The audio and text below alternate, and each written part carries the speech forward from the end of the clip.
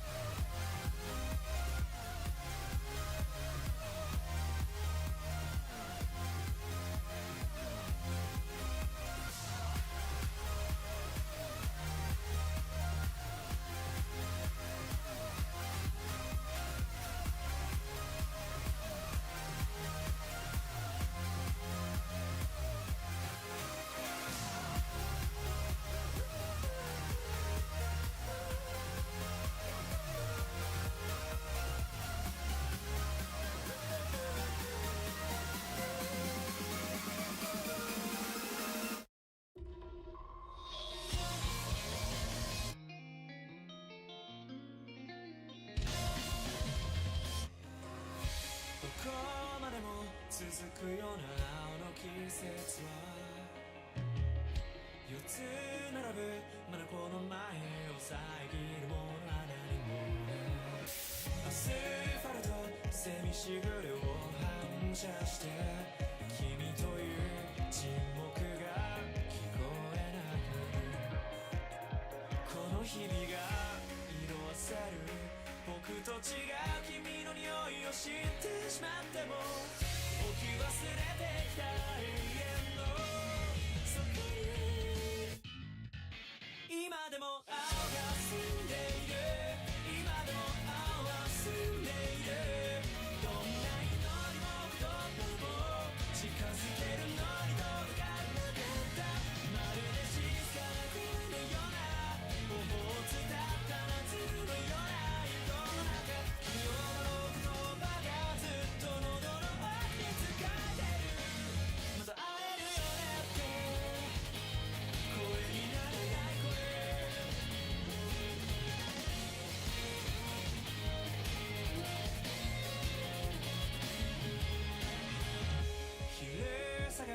締めつく風の季節は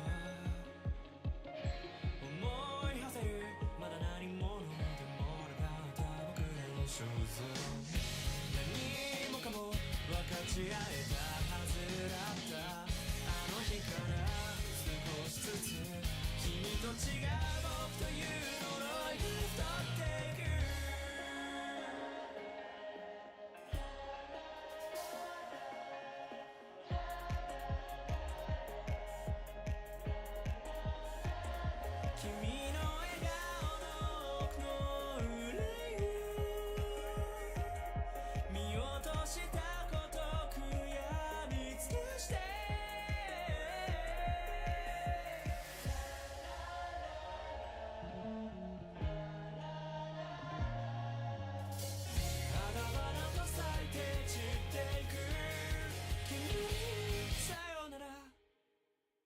今でも青が澄んでいる今でも青は澄んでいるどんな祈りも言葉も近づけるのに届かなかったまるで静かな声のような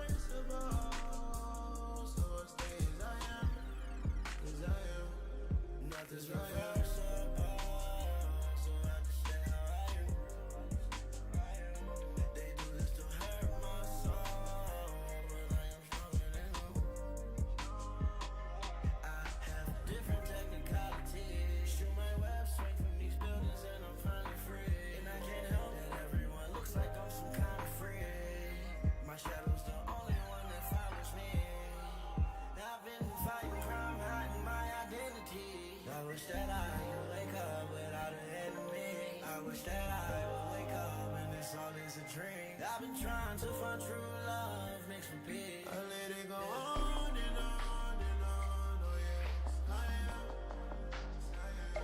I wanna go home, home, home. Oh yes, I am.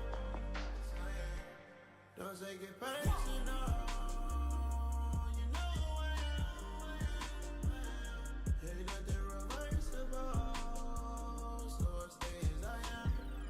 As I am. As I am. I guess I'm alone and I'm leaving. Guess I'm alone and it's evening. Fight all my battles all alone. Tryna make it home. Tryna make it home. Tryna make it home. Initializing Go Home machine. Dimensional signature identified. Sorry, man. I'm going home.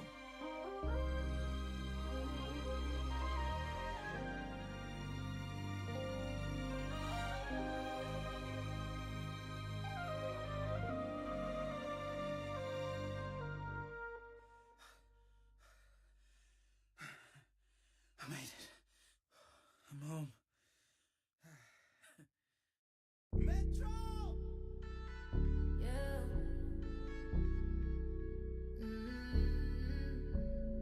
Oh my, she's a long way from suburban towns. Came to the city for the love, got her hurting now. Oh my, she's a long way from suburban towns. Long way, really long way from suburbia. Small town love, fall down love. Not medicated, drink too much, think too much. Thoughts drowning me, I'm too hard. Please don't cry, stop doubting me. You don't know love, you just show love. Stop doubting me, self-love. He don't love himself, tryna love me. Cuff me, tell the truth to him. He don't trust me, self-love. He don't love himself, tryna love me.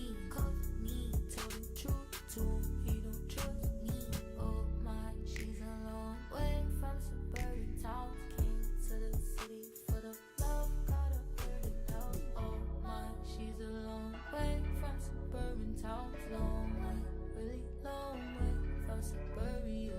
Big dreams, yeah, big screens, yeah. She's impressionable, people see it. Money scheme, yeah. Rival questionable, my friends drive new Beamer, drop top convertible. Love hanging out, say you hating out, feeling introverted. Go self-love, he don't love himself, tryna love me. Cuff me, tell the truth to him, he don't trust me. Self-love, he don't love himself, tryna love me. Cuff me, tell the truth to him, he don't trust me.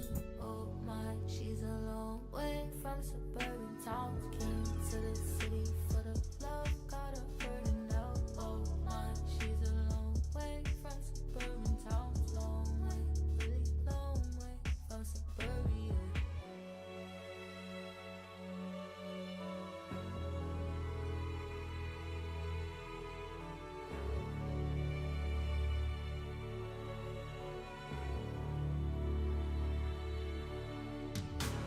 Self-love, he don't love himself, tryna love me. Cuff me, tell the truth to him, he don't trust me. Self-love, he don't love himself, tryna love me. Cuff me, tell the truth to him, he don't trust me. Oh my, she's a long way from suburban towns. Came to the city for the love, got her hurting now. Oh my, she's a long way from suburban towns. Long way, really long way from suburbia. In every other universe, Gwen Stacy falls for Spider-Man. And in every other universe, it doesn't end well. Well, it's the first time for everything, right? Metro! Just to save you. Ooh, yo, I give my all. Hey, ooh, just to save you, I give all of me. Yeah, I can hear you screaming out, calling me. It's my fault, made you fall for me. So to save you, I give my all.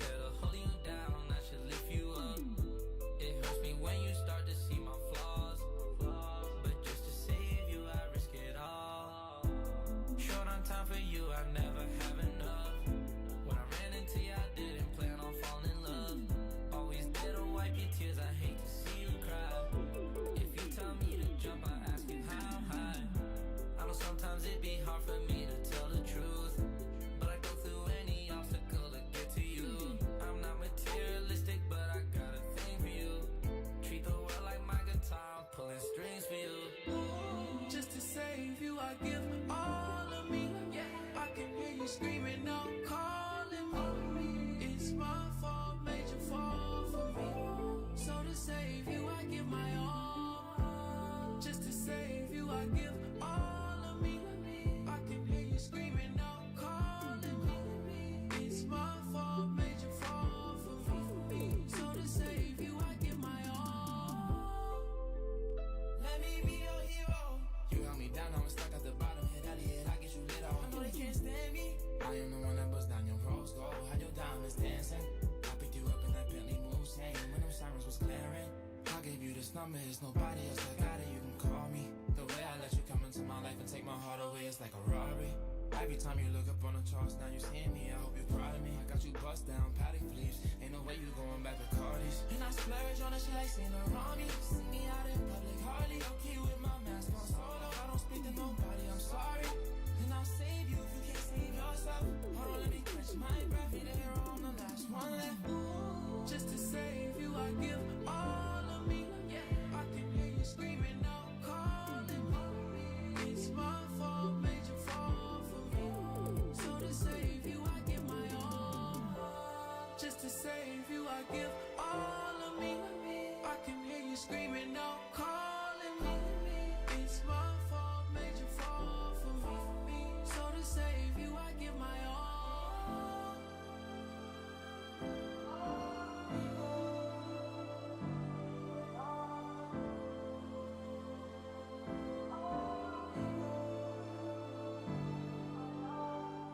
If your metro don't trust me, trust me.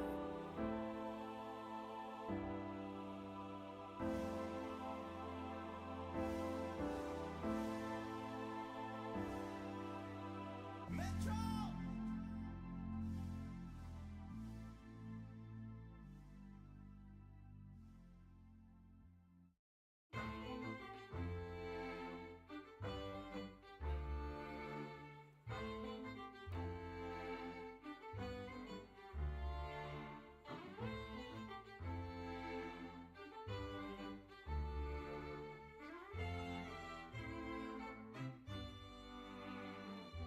Don't fight it.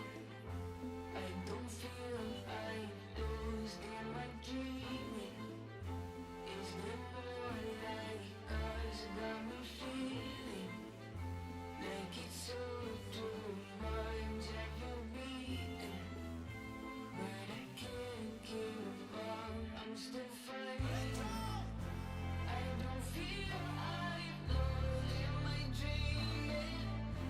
Is there more like us got me feeling like it's all too much I feel beaten, but I can't give up. Waking up, feeling like the thing for one. Count up my ones, lacing up my favorite ones. One of a kind, one of one, the only one. Got one shot and one chance to take it. Kiss my mama on the forehead before I get the cold red. Cause I was born bred to go in. Toast ready, swing by 410. Beef patty, cornbread. In the concrete jungle with my homies. All get focused, all rage and toast is. But nickname Mr. King to do the most is. I was living down bad in my folks' crib. Now I'm laughing to the bank and the joke is. Did more things than folks did or folks get.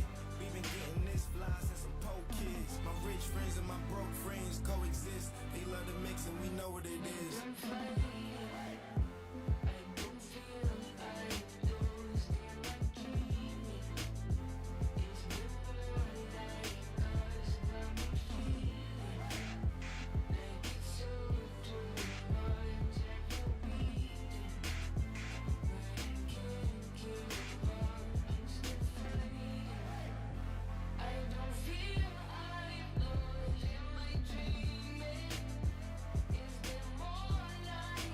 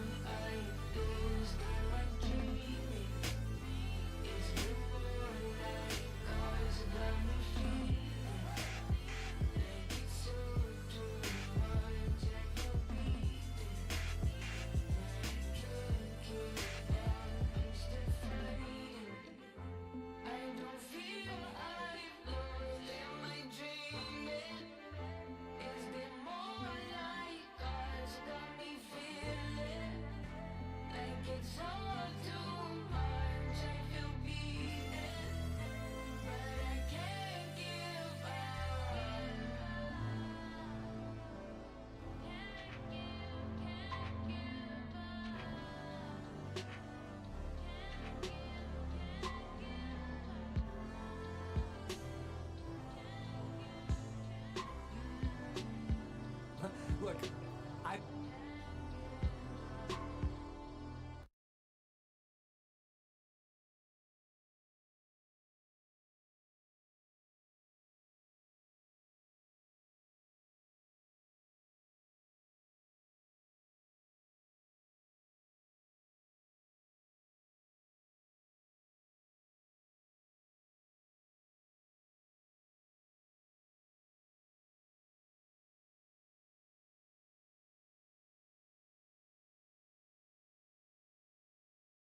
I've told you this 100 times. My life is a drama-free zone. I sometimes violate my policy, but it is my goal. It is an aspirational statement, okay? And the point is, if I had stayed up to date on some of this stuff, I may have made different decisions at least once. Yeah. There's, I'm not going to go into that further. Yeah. It's great because no one in the chat seems to agree about who I'm talking about, which is telling in and of itself. Yeah. That's amazing. Okay. No. Okay. I completely misread someone's. I misread someone's thing there. So, okay. You know what though? Maybe there's room for another interpretation here. Do you think that there is a group of people that would blame advertisers for the downfall of Twitter because 100%. they don't realize that Twitter was never profitable before, and that making it worse and getting in a bunch of legal trouble is probably not going to help it survive? I guarantee you, at least some people would. Is it just as simple as that Elon said it, or would they have come up with that on their own? Both, I think, to be honest. I Really? think there's more Okay. because Elon said it, but I think some people, because people were already on this train. Okay, This is not a new train. Now hold on a second. Then tell me this. Then, Yeah. if D-Brand, okay, or MSI for that matter, both of whom I have told to go fuck themselves tonight, if either of them were to stop advertising with us, I feel like doing that to D-Brand makes them want to advertise with you more, but MSI I'm not sure about. Yeah, actually, I don't know. there's definitely people at MSI that I have definitely told to go fuck themselves. Just as like lighthearted a banter. fun- yeah. But not everyone. I don't have a personal relationship with everyone there. So good luck me. So we'll see. Yeah. But okay, let's say I didn't directly attack them. If I said something, okay. Here's a controversial issue. Let's take the issue of Taiwan versus what was it, ROC or That's Taiwan. yeah, I forget I what think. whatever the two. I think ROC is Taiwan and POC is China. I'm sorry, I don't remember. But the point is that PRC? there's some debate over the name of that island. So why don't we leave it there? Sure. And I could see, for example, a certain brand kind of going, okay, yeah, that was a red line. Linus took a stance. He called it Taiwan. He doesn't even know the other name for it. So whatever, right? The point is, someone could hear that and go, okay, yeah, red line. If all of a sudden, LTT doesn't survive anymore, whose fault is it? I think. Yeah, I don't know. I think a lot of it depends on viewpoint, because I think it's going to depend on what you think of the initial statement. I guess so, but like from just a, I don't know, just like almost like a free will standpoint, advertisers are not obligated to advertise on a particular platform. I also feel like, at least for me, I'm sure I don't there's follow people. that logic. I'm sure there's people. Oh yeah, no, I completely. That's really stupid. Obviously, yeah, agreed. But I also, I'm sure some people care. I've never understood the we're gonna pull advertising on even this type of content because advertising on it means we endorse it, whatever. When you're taking the shotgun approach and just advertising on everything, who cares? I've never seen a brand have a automated pre-roll ad on something that I didn't like or agree with and be like, I must cancel all affiliation with this brand. I'm assuming they're taking a shotgun approach, and I just don't care. You also understand how online advertising works to a degree. Okay. I don't think that your great aunt Mabel necessarily understands that. This is a hypothetical person. Just don't worry about it. I hope I have a great Aunt Mabel. And in the past, traditionally, that was the case. Advertisers would select television programs that were somewhat in alignment with, at the very least, the demographics they were trying to reach, because it was all so much more manual back then. And they would tailor the messaging to who they thought they were talking to. And yeah, obviously, the way that works is very different now. And I think that, with the rise of the internet, people can be into a lot of stuff that wasn't necessarily on cable TV, in the 80s in North America, for example. And so these were decisions that brands were never faced with before, is are we willing to take the small hits against us from the people who still think that we have anything to do with the choice of, where our stuff... And you know what? Actually, that's not even true, because you do still control it to a degree. Like if you're, let's say, on a pornographic website and you saw an advertiser there. Okay, let's say you saw Crest White Strips. Advertising like, do you like white teeth? Are you into white teeth? Whoa. Is that your thing? Just slow. Give the gift of Crest White Strips. Right, like, so tell me, really? Yeah. Do you think he'll put more money in? Because I don't think a third party, I don't think an outside investor is going to, after what happened to the last ones. They'd have to be idiots. I mean, the last ones, I don't... No offense. Man, see, how am I going to maintain my drama-free zone when I say things like, no offense, but if you invested billions of dollars in Twitter, you're a fucking idiot.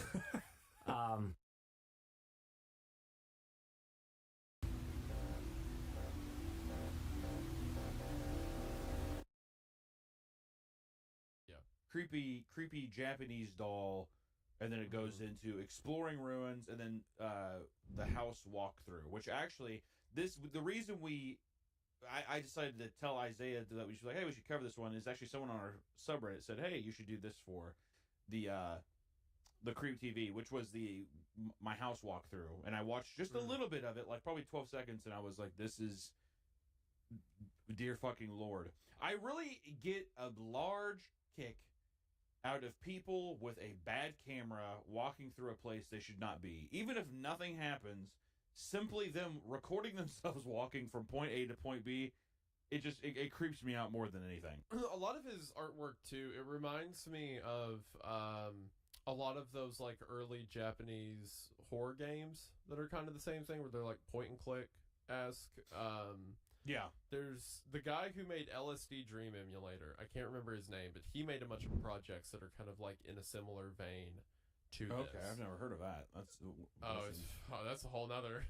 Because I didn't know if you were talking about like the original like clock tower or whatever, no, that kind of stuff. No, but LSD Simulator seems a bit more intense than clock tower for PC or whatever the fuck that was for. Hold on, let's just give you like a 5-second. It's just this. Like, yeah, this is awesome. Almost reminds me of like a Pilot Red Sun video. So the way the creator made it is he took a bunch of dream logs that he himself, as well as like his friends, had, and he just made it these explorable areas to walk through, with like these really weird menus and effects and stuff like that to pop up. So it's all supposed to be like you're walking through dreamscapes alone. As far as I know, there's no real objective other than just like have a panic attack. Have a panic attack. Yeah. The sumo room is. This is actually what my bedroom looks like with me and my wife. Yeah. That's just seeing these graphics and stuff makes me think. The graphics of this game makes me think. When I was younger, I had Quake 3 on Nintendo 64, and I remember I used to love walking through there and playing that game, but I used to get so scared that I would call for my mom to be like, "Hey, watch me play this. Hey, I just saw something really cool in the game," just because I wanted someone in the room with me because I was scared. Hey, come here and watch me complete this level. This is awesome. there's something I want to tell you, but you have to come in here and wait a few minutes first. Well, my mom would be like, she'd be like, what is it? And I'd be like, okay. And I just like, I wouldn't even acknowledge she's there. I'm like, okay, so it's here. I'm fine. And I play the game. She's like, how long am I supposed to stand here? And I'm like, not long. I'm getting ready to show you. She's like, are you just scared? Nothing. Like, Gosh. I'm not scared, Mom. Shut up, Mom. Shut up, Mom. Mom. Yeah. Idiot. Gosh. Stupid. But it seems like, so from what you were telling me too, and what people have, at least from what we've seen online on YouTube and stuff, which you know is only full of truth tellers, never any liars, of course, is that it seems like username 666 might be the first actual urban legend to come out of YouTube. Because it seems like even in the comment section of that video, people were like, remember when this shit was, everyone probably thought it was real. You know, people probably were like, oh my God, this is insane. I mean, it dates back probably 16 years ago. How crazy is that? The only thing I could think of that was as old was The Grifter, which is another classic, like, cursed video. But that one's 14 years old. So username 666 predates it by a couple years. I can't think of anything else around that time. So I'd say username 666 was probably the first YouTube urban legend. Yeah, that's cool. I mean, like, I love the media back then, too, of, like, I remember just seeing people be like, remember when we thought this was real? Just makes you think of going to see Paranormal Activity for the first time in theaters and we're thinking that was real because there was no end credits. And that's literally all it took was just no end credits. This is real. And wait, what? And I miss that childlike wonder that I had back in the day where it's like that's all you really needed. You could be tricked by stuff, yeah. Oh yeah, and then there's also like Blank Room Soup. Blank Room Soup. I remember people thought that was real. That's fucking horrifying. Red Mist, the classic Squidward's Unaliving, as discussed before. Classic, extremely popular Squidward sewer slide that has been discussed on this channel in length, and people love it. It's probably the fan favorite. I would say it is the most favorite out of the Creepcast catalog. So there it is. Well, shit, you want to just start diving in? I think so. Let's get into it. I'm very excited. I will say, thank you all so much for the support you showed on the first episode of Creep TV. As mentioned, it was very brave of us to do that. So it's very kind of you all to show so much support. Like, that video is already pushing like 1 million views in a week, which is insane for a podcast that's been going for like 20 episodes. So thank you all. Hey, everybody. Hey everybody, we want to let you know that we have merch now. We have an awesome shirt. This is what it looks like. But on the back, it has the spider that goes down to your ass crack. It's very good, and I can confirm that you'll make tons of friends when you buy this shirt. And not only do we have the shirts, we have something else. Take it away, Isaiah. In addition to the t-shirt, you can also get this really cool hat. Not only does it have a raised font that says Creepcast and these cool spider webs, but it also has like ripping across the bill and the hat itself to make it look like this old, weathered, tattered thing. And it even has a cool spider there, so it matches your shirt if you want to wear them together. But most importantly, by getting the hat, you'll be supporting small, independent creators like myself, and definitely not Hunter. So be sure to click the link in the description or in the comment section or wherever we pasted it, or go to creepcast.com or whatever the actual website is. Put that over at what I'm saying. Go to creepcast.store and buy your bundle today. You do save money when you buy them both. Steal your mom's credit card. Steal your mom and your dad's credit card. You can get in on the hat and t-shirt at the link below. They'll only be available for a very limited amount of time, and then they're gone forever. So get in on them while you can, and thank you all so much for the support that you've shown the show. The last day you can buy this is July 21st, and then it's going to be gone off our website, so you have until then. Stop asking us to make merch. We've done it finally. All right, back to the episode.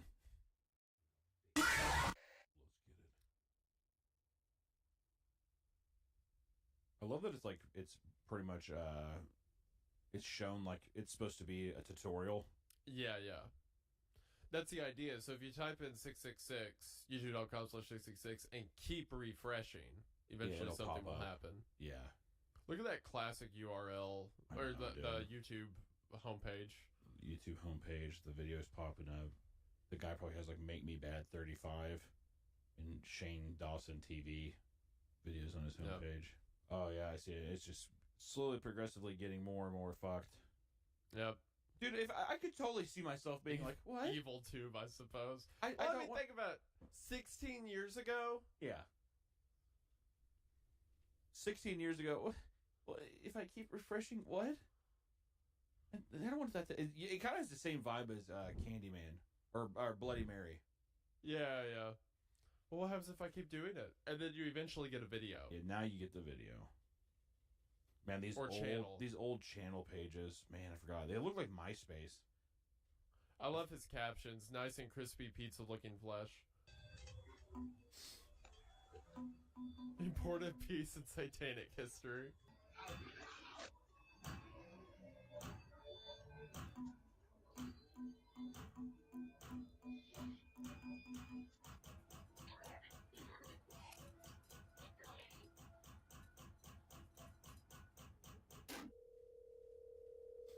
Man, how fun is that? I know, right? The build up too of like so the like pounding at the end, which it almost seems like I can't tell if it's coming from the computer or someone at their own door. I think is fun. Mm-hmm. But it's also funny how much more effective this is than like all of the videos that have come, or like all of the movies even that have come out that have been probably inspired by this. Like the what was the Skype horror film Unfriended or whatever? Unfriended, yep. It has that kind of vibe to it. You know what I mean? Like all the interfaces and like kind of like POV from a screen capture. The idea I get from this video, or like what lore I guess you could call it, is that he's like seeing glimpses of hell, right? Yeah. So there, the video he clicks on, it doesn't give the name of, I don't think, but he says, "No faith for the drowned woman in hell." And we see like the images of this person. It's like we see a face that keeps going up and hands are reaching forward. It's like they're drowning in like this red or whatever. And then at the very end of the video, you see it look at us and then like throw a hand out. Almost like she's trying to grab you or something. Yeah, like you're getting pulled into it.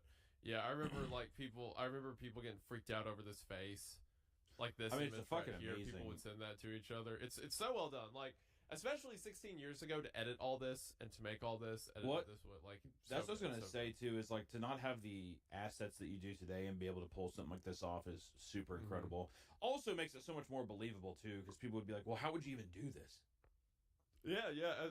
That's what everyone would say. They're like, okay, we'll go, explain this. Explain how this isn't. If Now this you got- isn't real, why is it like this? Yeah. Now you got fucking like 15-year-old Kane Pixels making like Yeah. full length, perfect CGI stuff. You know what I mean? It's just incredible how far technology has come. I love I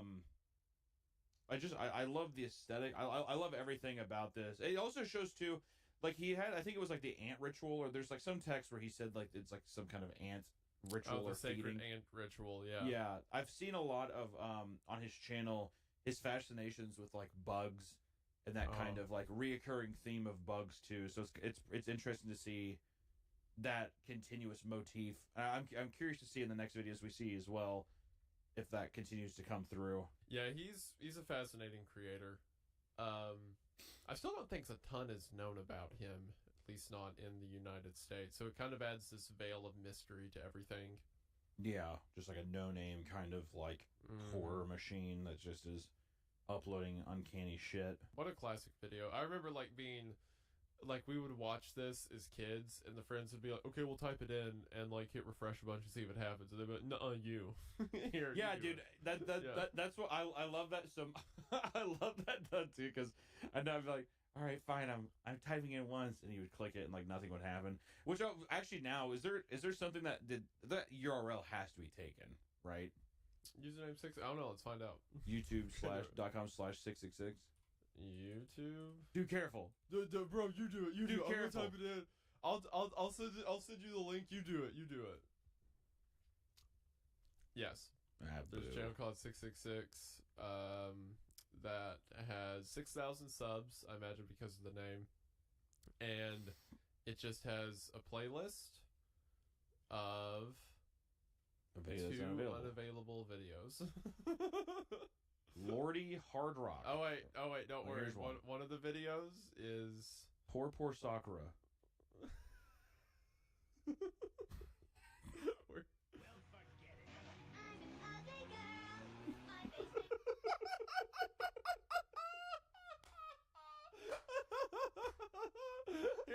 Here, Western man. Here's your YouTube horror legend. It all leads to this. So all funny leads to that's Naruto what edits. that on YouTube. That's just what the 666 analysts come to. This is what it's come to. This is A Barbie truly girl, a Barbie girl rendition of an edited clip of Naruto is bro. pretty cool. We probably can't show it because we'll get copyright claimed, but man, this really is. The West has fallen. This is what our 666 legend has come to. Yes, that is that is unfortunate, but also somehow it is equally as horrifying. So it feels. It used to say channel unavailable, so people would say it'd be like, okay, it was like hot potato. Like no, you do it. Pass it over, like, you do it, okay.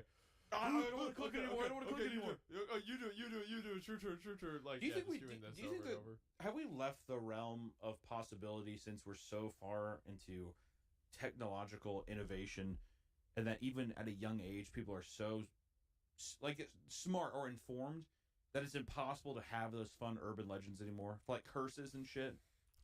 Yeah, but they just have to come different ways. Like, you can still convince someone of it. You just have to push it to the next layer up, right? So, for example, say, are you familiar with the King's Pact thing that goes around some, like, message boards and stuff like that every now and then? The King's Pact? I don't think I did. Yeah, hold on.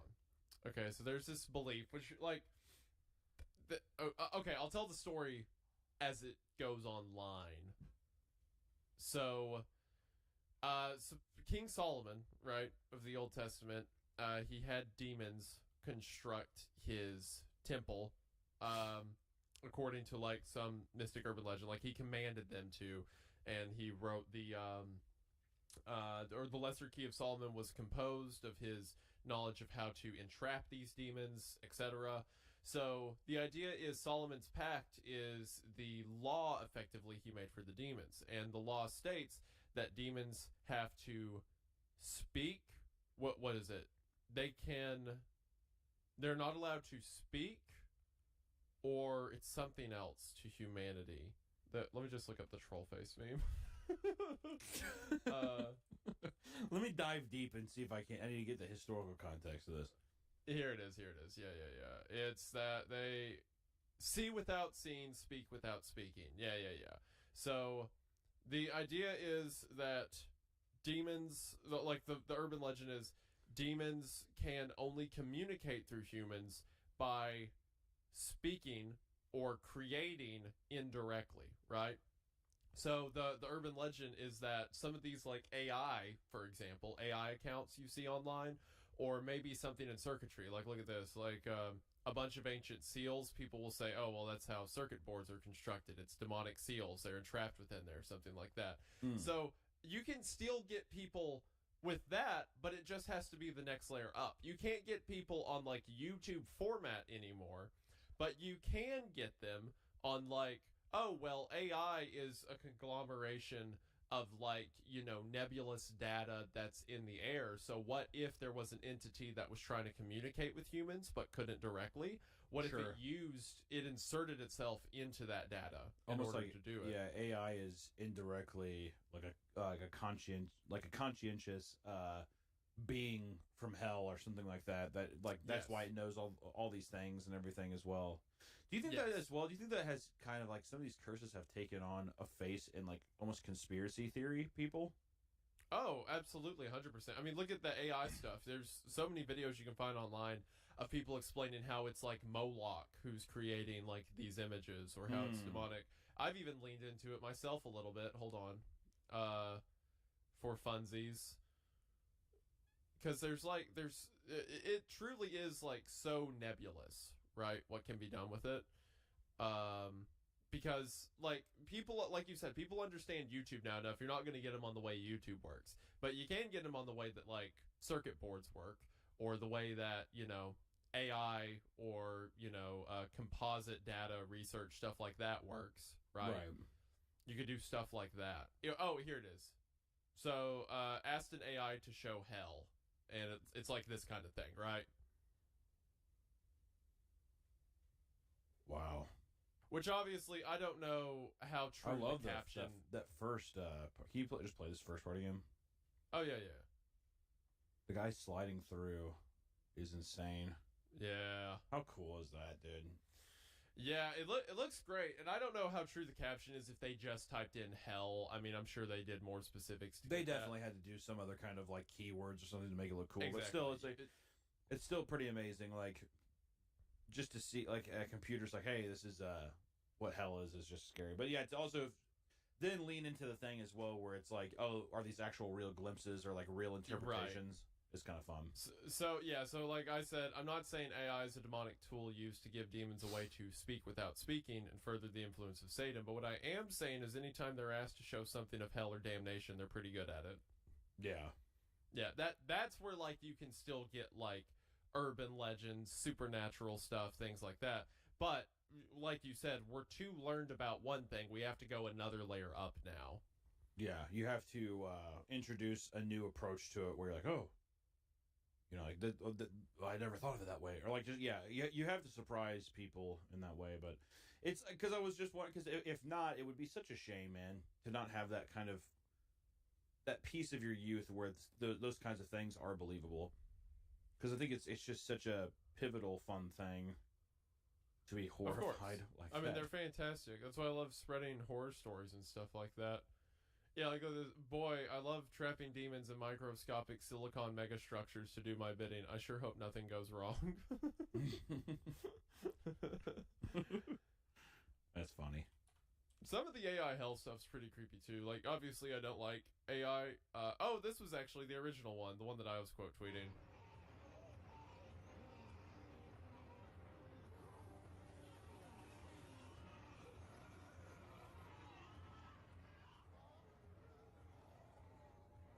The added sound there too is very effective. Yeah, doesn't this look so pleasant? It looks so painful, but so yeah, I don't really you know, don't want to support AI in that way or anything, but just so yeah.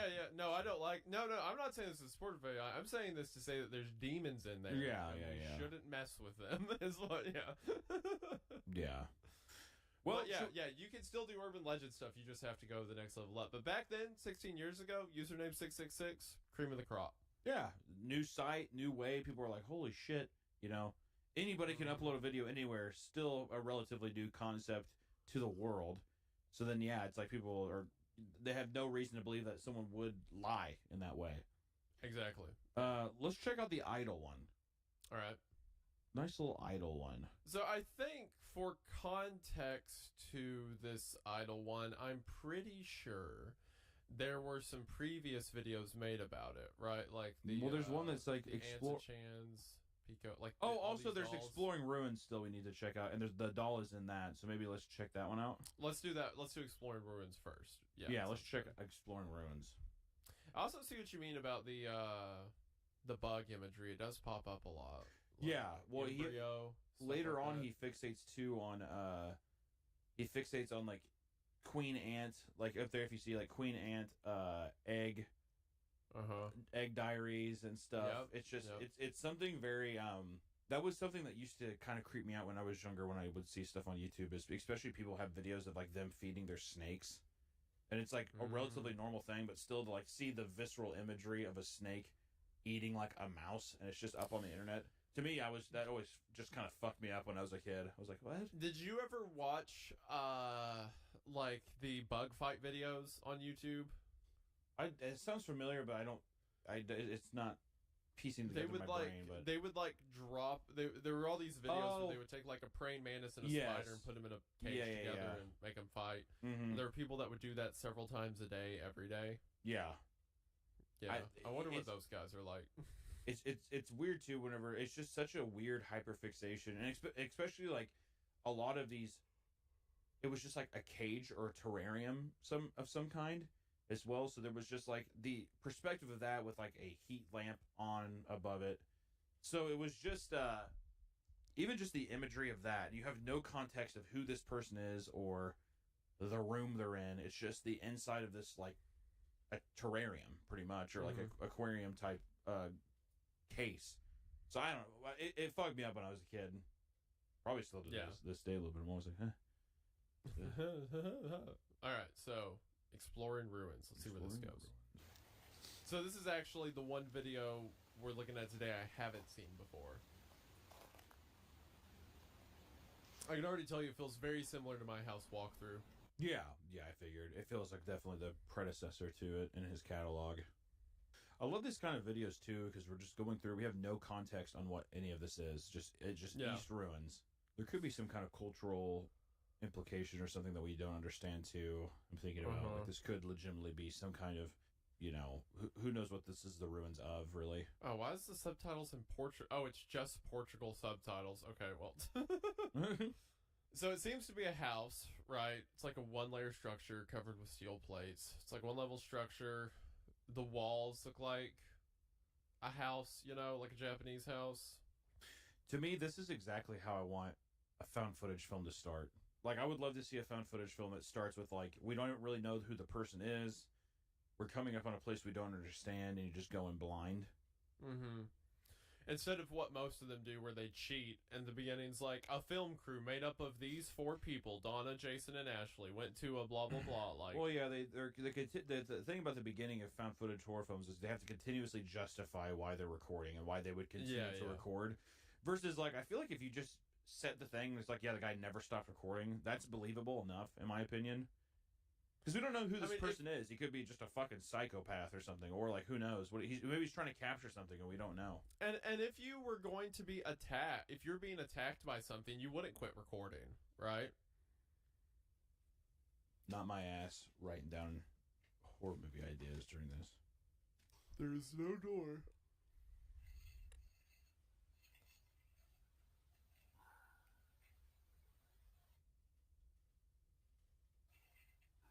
I love that little diagram. Also called there's a room he isolation cannot room. access. Yeah, there's a room he can't access on the first floor and the second because he said there's no door. So he's looking over the top of that room, and then there's a second room he can't get to upstairs. Okay, first floor, no window, no entrance. And then there's a window on the second floor, but I can't get up there because there's no stairs. Labeling it isolation room is so disturbing to me. It's a wild name. It's a wild choice. Well, yeah, because there's so many implications to it. Because like, when I hear of isolation room, it makes me think like, oh, someone is kept in there to be isolated from the world. Yeah. Or whatever. But it could just be like, oh, it's a non-contacted, isolated part of this house. He's now going up to the second floor through the window. Especially the idea that there's just no doors in the house is so creepy. Uh-huh. Nasty smell. Smells like Takis and Doritos in here. Uh-huh. This is Nikki Cotto's feed room. This must be Asmongold's streaming setup. Yeah, we're in Texas right now. There's just Starforge PCs all over the place. The camera just pans over. It's just him. Him shirtless walking around, like, hiding. Like the giant baby man and at the end of Wreck. No one cares if you don't like AI art. AI art is fine. Oh, there's rusted sword. Japanese sword. This stuff is always weird to me too, because there was what I thought was a deserted house near. I lived on this farm when I was younger, and like all these country roads, there's houses very far in between. And me and my friends were riding bikes down this road. We came across this what looked like a completely abandoned house. I mean, it was pretty dilapidated. You know what I mean? Uh-huh. We go inside, and there's just like, very dirty, dusty shit spilt over, whatever. We go in this room, and there's a bed, and there's just cans all over the floor. And we're like, what the fuck? Like a mattress on the floor and cans? And I was like, surely no one can be living in here, right? And we were looking around, and my friend was picking up some stuff, and we left. And as we were riding away, whatever, a fucking car pulled into the driveway of the house. So we just literally broke into someone's house. But it was this perfect CGI. It's shown other than just have a panic attack. Have a panic attack. Yeah. The sumo room is. This is actually what my bedroom looks like with me and my wife. Yeah. That's just seeing these graphics and stuff makes me think. The graphics of this game makes me think. When I was younger, I had Quake 3 on Nintendo 64. And I remember I used to love walking through there and playing that game, but I used to get so scared that I would call for my mom. She'd be like, hey, watch me play this. Hey, I just saw something really cool in the game. Just because I wanted someone in the room with me because I was scared. Hey, come here and watch me complete this level. This is awesome. There's something I want to tell you, but you have to come in here and wait a few minutes first. Well, my mom would be like, she'd be like, what is it? And I'd be like, okay. And I just like, I wouldn't even acknowledge she's there. I'm like, okay, so it's here. I'm fine. And I play the game. She's like, how long am I supposed to stand here? And I'm like, not long. I'm getting ready to show you. She's like, are you just scared? Nothing. Like, Gosh.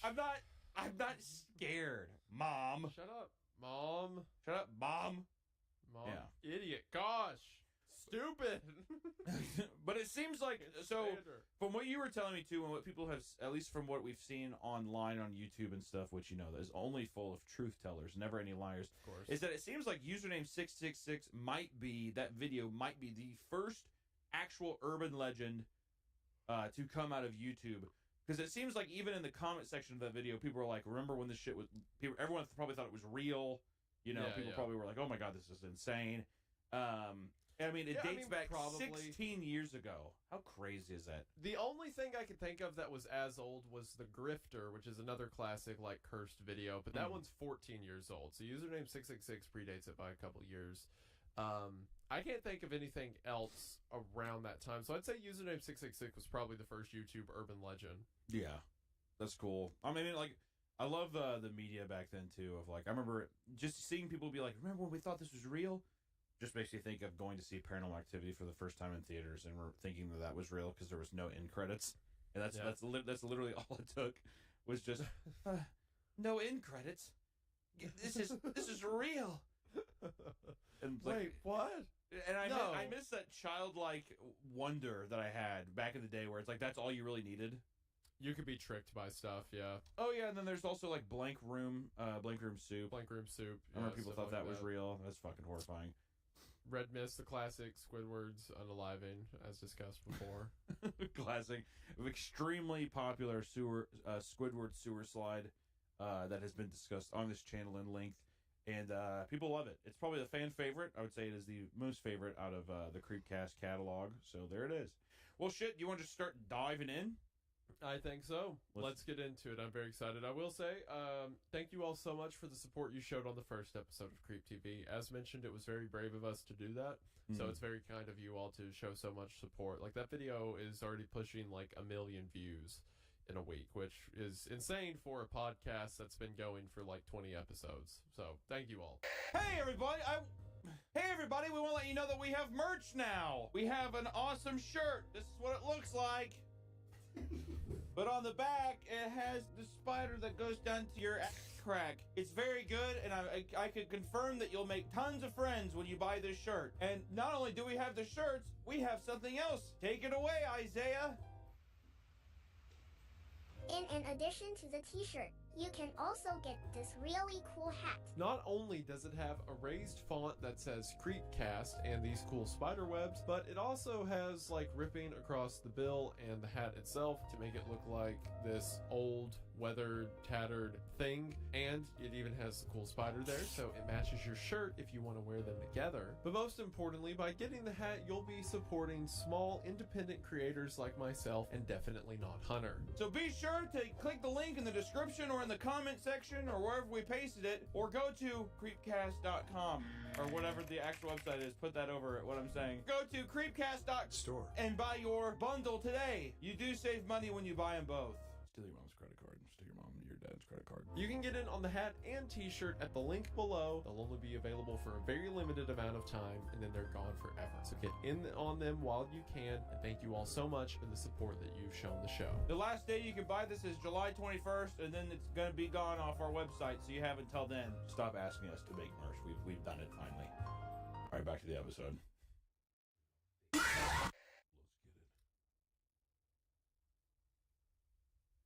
I love that it's pretty much it's shown like it's supposed to be a tutorial. Yeah. That's the idea. So if you type in 666, youtube.com/666, and keep refreshing, eventually something will happen. Yeah. Look at that classic URL, or the YouTube homepage. YouTube homepage. The video's popping up. The guy probably has like "Make Me Bad 35" and Shane Dawson TV videos on his homepage. Oh yeah, I see it. It's just slowly, progressively getting more and more fucked. Yep. Dude, if I could totally see myself being like, what? Evil tube, I suppose. I mean, think about it. 16 years ago? Yeah. 16 years ago. What? If I keep refreshing, what? I don't want that to... It kind of has the same vibe as Candyman or Bloody Mary. Yeah. Well, what happens if I keep doing it? And then you eventually get a video. Yeah, now you get the video. Man, these old channel pages, man, I forgot. They look like MySpace. I love his captions. Nice and crispy pizza looking flesh. Important piece in satanic history.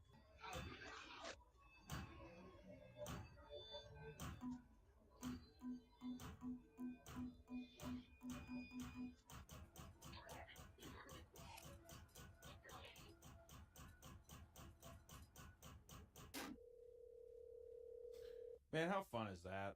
I know, right? The build up too of like so the like pounding at the end, which it almost seems like I can't tell if it's coming from the computer or someone at their own door. I think is fun. Mm-hmm. But it's also funny how much more effective this is than like all of the videos that have come, or like all of the movies even that have come out that have been probably inspired by this.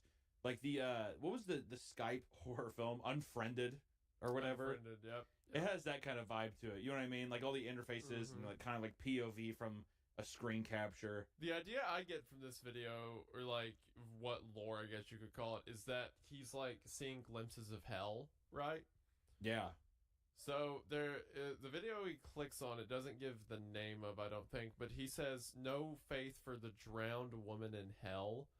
And we see like the images of this person. It's like we see a face that keeps going up and hands are reaching forward. It's like they're drowning in like this red or whatever.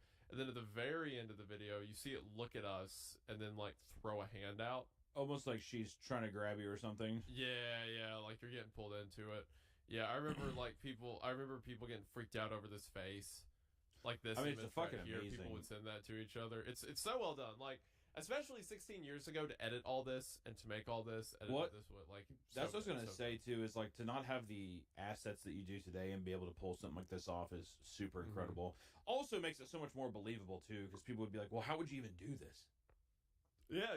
That's what everyone would say. They're like, "Okay, we'll go, explain this. Explain how this is. And if now this isn't real, why is it like this?" Yeah. Now you got fucking like 15-year-old Kane Pixels making like full length, perfect CGI stuff. You know what I mean? It's just incredible how far technology has come. I love I love the aesthetic. I love everything about this. It also shows too, like he had, I think it was like the ant ritual, or there's like some text where he said like it's like some kind of ant ritual or sacred feeding. ant ritual. Yeah. Yeah, I've seen a lot of on his channel his fascinations with like bugs and that kind of like reoccurring theme of bugs too. So it's interesting to see that continuous motif. I'm curious to see in the next videos we see as well if that continues to come through. Yeah, he's a fascinating creator. I still don't think a ton is known about him, at least not in the United States. So it kind of adds this veil of mystery to everything. Yeah, just like a no-name kind of like horror machine that just is uploading uncanny shit. What a classic video. I remember like being like, we would watch this as kids and the friends would be like, "Okay, we'll type it in and like hit refresh a bunch and see what happens." And they'd be like, "Nuh-uh, you." Here, yeah, you dude, that's what I love that so I love that done too, because I'd be like, "All right, fine, I'm typing in once," and you would click it and like nothing would happen. Which actually now is there something that URL has to be taken, right? Username 6. I don't know. Let's find out. YouTube.com/666. YouTube. Do careful. Bro, you do it. You do it. Careful. I'm gonna type it in. I'll send you the link. You do it. Yes. There's a channel called 666 that has 6,000 subs, I imagine because of the name. And it just has a playlist of two unavailable videos. Lordy Hard Rock. Oh wait, don't worry. One of the videos is Poor Sakura.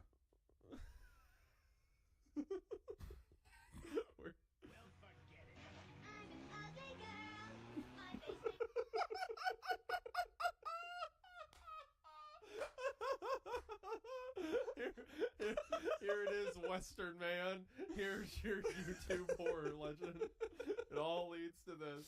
It's so all funny leads to that that's what Naruto edits. that on YouTube. That's just what the 666 analysts come to.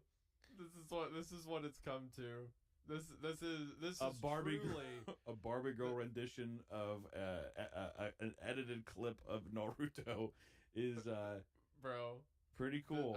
We probably can't show it because we'll get copyright claimed, but man, this really is. The West has fallen. This is what our 666 legend has come to. Yes, that is that is unfortunate, but also somehow it is equally as horrifying. So it feels. It used to say channel unavailable, so people would say it'd be like, okay, it was like hot potato. Like no, you do it. Pass it over, like, you do it, okay. I don't want to click anymore. I don't want to click anymore. You do it. True. Like, Do you think doing this do you over think and that over. have we left the realm of possibility since we're so far into technological innovation, and that even at a young age people are so smart or informed that it's impossible to have those fun urban legends anymore, like curses and shit? Yeah, but they just have to come different ways. Like, you can still convince someone of it, you just have to push it to the next layer up, right? So, for example, say, are you familiar with the King's Pact thing that goes around some, like, message boards and stuff like that every now and then? The King's Pact? Them? I don't think I did. Yeah, hold on. Okay, so there's this belief, which, like, okay, I'll tell the story as it goes online. So King Solomon, right, of the Old Testament, he had demons construct his temple, according to, like, some mystic urban legend. Like, he commanded them to, and he wrote the Lesser Key of Solomon was composed of his knowledge of how to entrap these demons, etc. So the idea is Solomon's Pact is the law, effectively, he made for the demons. And the law states that demons have to speak. What is it? They're not allowed to speak, or it's something else to humanity. Let me just look up the troll face meme. Let me dive deep and see if I can. I need to get the historical context of this. Here it is. Yeah. It's that they see without seeing, speak without speaking. Yeah. So the idea is that demons, like the urban legend is, demons can only communicate through humans by speaking or creating indirectly, right? So the urban legend is that some of these, like AI, for example, AI accounts you see online, or maybe something in circuitry, like, look at this, like a bunch of ancient seals, people will say, oh, well, that's how circuit boards are constructed. It's demonic seals. They're entrapped within there, something like that. So you can still get people with that, but it just has to be the next layer up. You can't get people on, like, YouTube format anymore, but you can get them on, like, oh, well, AI is a conglomeration of, like, nebulous data that's in the air. So what if there was an entity that was trying to communicate with humans but couldn't directly? What if it inserted itself into that data almost in order like, to do it? Yeah, AI is indirectly like a conscientious being from hell or something like that. That's why it knows all these things and everything as well. Do you think that as well? Do you think that has kind of, like, some of these curses have taken on a face in, like, almost conspiracy theory people?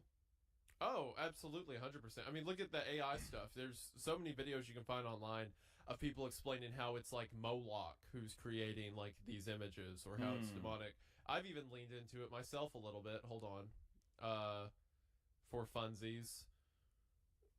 Because it truly is, like, so nebulous, right? What can be done with it.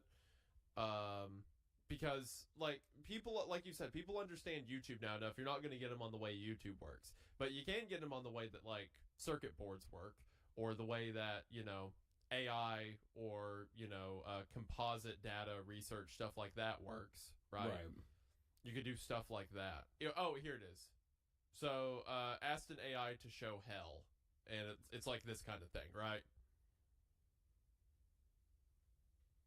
Wow. Which obviously I don't know how true I love the caption. that first. Can you just play this first part again? Oh yeah. The guy sliding through is insane. Yeah. How cool is that, dude?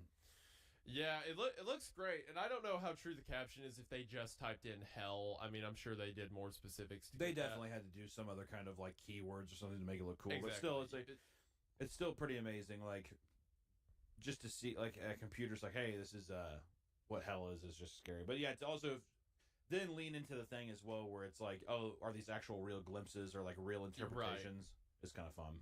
So like I said, I'm not saying AI is a demonic tool used to give demons a way to speak without speaking and further the influence of Satan. But what I am saying is anytime they're asked to show something of hell or damnation, they're pretty good at it. Yeah, that's where like you can still get like urban legends, supernatural stuff, things like that. But like you said, we're too learned about one thing. We have to go another layer up now. Yeah, you have to introduce a new approach to it where you're like, oh, you know, like I never thought of it that way, or like just you have to surprise people in that way. But it's because I was just wondering, because if not, it would be such a shame, man, to not have that kind of that piece of your youth where those kinds of things are believable. Because I think it's just such a pivotal, fun thing to be horrified like that. I mean, they're fantastic. That's why I love spreading horror stories and stuff like that. Yeah, like boy, I love trapping demons in microscopic silicon megastructures to do my bidding. I sure hope nothing goes wrong. That's funny. Some of the AI hell stuff's pretty creepy too. Like, obviously, I don't like AI. Oh, this was actually the original one, the one that I was quote tweeting.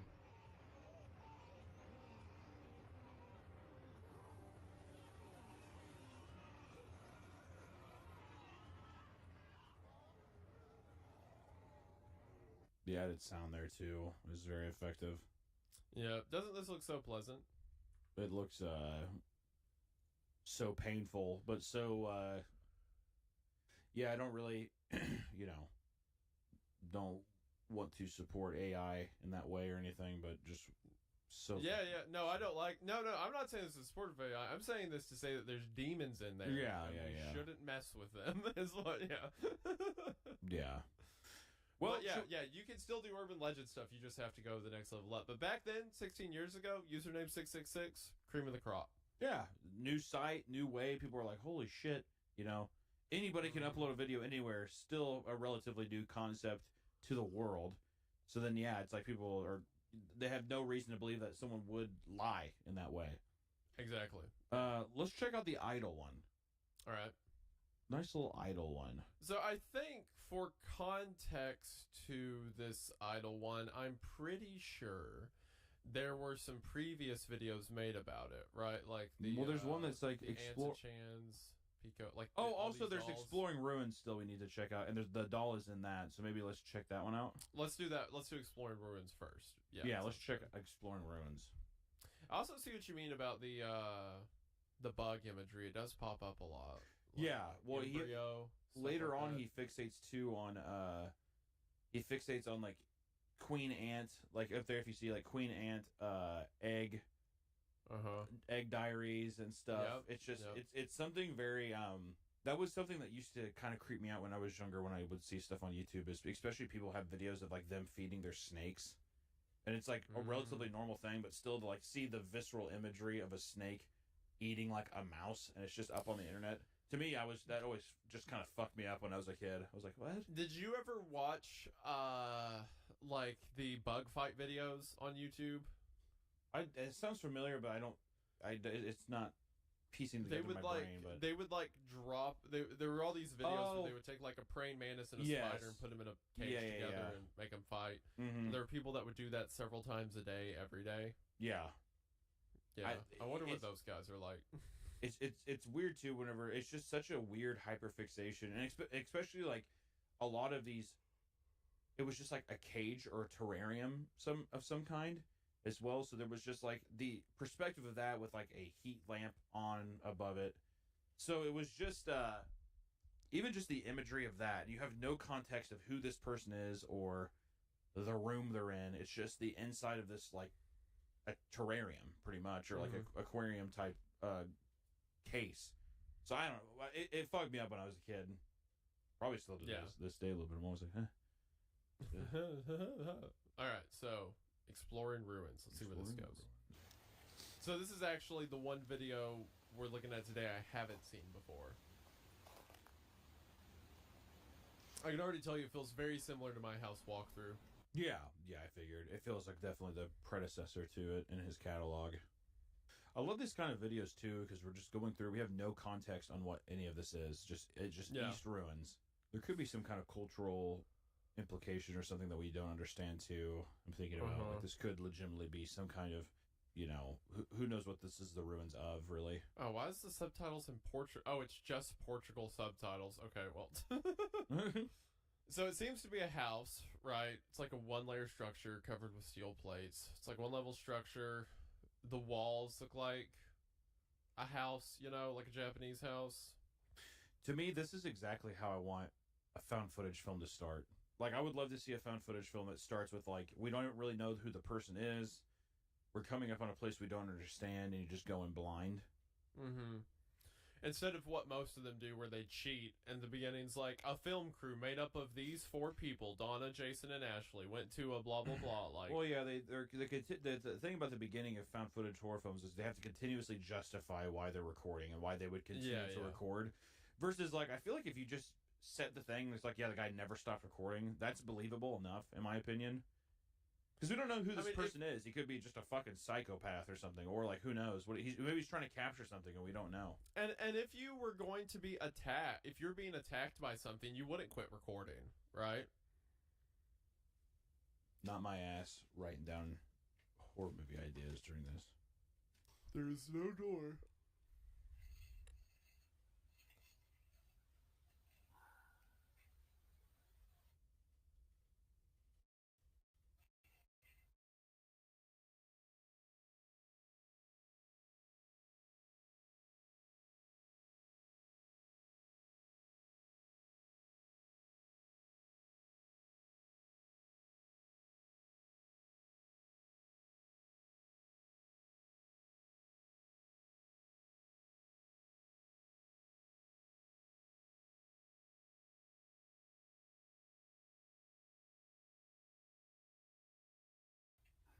I love that little diagram. Also calling it isolation room. Access. Yeah, there's a room he can't access on the first floor and the second because he said there's no door. So he's looking over the top of that room. And then there's a second room he can't get to upstairs. Okay, first floor, no window, no entrance. And then there's a window on the second floor, but I can't get up there because there's no stairs. Labeling it isolation room is so disturbing to me. It's a wild name. It's a wild choice. Well, yeah, because there's so many implications to it. Because like, when I hear of isolation room, it makes me think like, oh, someone is kept in there to be isolated from the world. Yeah. Or whatever. But it could just be like, oh, it's a non-contacted, isolated part of this house. He's now going up to the second floor through the window. Especially the idea that there's just no doors in the house is so creepy. Uh-huh. Nasty smell. Smells like Takis and Doritos in here. Uh-huh. This is Nicky Cotto's feed room. This must be Asmongold's streaming setup. Yeah, we're in Texas right now. There's just Starforge PCs all over the place. The camera just pans over. It's just him. Him shirtless walking around, like, hiding. Like the giant baby man and at the end of Wreck. No one cares if you don't like AI art. AI art is fine. Oh, this rusted sword. Japanese sword. This stuff is always weird to me too, because there was what I thought was a deserted house near. I lived on this farm when I was younger, and like all these country roads, there's houses very far in between. And me and my friends were riding bikes down this road. We came across this what looked like a completely abandoned house. I mean, it was pretty dilapidated. You know what I mean? Uh-huh. We go inside, and there's just like, very dirty, dusty shit spilt over, whatever. We go in this room, and there's a bed, and there's just cans all over the floor. And we're like, what the fuck? Like a mattress on the floor and cans? And I was like, surely no one can be living in here, right? And we're looking around, and my friend was picking up some stuff, and we left. And as we were riding away, whatever, a fucking car pulled into the driveway of the house. So we just literally broke into someone's house. But it was disgusting. Like I remember I told my mom about it. I'm like, well, we should probably call about this guy because it's like it's disturbing if someone lives like this. Hunter just finding some dude's house. Yo, you live like this, idiot? Stupid. It was just something where I'm like, it was just like wet. Like there was obviously holes in this roof. It's like water was getting through. It was just disgusting. And it just made me think, like, what kind of person could even live like this? This sounds like an elaborate way for you to justify breaking into a stranger's house. I did commit a crime. Stuff. Okay, I'm not going to say that I did not commit a crime. Entering home invasion is a pretty serious offense. Not only did I break into some man's house, but I also judged how he lived almost immediately. Yeah, so I don't feel good about it. His stuff around, just being a. But I will say that I was so scared that because also one of the scariest movies I saw when I was younger was Jeepers Creepers, and it's that part in that movie where, they go and they explore his like death slide, whatever, Justin Long and his sister in that movie, and they get out of there and they're like, oh my god, there's bodies, whatever. And when they start driving away, the Jeepers Creepers van comes after them. So I was like almost positive there was going to be a Jeepers Creepers thing where we saw it was like this old 2003 like white Ford Taurus pulled in, and I'm like, dude, that guy definitely knows we were just in there, like 100%. We were on our bikes and my friend's like, let's get out of here, whatever. I was almost positive that Ford Taurus was going to back up and start driving towards us. It was fucking horrifying. Maybe you would have deserved that. Not the dying, but the being scared of it. You did just break into someone's house. I'm not. I mean, first off, I'm young, right? We didn't take anything. Oh, yes, youth. Right. The classic. And also, I was the door was cracked up. It looked completely isolated, like dilapidated. Imagine that you're like a near homeless man. Like, you know, poverty's hit you pretty hard. You know, you're down on your luck, and you're like, well, at least I have my things. And then you leave for a bit, and then you come back, and then Hunter, Meat Canyon, a child Meat Canyon, is just in your house like, nice place, loser. Okay, first off, didn't call him a loser. And also, he had a pretty fucking sweet 2003 Ford Taurus. All right, so I don't think he was doing all too bad. And I think he probably could have fucking thrown a goddamn bed sheet and got a $6 bed frame or something. I don't know anything. Yeah, that's right. Dig in further.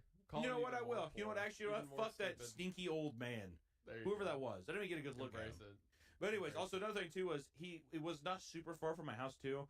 So I was also extremely scared that he was going to come and get me while I slept. Man, what if he's still been following you all these years?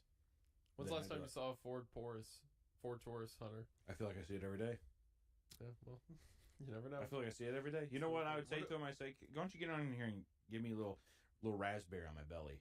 He does one of those things that people do to babies where they like, on my belly. Why don't you get in here and do that on my big old belly? Is what I would say. You've been following me this long. You're not going to come in with a little raspberry on the belly? I'm just going to go. I'm like, you get in here. You get in here. Force his face on my belly. Do it! I didn't like that. Yeah, I'm going to leave now. I think I'm just going to be seeing you all. Have a good one. The door just like locks immediately. You're going to give me a raspberry on my belly, and I'm going to pretend to be a big baby. Oh my god! Yeah, that guy should probably just die. Like, I was just going to molest you or something. I didn't want it to be weird. No. But no, none of those memes. Only raspberries. Ugh. Man, that poor guy. That's worse, actually. We're going to go back to the video now. I thought there was like blood there on the floor for a second. What the hell is that? Who knows? How cute, a tiny little baby. I wish I could find its belly and give it a raspberry. Oh my god, I thought that was someone standing there for a second. That kind of got me. I was like, oh shit. Oh, what the fuck? Are those seals? God, the lighting on this is incredible. It makes the color look so deep. It reminds me of like, well, it feels very hellish, first off, because it's completely oversaturated in yellow and reds. So it's very like damning, and I mean like the blacks are super deep and dark, like the shadows are just infinitely black, so it's just what kind of void could you be in? Oh, do you see something in that deal? Whatever he saw in there freaked him out. Yeah, he had backed up. Even the tapestry going by. Oh, it's the fucking doll. Oh. So this character that he found, I'm pretty sure there's like meat stuffed in that, by the way. So this doll that he uses on this channel, he found in just like this abandoned building of sorts. Yeah, How hung by creepy its is neck. that, dude? Poor doll. There's something too with this channel about how casual he, like almost jokingly, he puts into the videos captions that makes it. It gives it another level of like surrealist, uncanny horror. I can never tell what his intentions are. I think is why it makes it so creepy. That shot is heel stomp it. Heel stomp it. Immediately, like this, like black cloud flies out of it. Yeah. And curves for forever. Yeah. Silly smoke or whatever. I will cherish this doll. I want to get a tattoo of that doll's face and put that underneath it in Japanese. I will cherish this doll. All right. Well, we got that. So now we have context where the doll came from, so we can at least see what he's doing with the doll now. So there's more videos with the doll. Yeah, it looks like there's a ton. There's a bunch with the doll.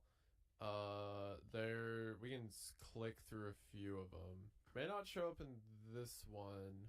So this is just ant videos. Yeah, I mean sure. it's the videos here, but it looks like there's like little bits of context or audio cues. Mm-hmm.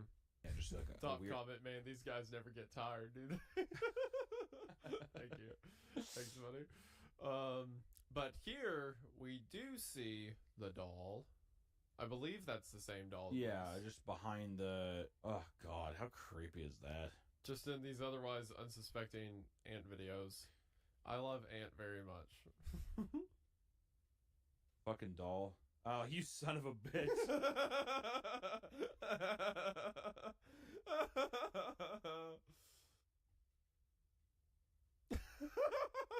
Evangelion, take notes.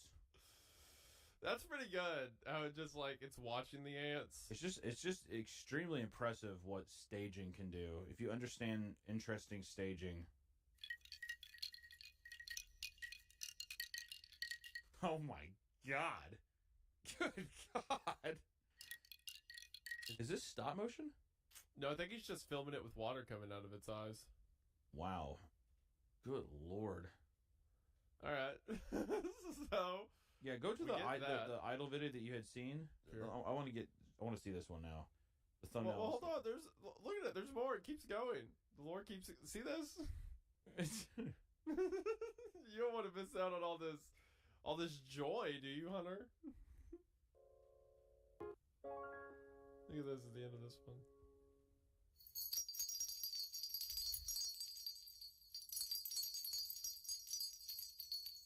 I tell you what, he's not wrong. He didn't lie though. He is cherishing this doll. He is in fact cherishing the doll. So it shows up in a bunch of like the background of other videos, stuff like that. I don't know if it does more. Didn't like the audio did that. She is sleeping. It's almost like they're supposed to be like cutesy in-screen cards with just little... Yeah, if only it wasn't terrifying. Yeah, well, it's extremely uncanny.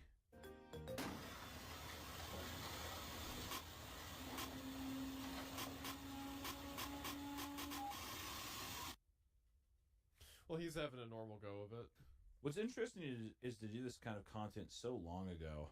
Like I said, man, for the love of the game, dude.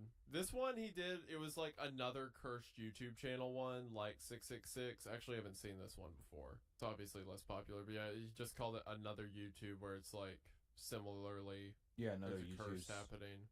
Another username 666 thing. So now, the doll continues to show up throughout those videos. I assume it shows up in the backgrounds of these other egg ones, and then we get this one. What's kind of interesting is I don't actually think she shows up in. I don't think she shows up in all of them. I think it's just like periodically, so you never know really what you're gonna get. Yeah, you never know when it'll show up. I don't know what this means. This whole description. I'm gonna choose. I thought it was a URL at first with all the different. No, because it's all like these aren't URL keys, like the. Yeah. This is comforting. Do you think this audio is played backwards? Oh man, ooh, that got me. Holy shit. Hi. Good food. Happy. I don't like those arms. I like red food. I cook the tomatoes. Let's cooking. Average family vlog channel. Yeah, yeah, no shit. Ruby Frankie's kitchen be Yeah. like.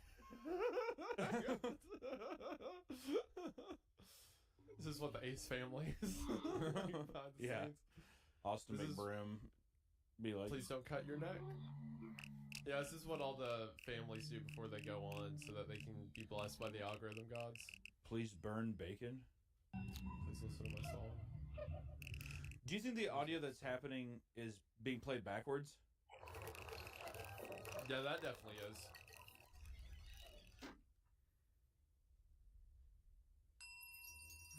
I love all the close-ups of just like focusing on the eyes are so good. I can't explain to you how scary this was watching as a kid with your friends in the dark at like 3 a.m. I mean, dude, if you were to be completely honest, I mean, I don't know if I'm over exaggerating or not, but if I was by myself and I was just like alone, cranked the headphones up, and I was in the dark, I would that still feels just as unsettling as anything else I've seen. It's creepy. It's creepy. It's very well done. Very effective.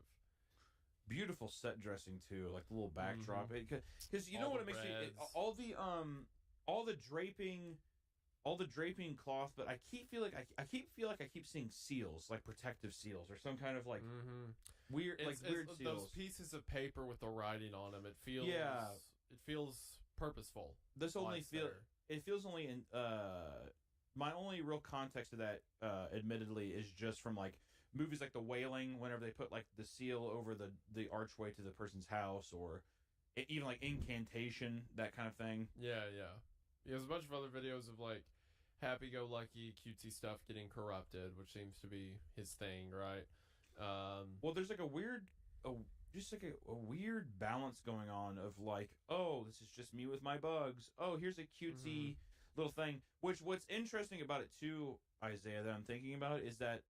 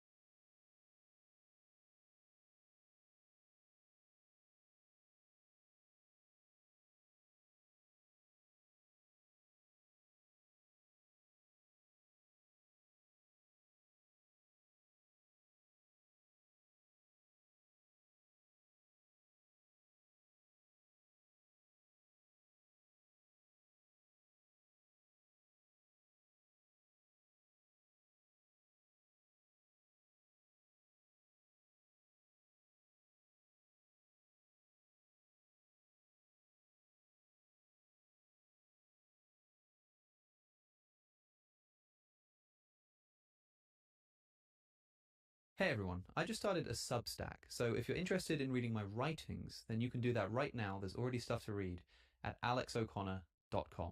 You were recently, you were banned on Twitch a couple years a couple of years ago, and your appeal just got It gets denied? rejected every 6 months, you know. Oh, you try again every few months. 'Cause I saw like online somewhere that it was like last week or something. Your appeal got denied. No. You don't know why you were banned, right? Not officially, but I've got like friends that I think I know why I was banned. Oh yeah, and what do they tell you?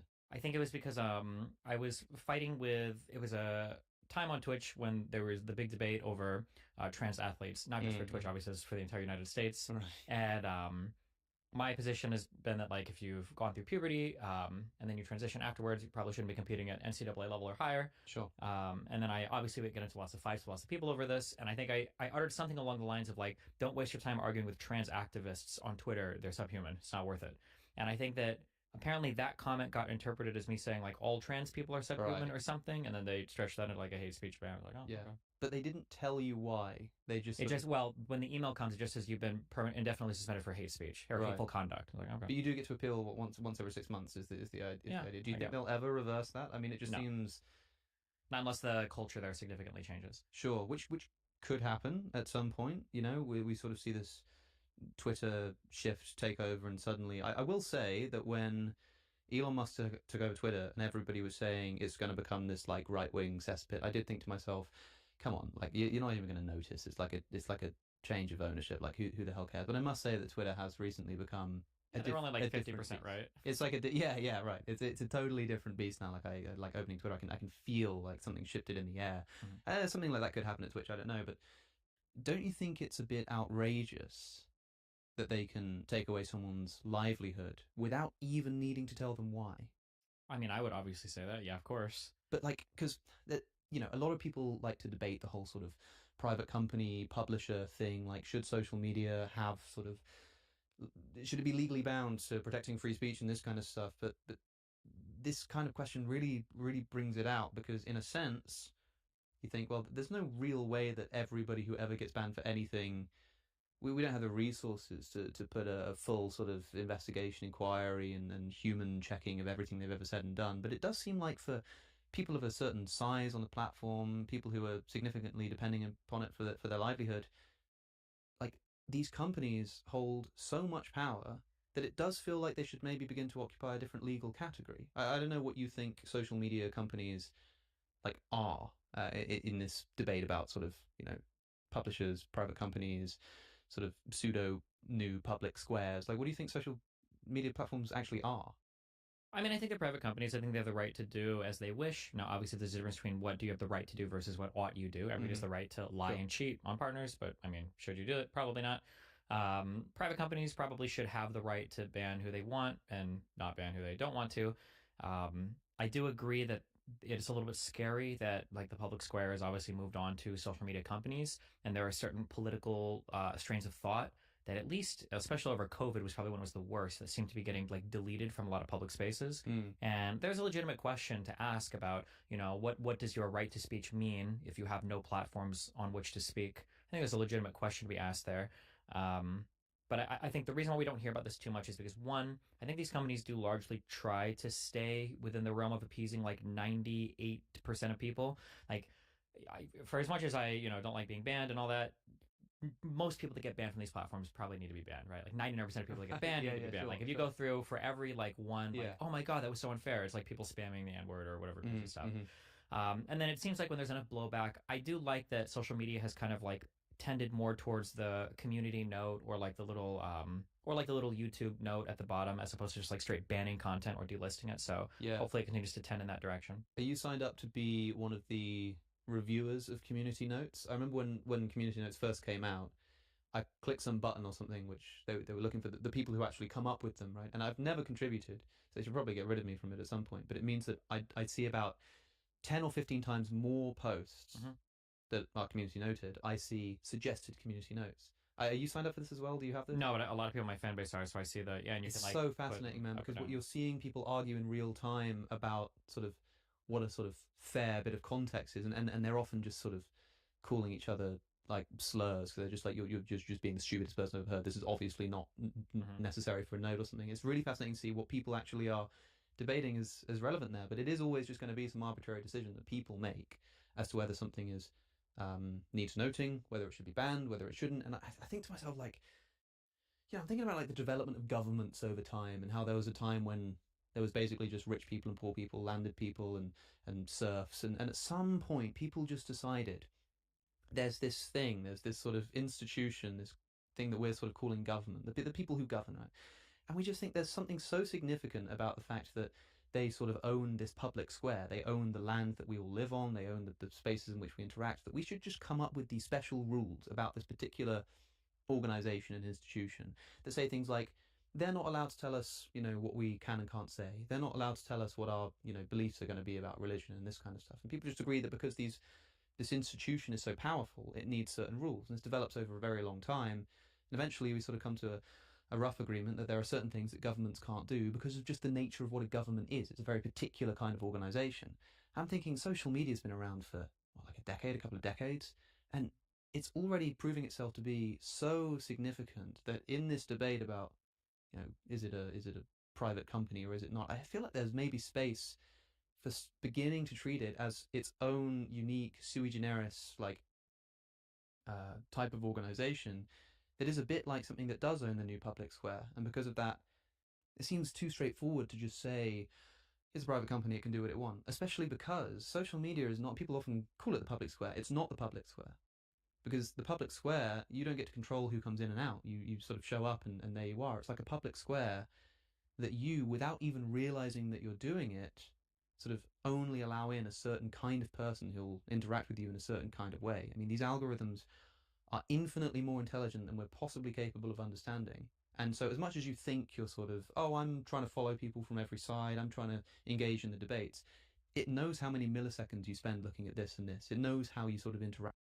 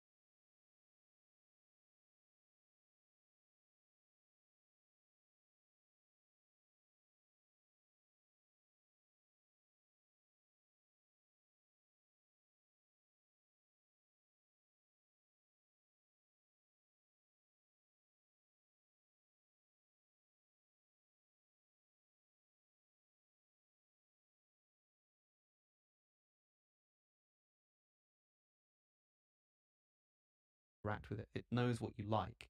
And so it's not so much a public square, it's like this self-reinforcing walled garden that keeps out everything, not that you don't like, but that you don't sort of engage with and interact with and want to interact with in some way. This is like a unique beast, surely. And I feel like just saying like, look, man, it's a private company, they should be able to sort of ban who they like. Feels like it doesn't take into account how serious of a shift this is in the history of our species, really. I think that when the United States was being created, I think that you had a unique opportunity in time where you had incredibly intelligent people coming together to basically build what they thought was like the best type of government possible. This wasn't done strictly by democracy. You didn't have a ton of peasants and ordinary people just voting on every single provision in the Constitution. You didn't have a ton of people that didn't really know why they were there, giving opinions on what should be or what shouldn't be, included in the federal government and in the Constitution. You had like a very intentional process by people that were working from first principles to try to draft what they saw as a government that would execute on the things that they all collectively felt were the most important things to execute on. And I agree with you that I think that social media's companies, I think the internet in general is kind of like a paradigm shift to where we're accelerating and moving in ways that are a little bit outside of what's happened over the past like 150, 200 years. And that as part of that paradigm shift, I think it's pretty easy to argue that our current like structure of government and the way that we approach legislation doesn't really encapsulate well how to deal with these things, right? Like, well, should a private company be forced to host a certain type of speech? We probably shouldn't be able to force them to host a certain type of speech. That makes sense when the private company, is like 2 offices and a couple cities. But it's interesting when if you get delisted, if like 4 companies don't like you, you essentially have no voice, right? Like if YouTube decides that you're banned, if Twitter decides that you're banned, and if Facebook decides that you're banned, that's like probably like 80% of like your reach, or depending on what field you're in, it could be like 95% of your reach. It's just completely gone. I think that the issue though is that when we go to there's like two things. We can either kind of like try to squeeze it into our current legislative framework, which is essentially what we have to do because we're not going to go back to the drawing board. So we either squeeze it into our currently existing framework, or two, we try to kind of like redesign the framework a little bit to make it more adaptable. But the issue is that now we can't work with a group of learned people from first principles. Now we have a democracy that I don't know if 80% of the people in the United States even know why we have the things that we do have. So how can you possibly argue for anything relating to what a company ought to look like when this country is torn in half over what free speech ought to look like, or what a private company ought to look like, or what a collectivized, set of rights ought to be, how they ought to be protected or doled out to people. So yeah, I think that because we've spent so much time not really defending the foundations of our country, like, is liberalism good? Do we need to go to more like a populist government? Is capitalism evil? Should we be more collective? Like, because we don't even have answers to that, how are we possibly going to come together to create a framework from one of those first principles to deal with the social media companies? Government's quite different because, of course, it has this monopoly on power. This is the thing that makes it like totally different to any other kind of organization. It can like hold a gun to your head and force you to do things in a way that companies can't. They sort of exert a different kind of power, and maybe an equally important kind of power, but it's different for that reason. But like, this always comes about as like a long series of historical struggle. Everything about, I mean, not so much the United States, because this is more recent and is, like you say, founded intentionally by intelligent people. But if you look at like Britain and the British Constitution, it literally isn't written down anywhere. The British Constitution is in part made up of traditions. I don't mean it like relies upon traditions. I mean, like, literally speaking, it is made up partly of traditions alone, right? Which is like the most bizarre thing in the world. But of course, it's like this ancient country that just sort of has a bunch of wars and has a bunch of conflicts and has a bunch of protests, and people want representation and all this kind of stuff, battling with the king. And eventually you just sort of develop these ideas, the Magna Carta, and you get like free speech and you get all this kind of stuff. And I feel like any way that social media is going to evolve into a very unique company with a very organization with a very unique set of regulations, it's also going to necessarily have to happen through a sort of historically contingent series of struggles. But like, there are certain companies that have very specific rules that don't really apply elsewhere. Financial regulations on big banks, for example, they're very specific laws which kind of seem a little, they're sort of tailor-made because of the kind of industry that it is. Laws around like insider trading and stuff like this, it's very specific. Laws about what newspapers are allowed to publish, this kind of stuff. Like, I mean, what do you make, for example, of this argument that the moment social media platforms start saying, we're not going to allow this person on because we don't want this kind of speech on our platform, as long as all the speech on social media is publicly accessible to everybody and is promoted in, like algorithmically, they essentially become a publisher like a newspaper. And therefore, if a newspaper were to tweet out a falsity, they could get sued for libel. Whereas if somebody does that on Twitter, Twitter can't be sued for that. What do you think about that sort of friction? It's a nonsense argument made by people that have never read Section 230 in their entire life. I think the Section 230 protections are good and essential for platforms to be able to function. Just because somebody decides what type of speech they do or don't want on a particular platform doesn't mean they magically have come to the status of being a publisher. I think that platforms that host content from other people should be liable if they fail to act against stuff that is infringing on certain laws. So like the hosting of like, obviously, like copyright violations or offensive material that people report, like child pornography, stuff like that. I think that this type of stuff obviously should be acted upon, but as long as they in good faith enforce the laws of the United States insofar as they're requested to, then I think they should enjoy those protections. I mean, we can think about getting rid of them for the worst things that we can imagine, and we can say like, oh good, yeah, now they won't be able to be biased.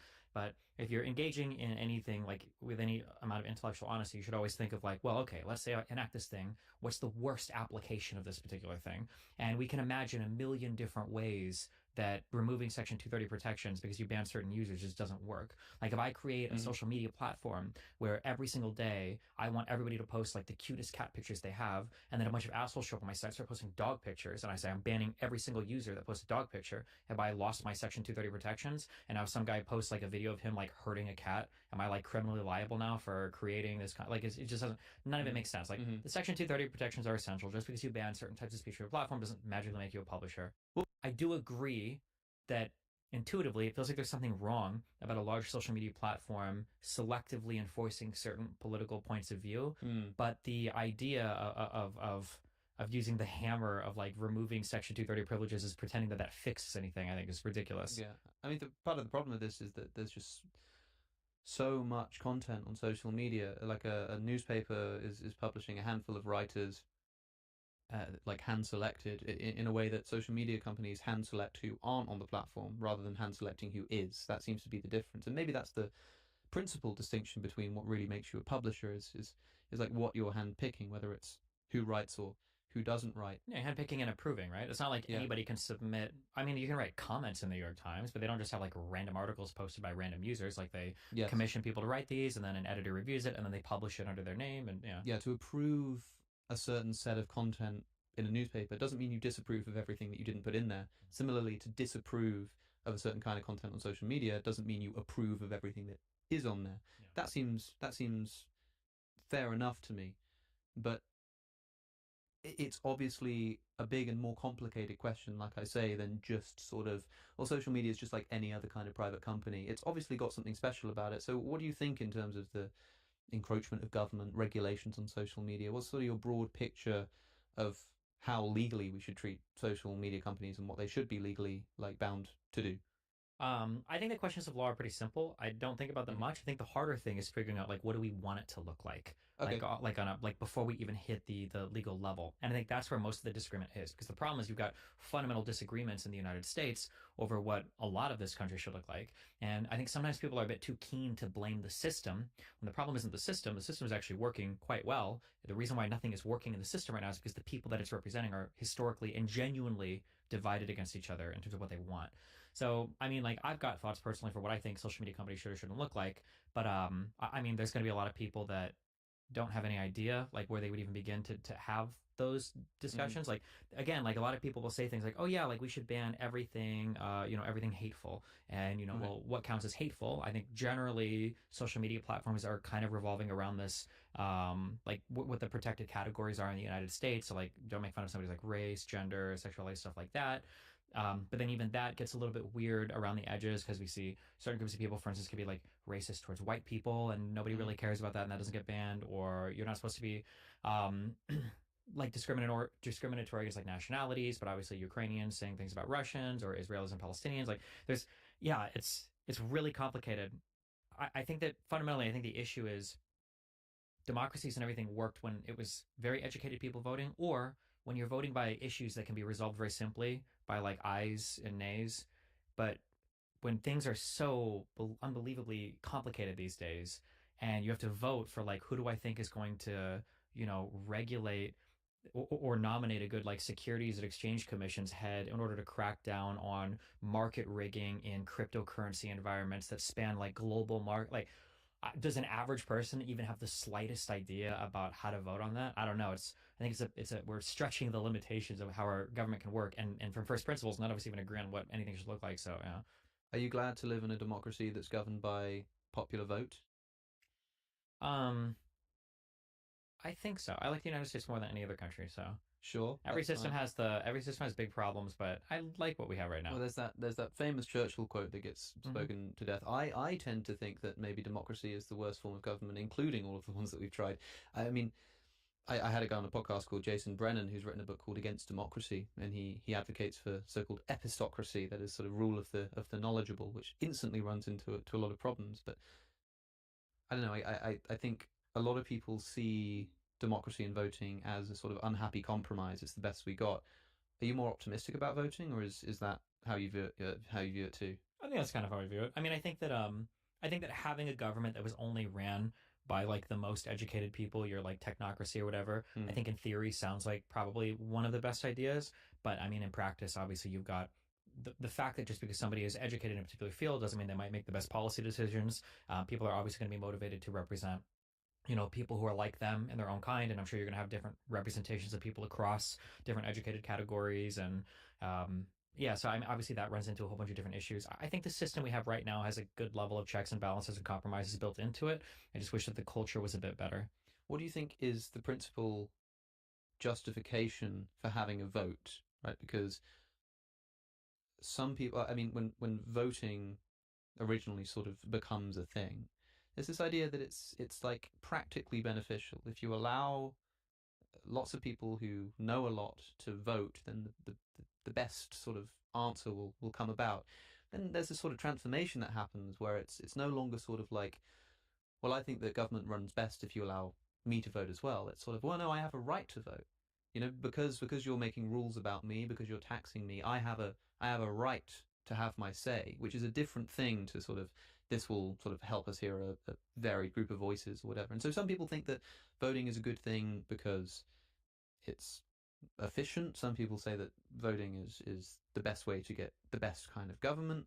Some people say that it's because people know best what they want for themselves, and therefore everybody should essentially just act like egoists, and eventually you get this happy compromise. And some people just say it's like there's this thing called a right to vote that's just like a moral principle. I deserve to have a say in the rules that that govern me. I mean, which of those approaches do you take to voting?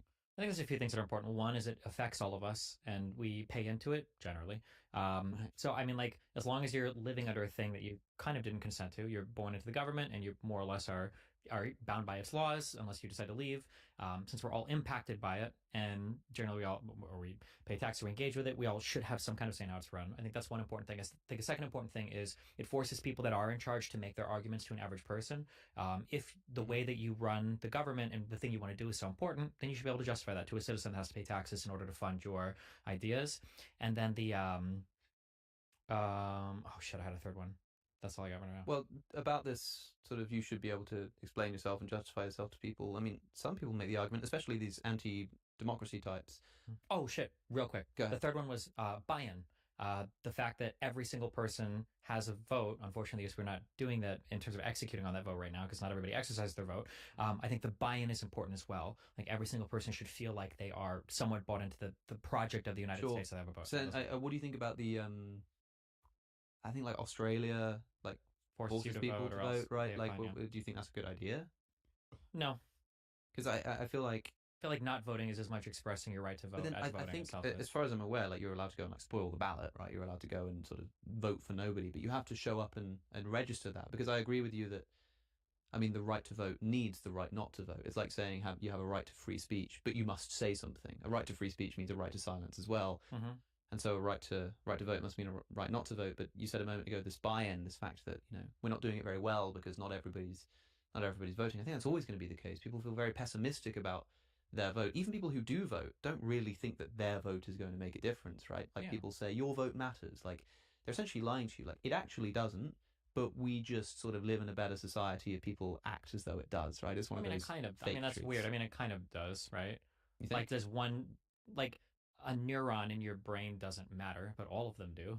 And if none of them stop working, I mean, you have a huge problem, right? That's the thing. I mean, if you're in a decision where, like, if you've got like this really tired neuron that sort of doesn't want to do its job anymore, and it says, "I'm going to retire," and it doing so just has no effect on my brain, then I wouldn't judge it for going like, yeah, sure. I mean, what's the point of me even bothering? Now, if all of my neurons did that, that would be disastrous. Well, you'd have to then, right? It's a universal principle. You would have to make sure that particular thing knows that it has to act in such a way, because if you allow it for one, you must allow it for others, and then when that thought becomes pervasive, now you've destroyed the...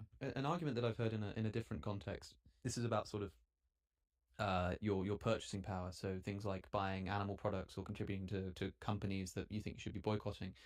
And they were trying to make a point about how tiny your impact is, and they imagined some ludicrous scenario where, like, it was something like there's this like child tied up to a torture device or something, and the amount of torture that they receive is tied to a decibel meter that's on the table, right? So it's recording the level of sound in the room, and the louder the sound, the more the torture.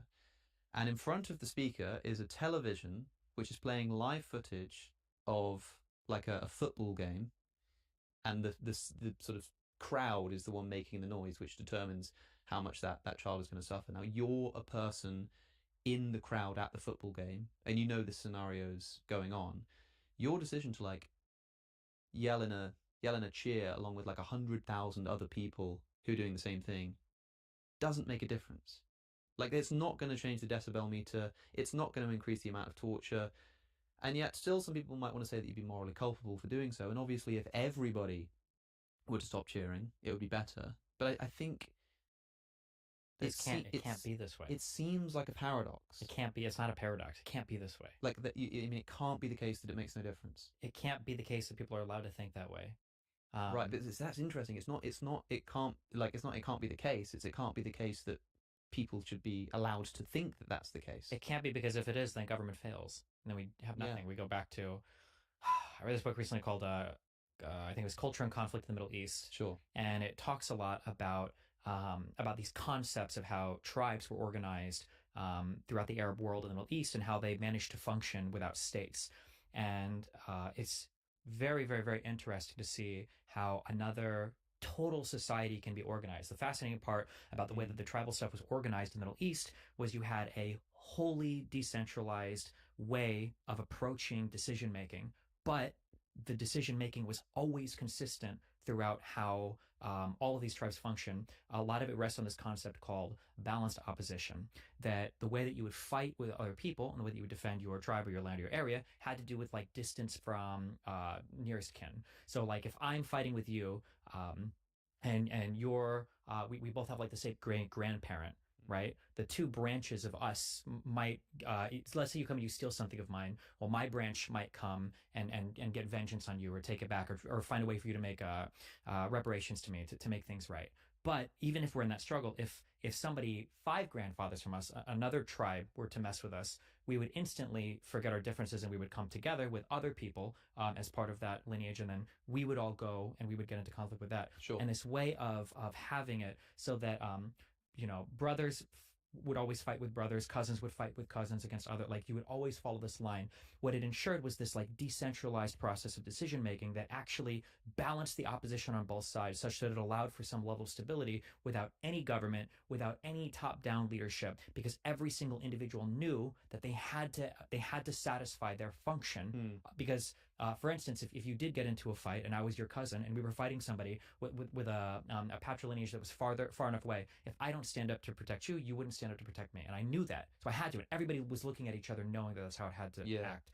Now, we've replaced that form of society with more evolved state structures, okay?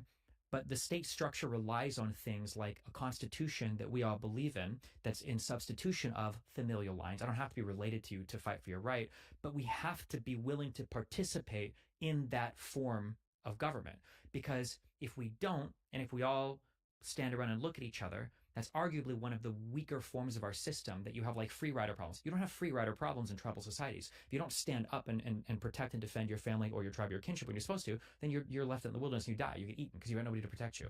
So when I say it can't be this way, it cannot be that people are unwilling to stand up and vote or have the participation in democracy that they need to in order to ensure that the system functions. Because if enough people stop because they think, oh, well, my one vote doesn't matter, then okay, well, if that's the case, then what happens is we have to switch to another society where your one decision does matter. And that's because if you don't step up and are willing to fight and die for your particular family, you're going to get killed by somebody else. I don't want to go back to that society. So we have to tell people that it is correct that if you walk into a fruit stand and you steal one orange, the guy's not going to starve to death.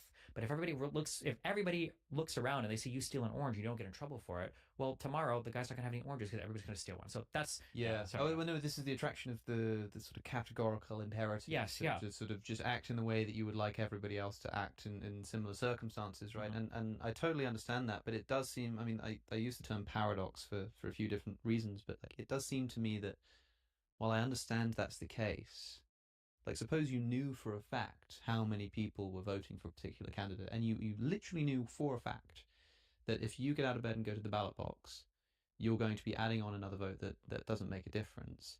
It doesn't seem sort of, morally inexcusable for me, even if I support the system of democracy that I live in, to be like, well, then I'm going to stay at home because I know that this is the case. The problem is that that's paradoxical because that's like always the situation you're in, basically. And yet if everybody acted like that, it would be a total disaster. Right? So I think that I don't think it's paradoxical. I think that what you're describing is a very real free rider problem where somebody can essentially join a system and have fun and not really do anything to participate positively in it. So in a vacuum where it's an individual actor, I think that you're right. Right. This is almost like a rule versus act utilitarian sense. Like, in a singular event that if you do this particular thing, there's no harm, no foul. But then if we understand that that is the case, that if one person could act that way, then on a more abstract level, when all of us are involved, well, now we have a responsibility to make sure that people don't act that way. So if we think that a friend is going to stay home and not vote because they know that their vote doesn't matter, well, we need to bully the fuck out of that person. Make sure, hey, you need to get the fuck out and we need to go vote. Like, we have to do this. It's part of our civic duty, our civic responsibility. You can't think that you can get away with not voting because then other people are going to think they're going to get away with voting. Even if that makes people take you out the street and kick your ass. We want everybody to know that you have to participate in your democracy. It's so weird. It's almost like it doesn't make a difference if you don't vote, but if we like recognize that fact and act in accordance with it, then it suddenly starts mattering that you don't vote. It's weird. It's so weird to me. I mean, like, your vote doesn't matter, but the idea of you voting is everything. That's the issue. And the idea is what carries from person to person, even if an individual might not. If you're sick and you stay home or whatever, that's fine. But if you don't think that you have that obligation, then that's because society's allowing you to think you don't have that obligation. And there's nothing special about you. That means other people think that they don't have the obligation, which means it doesn't work anymore. This is what morality does so well as like a human concept of sort of like, you know, oh, well, why can't I do this one tiny little thing? Oh, because it's wrong. And that's it. It's just like, it's wrong. And as long as you embody that, as long as you internalize that, it's like, okay, society functions well, because even though if you fully rationalized it, you might be like, well, there's no reason, there's no societal harm in me doing this one particular act. But if everybody acted like that, it would be a disaster. So we just have this like rule that develops, like, just don't do it. Just don't. It does matter, even if you can't quite figure out why. Like, here's a question. Suppose that there's an election and there's like an objectively immoral candidate to vote for, like an actual just super authoritarian fascist, or like whatever kind of thing you don't like, you know, whatever it may be, just evil personified. And there's an election for that candidate and another good candidate. And again, you know that the evil candidate is going to win. You know infallibly that they're going to get thousands more votes than the good candidate. You go to the ballot box anyway, because you're in the mood for it, and you vote for the evil candidate, knowing that if you didn't vote, he'd still win, whatever. Have you done something wrong? Whether or not you've done something wrong, truly, you're just asking me a question about my normative ethics at that point. I don't know. Right, yeah. I mean, you're like, like, sneak it in there. Yeah, I mean, like, if I think that you should live a virtuous life where you embody certain principles and you always act in accordance with those, even if you might not achieve some particular end, or even if you don't have some deontological imperative to do that. I hate normative ethics, so fuck that. I don't have an answer. I would probably cuck out to somewhere of the virtuous point to where, like, even if you know that there might not necessarily be a positive end, you should embody a particular virtue. Sure, I think that's because sensible. Yeah, in repeated circumstances, you are going to want to be able to rise, and every single time you perform a certain action, if you decide not to vote or vote evilly in one sense, you're probably making a mark. You're sculpting a block that's starting to look slightly different, and with every negative action, it takes you further and further away from whatever virtue you wish to embody. So I mean, like, you can always do the right thing. It's so complicated, and you're right. I don't want to. I mean, we did a sort of ethical chat the last time we spoke. I actually want to talk about other things, but it becomes really interesting. I will say something that you had said right before this, though. Oh fuck, what was it? Right before you mentioned the voting. If you knew that a particular candidate was going to lose, what did you say right before that? One thing that's very difficult is our society has gotten very complicated. And I say this because the more abstract things become, the less your intuitions work. So for ethical principles, that's fair enough. Yeah, I would say less than 1% of society would be comfortable, like, watching a child like crying in the corner as he's forced to sew, a particular piece of clothing for you. But if you put enough distance between me and that person, or enough like layers of abstraction, like exactly. Well, then all of a sudden, fuck, I don't know the kid over there that's making my shirt or whatever.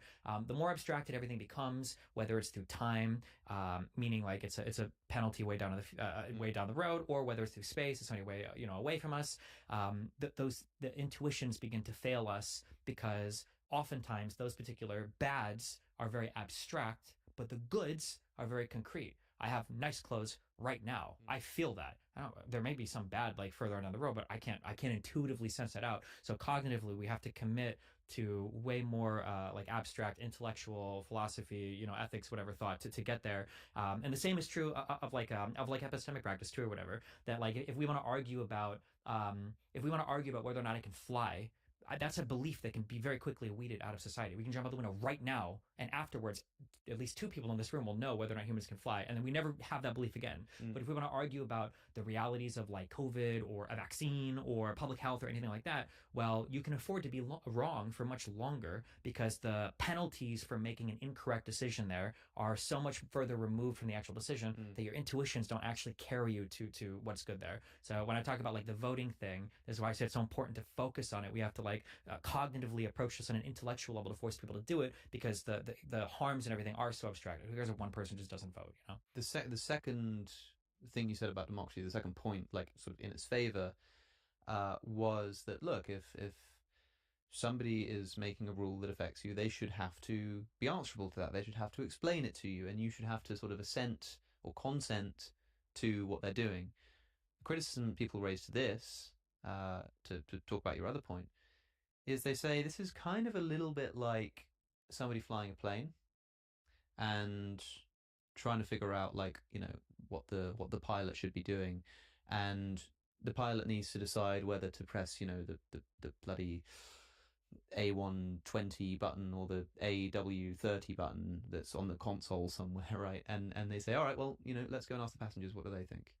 And even if you could sit them down, and ideally you'd say, well, ideally they'd be educated in how a plane works, and we'd educate our sort of passengers in how a plane works, and so they'd be able to make informed decisions. Two things are the case. Firstly, not everybody's going to pay attention, not everybody's going to be good at that. But secondly, the plane is already in the air and flying, and if you've got a bunch of people who obviously don't know the difference, but somehow start still having sort of debates about it and start debating about, you know, they think that the person who wants to press one button is evil and immoral, and they actually want to crash the plane, and they hate the plane, and they wish it turned around, and this kind of stuff.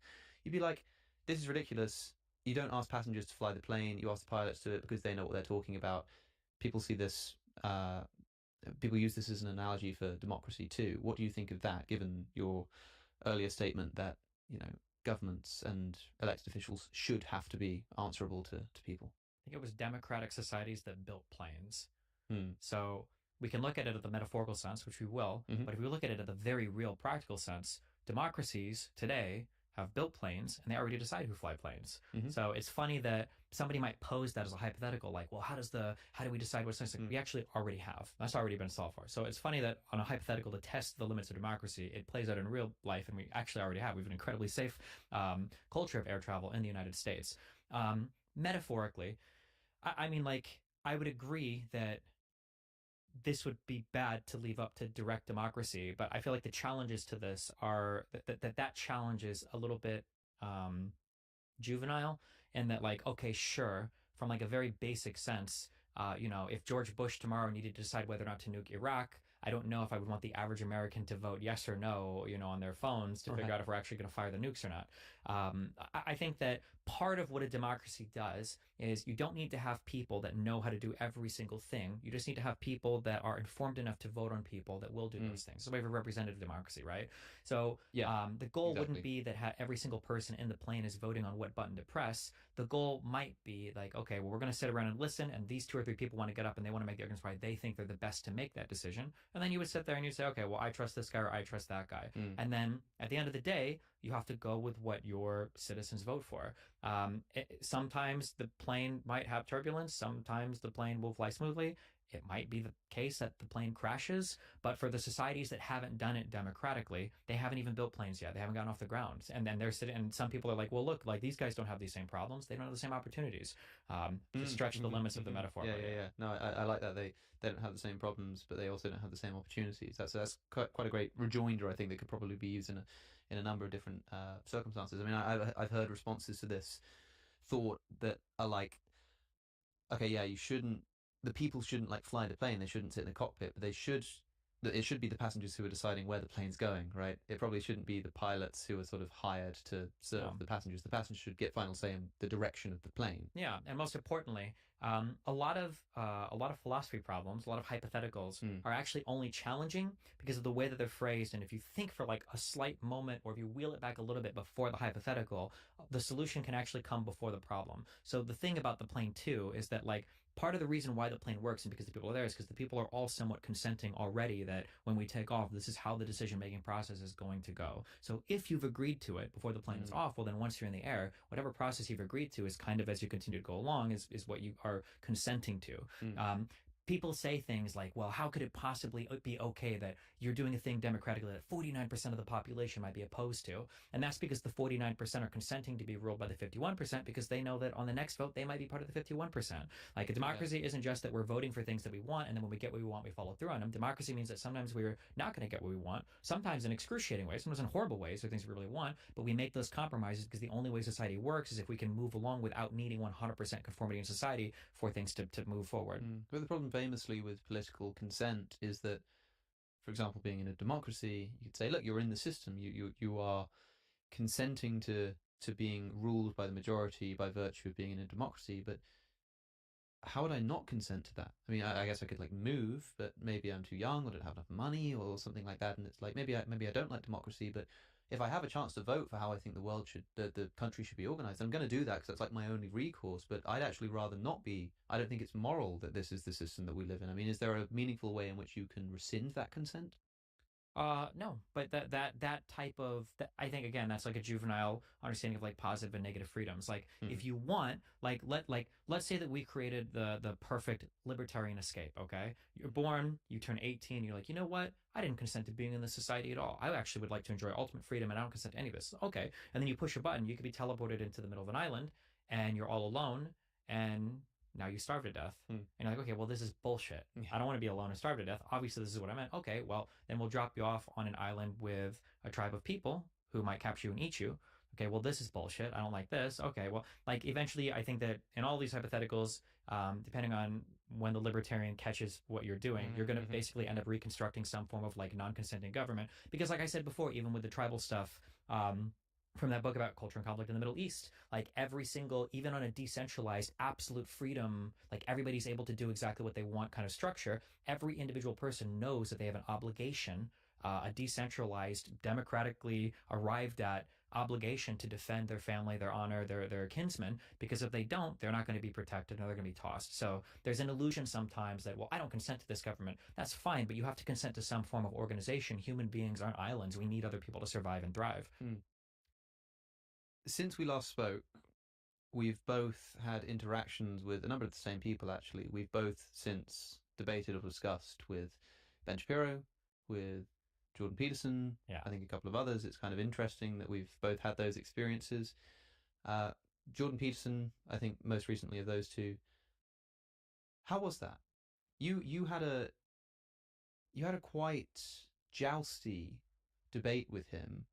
And I was wondering first about your experience sort of going in. I remember when I was invited on the show, I thought to myself, as soon as I walk in this room, I'm going to know just from the way he says hello and shakes my hand, whether he's in the mood for like a fight or whether it's going to be more friendly. And when I walked in, he sort of went, Alex, hi, how are you? Shook my hand and I was like, okay, this is going to be fine. And we kind of got on and it was fine. It was pretty friendly.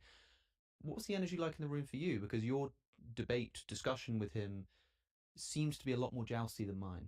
It was fine. He seems like a nice guy in real life. I think most of the people that you meet, once you hit a certain threshold of popularity, they're going to have some amount of people skills in real life. I don't think I've met like a disgusting or deplorable person, even if I disagree with them politically on almost everything in any of these environments. So, what was it like afterwards where, I mean, there are points where he's practically shouting at you. I mean, it's quite sort of heated in the look on his face. If you take like a screenshot from one of those moments and said, you know, what do you... This one I remember, and you're sort of like, if you show this to somebody and sort of go like, you know, what do you think's happening here? They'd probably be like, gosh, this man must be full of hate right now. I don't know who he's talking to, but he must hate him.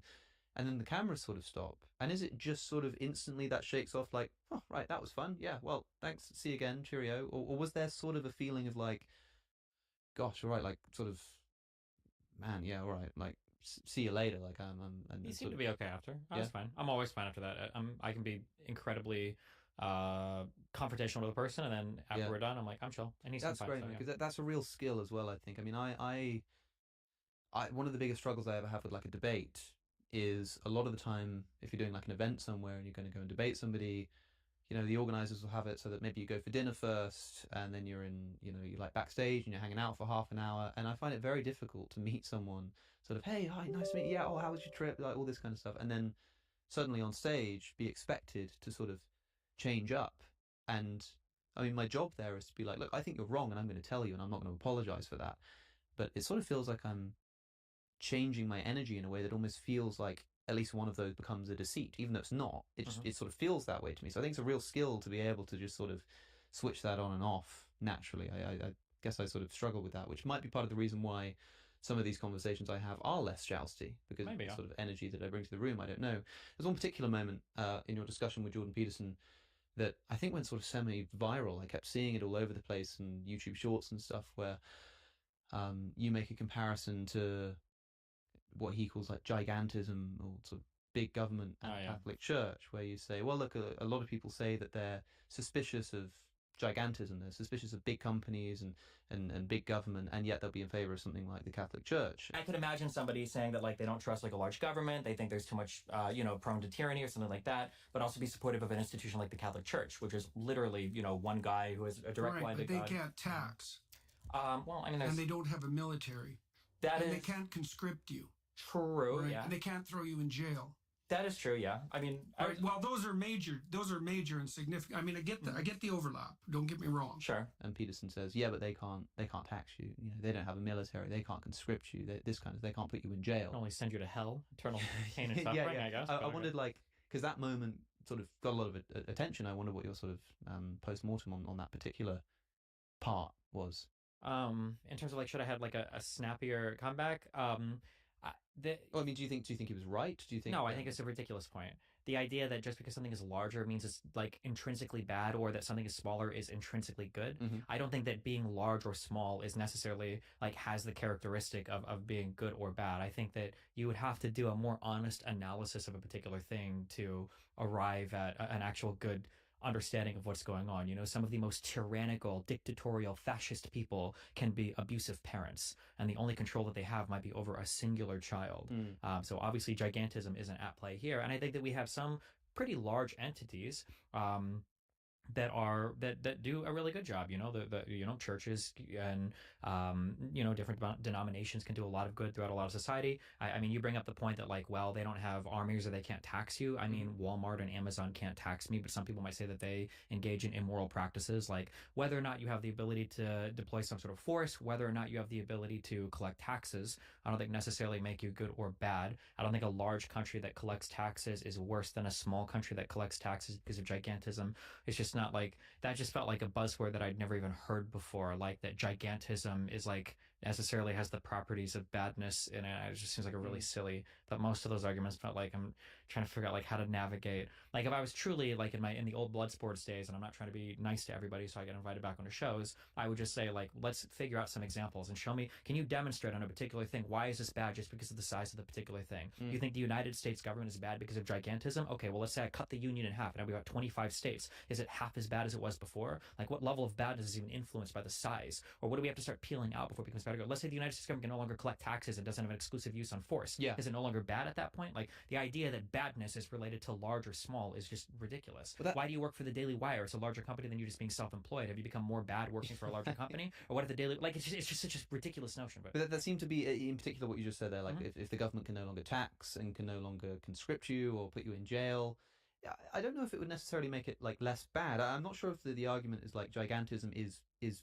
bad in the sense that it produces a worse outcome, or the organizations that are bigger are worse, but that with gigantism comes a bigger risk that if that company is bad, the badness is so much worse. So for example, if the US government can't put you in jail anymore, if it's some horribly corrupt government, then maybe its inability to jail you in corrupt ways is better, right? Maybe that does sort of relieve it of some of that power. It doesn't mean that its actual intentions or ideology or anything actually changes. It's just that by being bigger, by having more power, it means that when things go wrong, they go wrong much worse. That's fine. That's an Alex O'Connor argument, not a Jordan Peterson argument. It's an argument. If you want to make the argument that a thing being larger necessarily means that a bad thing can be so much worse because of the size, I would obviously agree with that. And my obvious retort would be, but the good that it can accomplish as a large thing is also much larger. For sure. So, like, yeah. it's obviously it's a thing that you have to very carefully try to extract the benefits from while creating enough checks and balances, not to slow down the benefits, but to keep and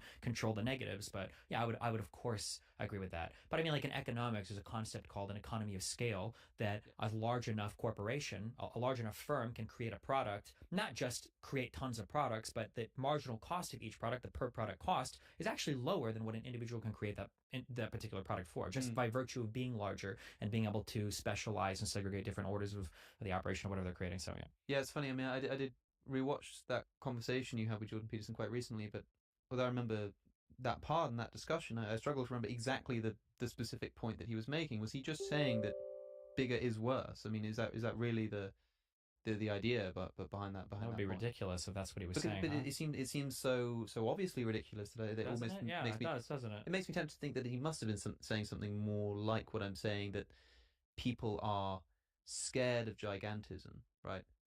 And I suppose your point about the Catholic Church, right? Somebody says like they don't like big government or whatever, but they're okay with the Catholic Church.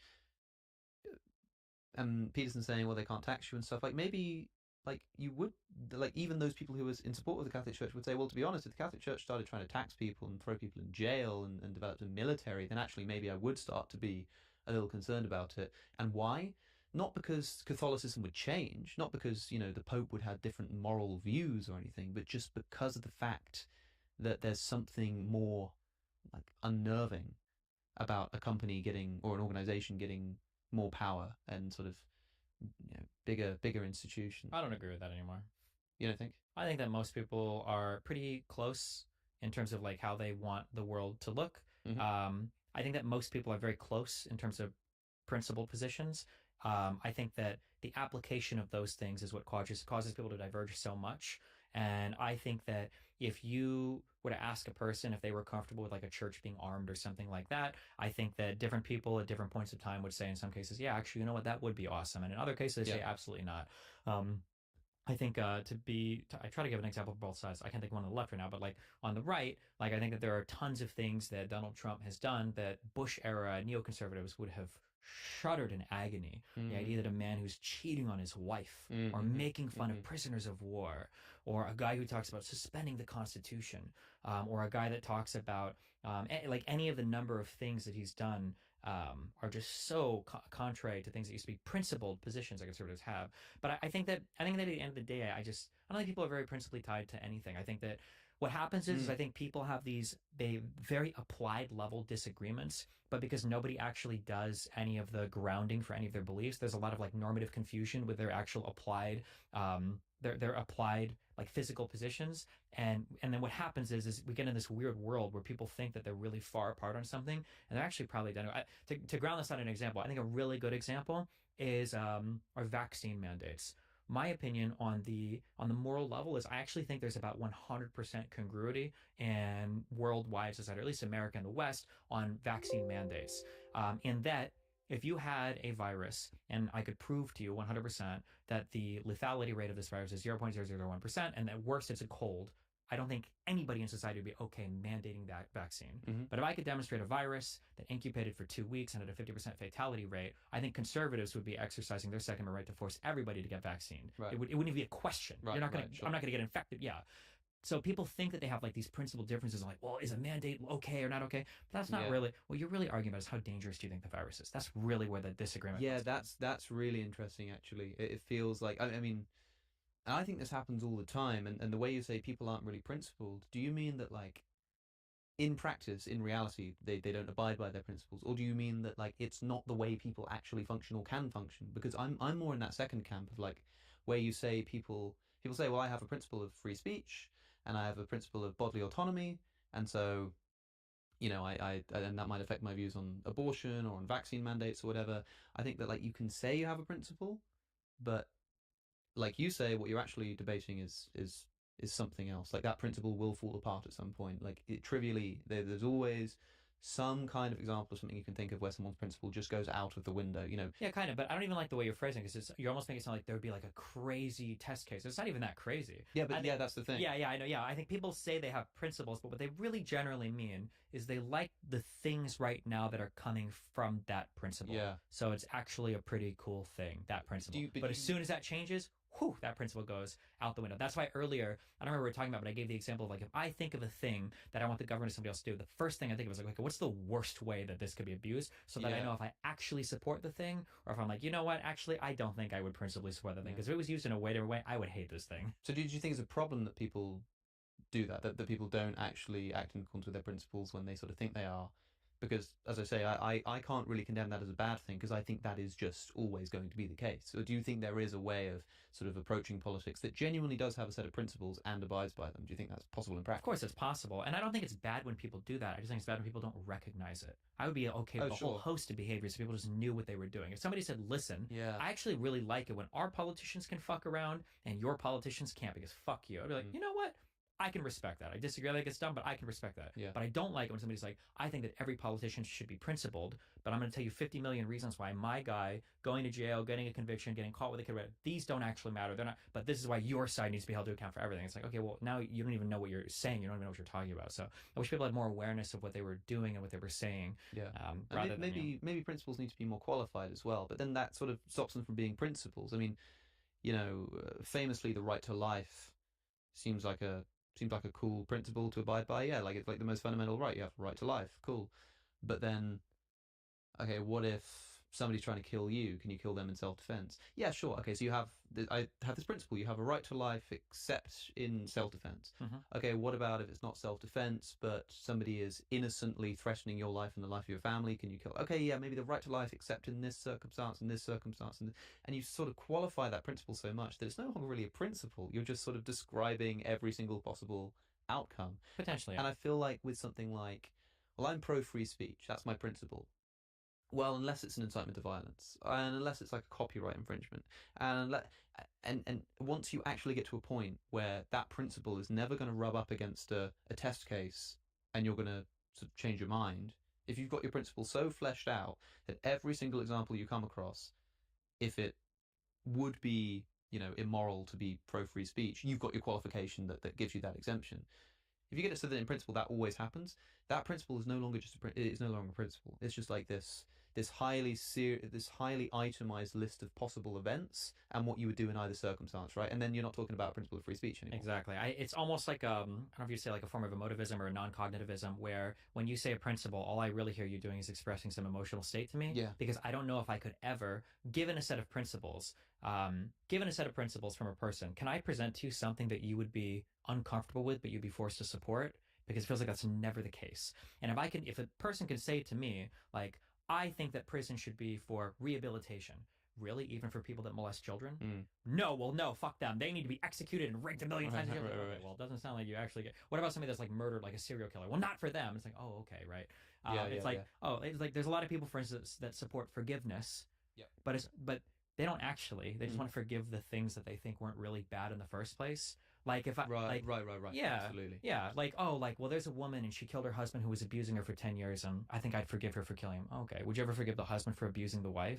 Well, fuck no. What do you mean? It's like, okay, so you don't actually, I mean, for what it's worth, I think there are some people who do have, like, I would say, the moral strength to do that. I mean, there are very moving accounts of, and you can watch people in court cases who, you know, they're like Christians and they have this, you know, philosophy of forgiveness. And then they come face to face with the person who's like brutally abused and murdered their children, and they look them in the eye and say, I forgive you. And it's moving. It takes a sort of moral courage. But I think a lot of that comes not from you just naturally want to forgive them, but because you remember you've got this principle that you sort of want to live by. I think some people are better at doing it than others, but... A little bit. The problem there, though, is that in the court case, it's not zero sum. And in politics, it kind of feels that way sometimes. In the court case, if you forgive a person, technically, you only have stuff to gain. You follow your principles, it's good for you, like that's fine. In a political environment, there's a limited number of seats, and now to executing your principle, if it means condemning your side on something, well, any ground you give is ground gained by the enemy, and now, fuck, in a zero-sum environment, well, holy shit, yeah. Yeah, I saw one person, I can't remember this exactly how they said it, so I won't say who it was, but they were talking about, like, the protests that are happening in the UK at the moment, the like Palestinian protests. And they were really fearing, they thought there's sort of an existential threat to British society, you know, all of these radicals on the streets or whatever. And I think somebody made this point being like, yeah, but what about, you know, free speech? What about the right to protest? And this person says something like, look, that's all very well and good, but when my actual country is at stake, I like that doesn't matter to me anymore. Maybe didn't put it quite so strongly, but I sort of got the impression that that was what was being gotten across. This sort of like, yeah, look, you know, I'll talk about, you know, free speech and assembly, and these are great principles and stuff, but like if my sort of, you know, bravely sticking to my principles means that my country is actually going to cease to exist, I like it's not even a contest anymore for me. You know what I mean? That means the principle was bad. But that's the thing. It either means the principle is bad, or it means the principle needs qualification, or it means that the principle sort of never actually existed. Yeah. Right. And that's why I say I'm more in the camp of saying like, you think you've got a principle, but all you've got is a general rule of thumb that you haven't found a counterexample to yet. And trivially, if you want to be like a pedantic philosopher type, you can always think up some ludicrous, obvious counterexample. Oh, you're in favor of free speech. What if like supporting this person's free speech meant that every single person on planet Earth was like brutally like burned in a fire for 1 billion years? Like, okay, obviously then I'm not going to stick to my principle. But then what is a principle?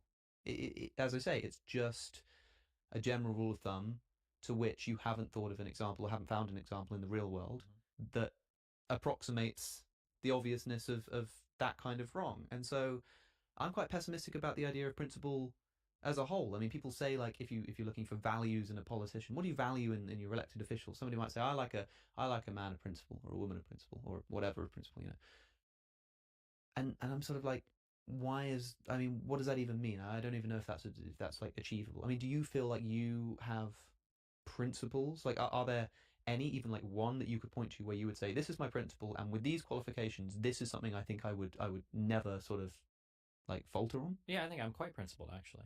So, for example, I think there's a lot that I can talk about leading up to this, but there are a lot of principles that I think underline like liberalism or ideas relating to the United States, the Bill of Rights, that I feel very strongly like principally attached to, that I think should be defended in almost all circumstances. To ground this out an example, one like gun rights. I'm joking, by the way. Sorry. I really like firearms. Yeah, but like to the extent that you would like never say someone shouldn't be able to. I don't feel as strongly about that. But yeah, I would say for things relating to like protests or freedom of speech. Sure. Like here's a question that I run into, or no, there's a question I present a lot. It's very frustrating. Is on a lot of shows, especially because I've been doing the Israel-Palestine thing for a lot, people are asking like, what do you think about these protests? Like, what should we do about these protests? Blah, blah, blah. And my answer on every single one of these is I have no idea why I would have an original idea about what should be done about these protests. My answer for these would be the same as any KKK protest, any Nazi protest, any BLM protest. I think that you have a right to assembly as long as you're not breaking any laws or breaking any of the rules or restrictions on college grounds. You should be allowed to protest and say whatever you want, assuming you're not failing Brandenburg, you're not inciting to violence. Yeah, then you should be able to do it. That's it. I don't know why would I need a special analysis here for this particular thing.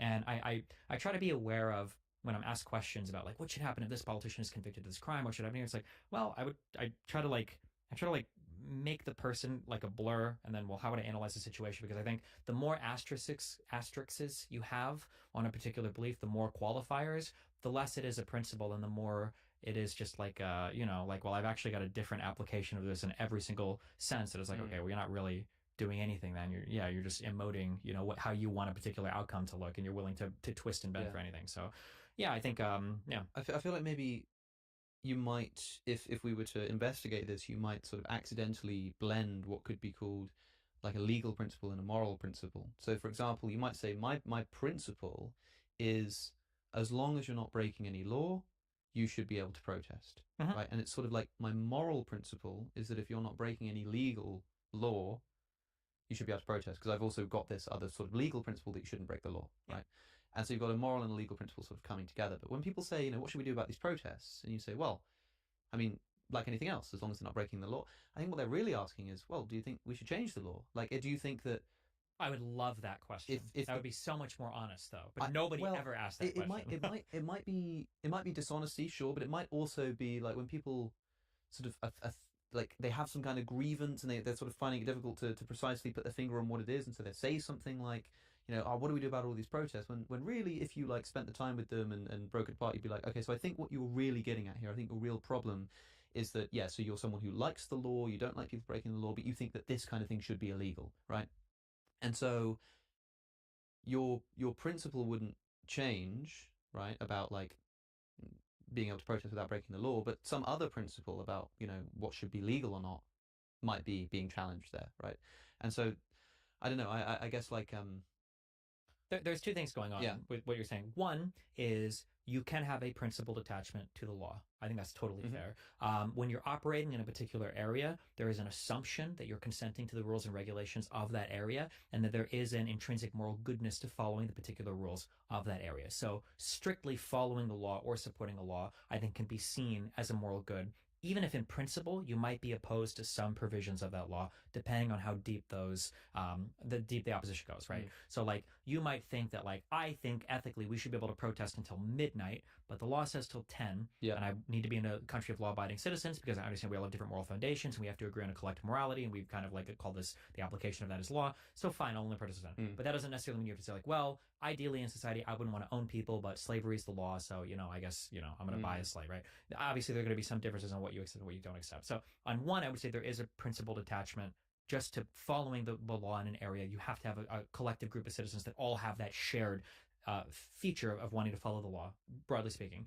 And then the second thing, in terms of like the changing of the law itself, I would say that right now the laws on the books are pretty good when it comes to protests, and I wouldn't apply them differently to different groups of people. If somebody were to ask me, do you think we should change the law to protect some types of things at protests, I'm actually going to use that, and now that's a new debate tactic you just gave me. If somebody tells me like, what do you think we should do, I'm going to ask them, what would you change in the law to deal with these? And I don't think anybody would answer. But if somebody wanted to talk about changing the law, I was like, okay, well, let's explore those changes. Do you think that we shouldn't be able to protest about, foreign affairs or about hate speech or whatever? And then my next question, of course, would be, well, let's test this in the opposite direction. How would you feel it was applied, to A, B, and C? And would we all support that? Like, yeah, that's how I would basically. Well, I think so many, like, so much time can be wasted, not just by sort of being charitable in debate, but also if you think someone is making a mistake of the kind where they're asking the wrong question, even to get their own point across, just being like, look, I don't mean to insult you or anything, but are you really asking me this? Like, is this really what you're driving at? I mean, I could think of a bunch of examples, but I wanted to. I said I think you were merging the legal and the moral principle. Like, imagine that we weren't allowed to speak in terms of law. We're just talking about what we think is morally the case here. So, for example, for example, that principle, as crudely spoken, would probably break down in another country where the laws were abominable about protests, where you said, well, what should we do about protests in an authoritarian government? And you say, well, my principle is that as long as people aren't breaking the law, they should be able to protest. But it turns out that in, X authoritarian country, merely protesting is against the law, and therefore, by your principle, they should be thrown in jail. I think in that particular country, then I would probably be opposed to that particular law. Exactly. And so really, when you say, well, I think as long as they're not breaking the law, I have a moral principle that as long as they're not breaking the law, they should be able to protest. It sounds like that could be something more like, I have this moral principle that as long as they're not doing anything which I think is so principally immoral that it should be illegal, then I think they should be able to protest, which is basically like saying, as long as they're not doing anything I don't morally dislike, I'm morally okay with it.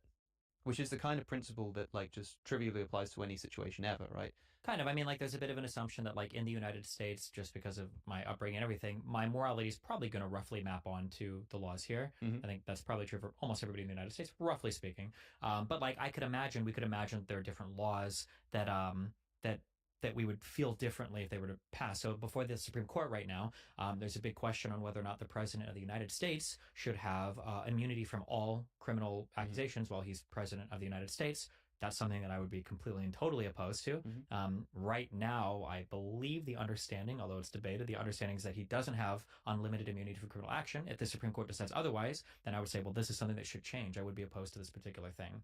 I do agree that depending on the flavor of the conversation, sometimes people can get confused between the legality and the morality of it, but I haven't found anybody that would verbalize that like we need to change the laws for these Yeah. protests. It seems to be that they're trying to hint at some other thing that Yeah. existing framework they should be made illegal. But if somebody were to suggest a change of laws, I would entertain that conversation. That'd be interesting to me. Yeah. Well, look, man, I mean, if you thought the laws were immoral, Mhm.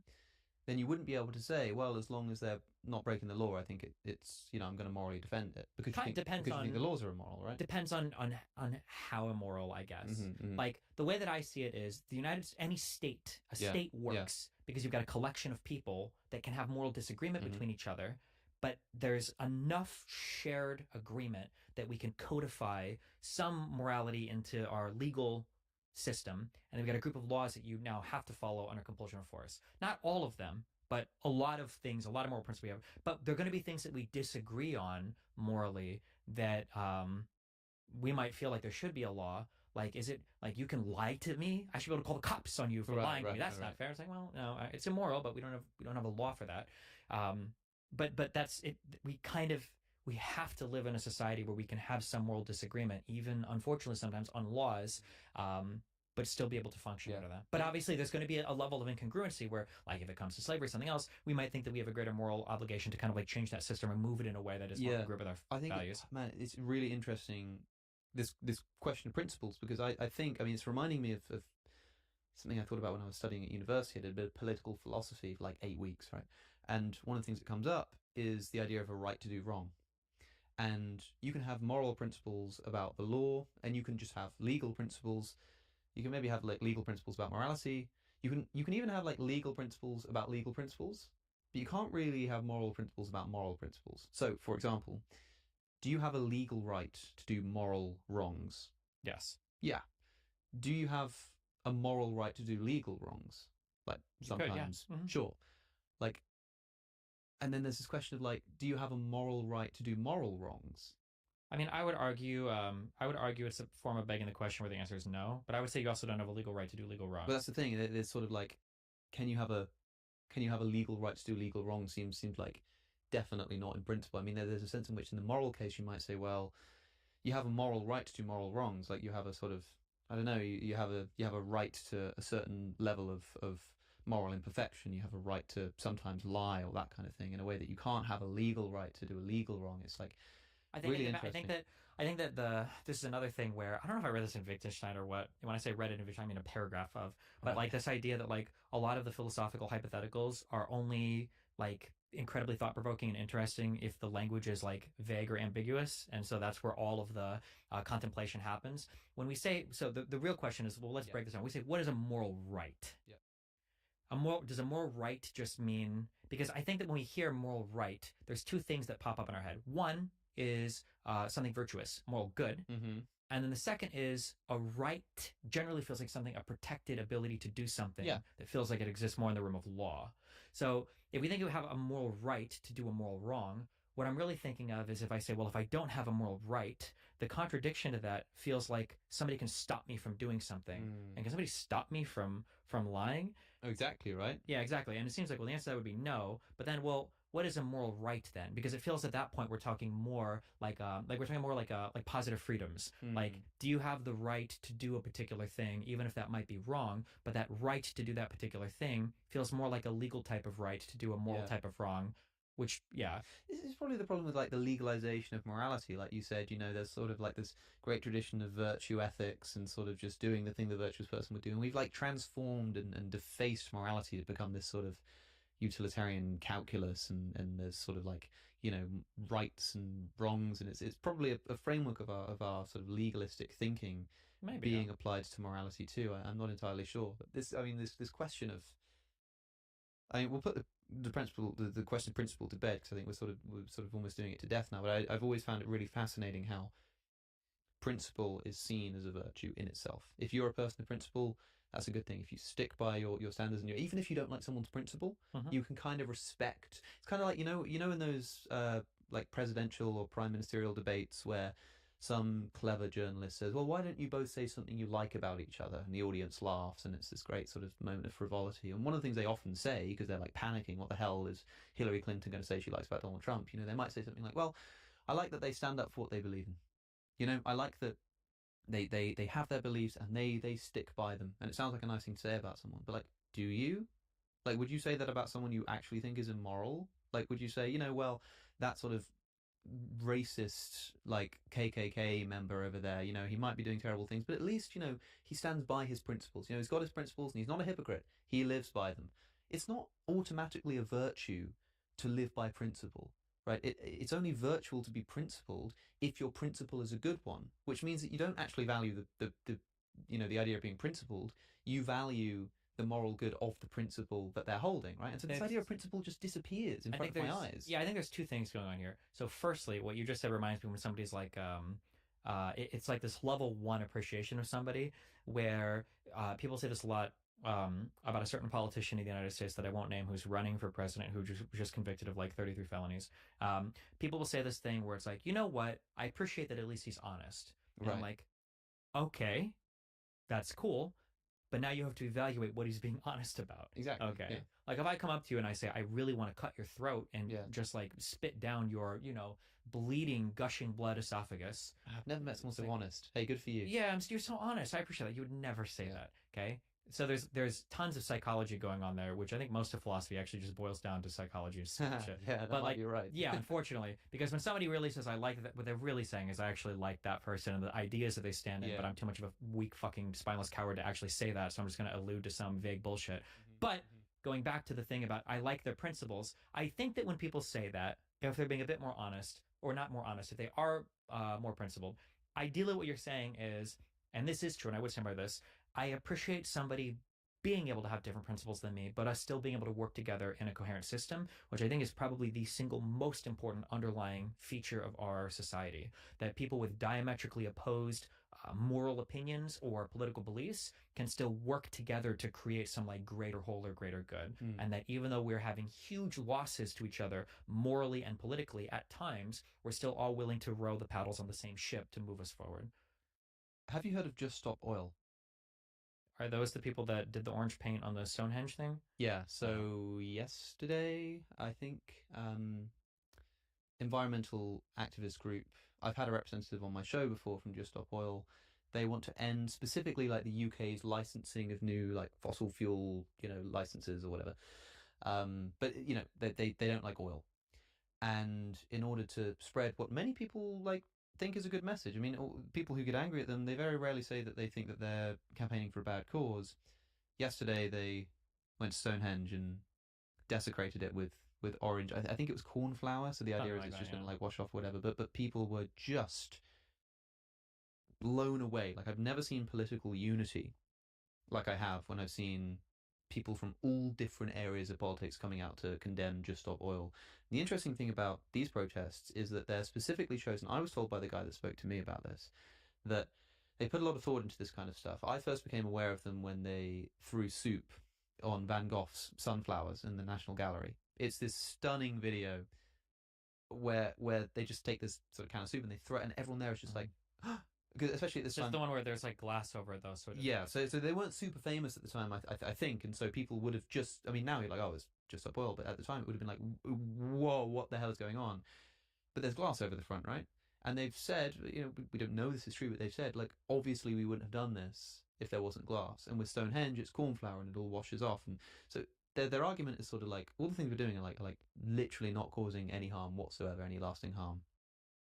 And yet they have this unique ability to bring up this animal rage in people, including me. When I see videos of them like blocking traffic, I'm just like, oh my, I'm like, if I was one of those drivers, I don't know what I would do. What are your views on this kind of direct action? We've been talking about unified society and rowing in the same direction, but when the boat is rowing in a direction that you don't like, and you can see that it's going in the wrong direction, but nobody seems to agree with you, what do you think about these kinds of protests? I think it's really dumb. When I think of like radical activism, I think of like the Bushnell guy who set himself on fire for Israel-Palestine. Right. When I think of like those types of forms of radical action, these things I think have a place in society when there is an issue that for whatever reason can't get any attention. Nobody's paying attention to it. They compare that Bushnell guy to like a monk that set himself on fire in I don't think it was Vietnam. It's the front cover of the of the Rage Against the Machine album, right? It might have been, but if you, I've dumped this information from my mind because I read this for literally one day and I was like, I'm done with this. But like when you dug into the issue that those monks were facing, these were people that had no political voice, not really any coverage internationally, and him doing that form of radical activism like put that topic on the front page of like newspapers all over the world. Obviously, everybody was for a moment in time aware of that particular thing, and it brought about immense pressure to change that thing. I don't understand. I haven't had it presented to me the good argument for why would you do this about a topic that's already so unbelievably popular. So when I think of like that Bushnell guy, why are you setting yourself on fire for what is the most popular political topic discussed right now? You're not bringing any more attention to it. You're a slight distraction, and everybody's going to go back to talking about it. That might be true, and maybe there are other motivations involved there, like. It's hard to say, but in the case of, I mean, the environmentalists are an interesting case because while, a lot of people talk about environmentalism, it is true that no one seems to really be very proactive in doing very much about it, especially given like the level of emergency that these groups perceive. And so you could say, well, look, everyone already knows the environment's, going to shit, but what they're saying is like, you all know this, and yet no one's doing anything. And we've tried, we've made it a mainstream issue that governments will say we need to do something about this, and yet they still don't. So now we're completely stuck, right? It's no longer just about raising awareness. It's like demanding a certain level of. It's like the encampments on university campuses across the world, like in the UK and the US, people are protesting, and like Palestinian protesters, I mean.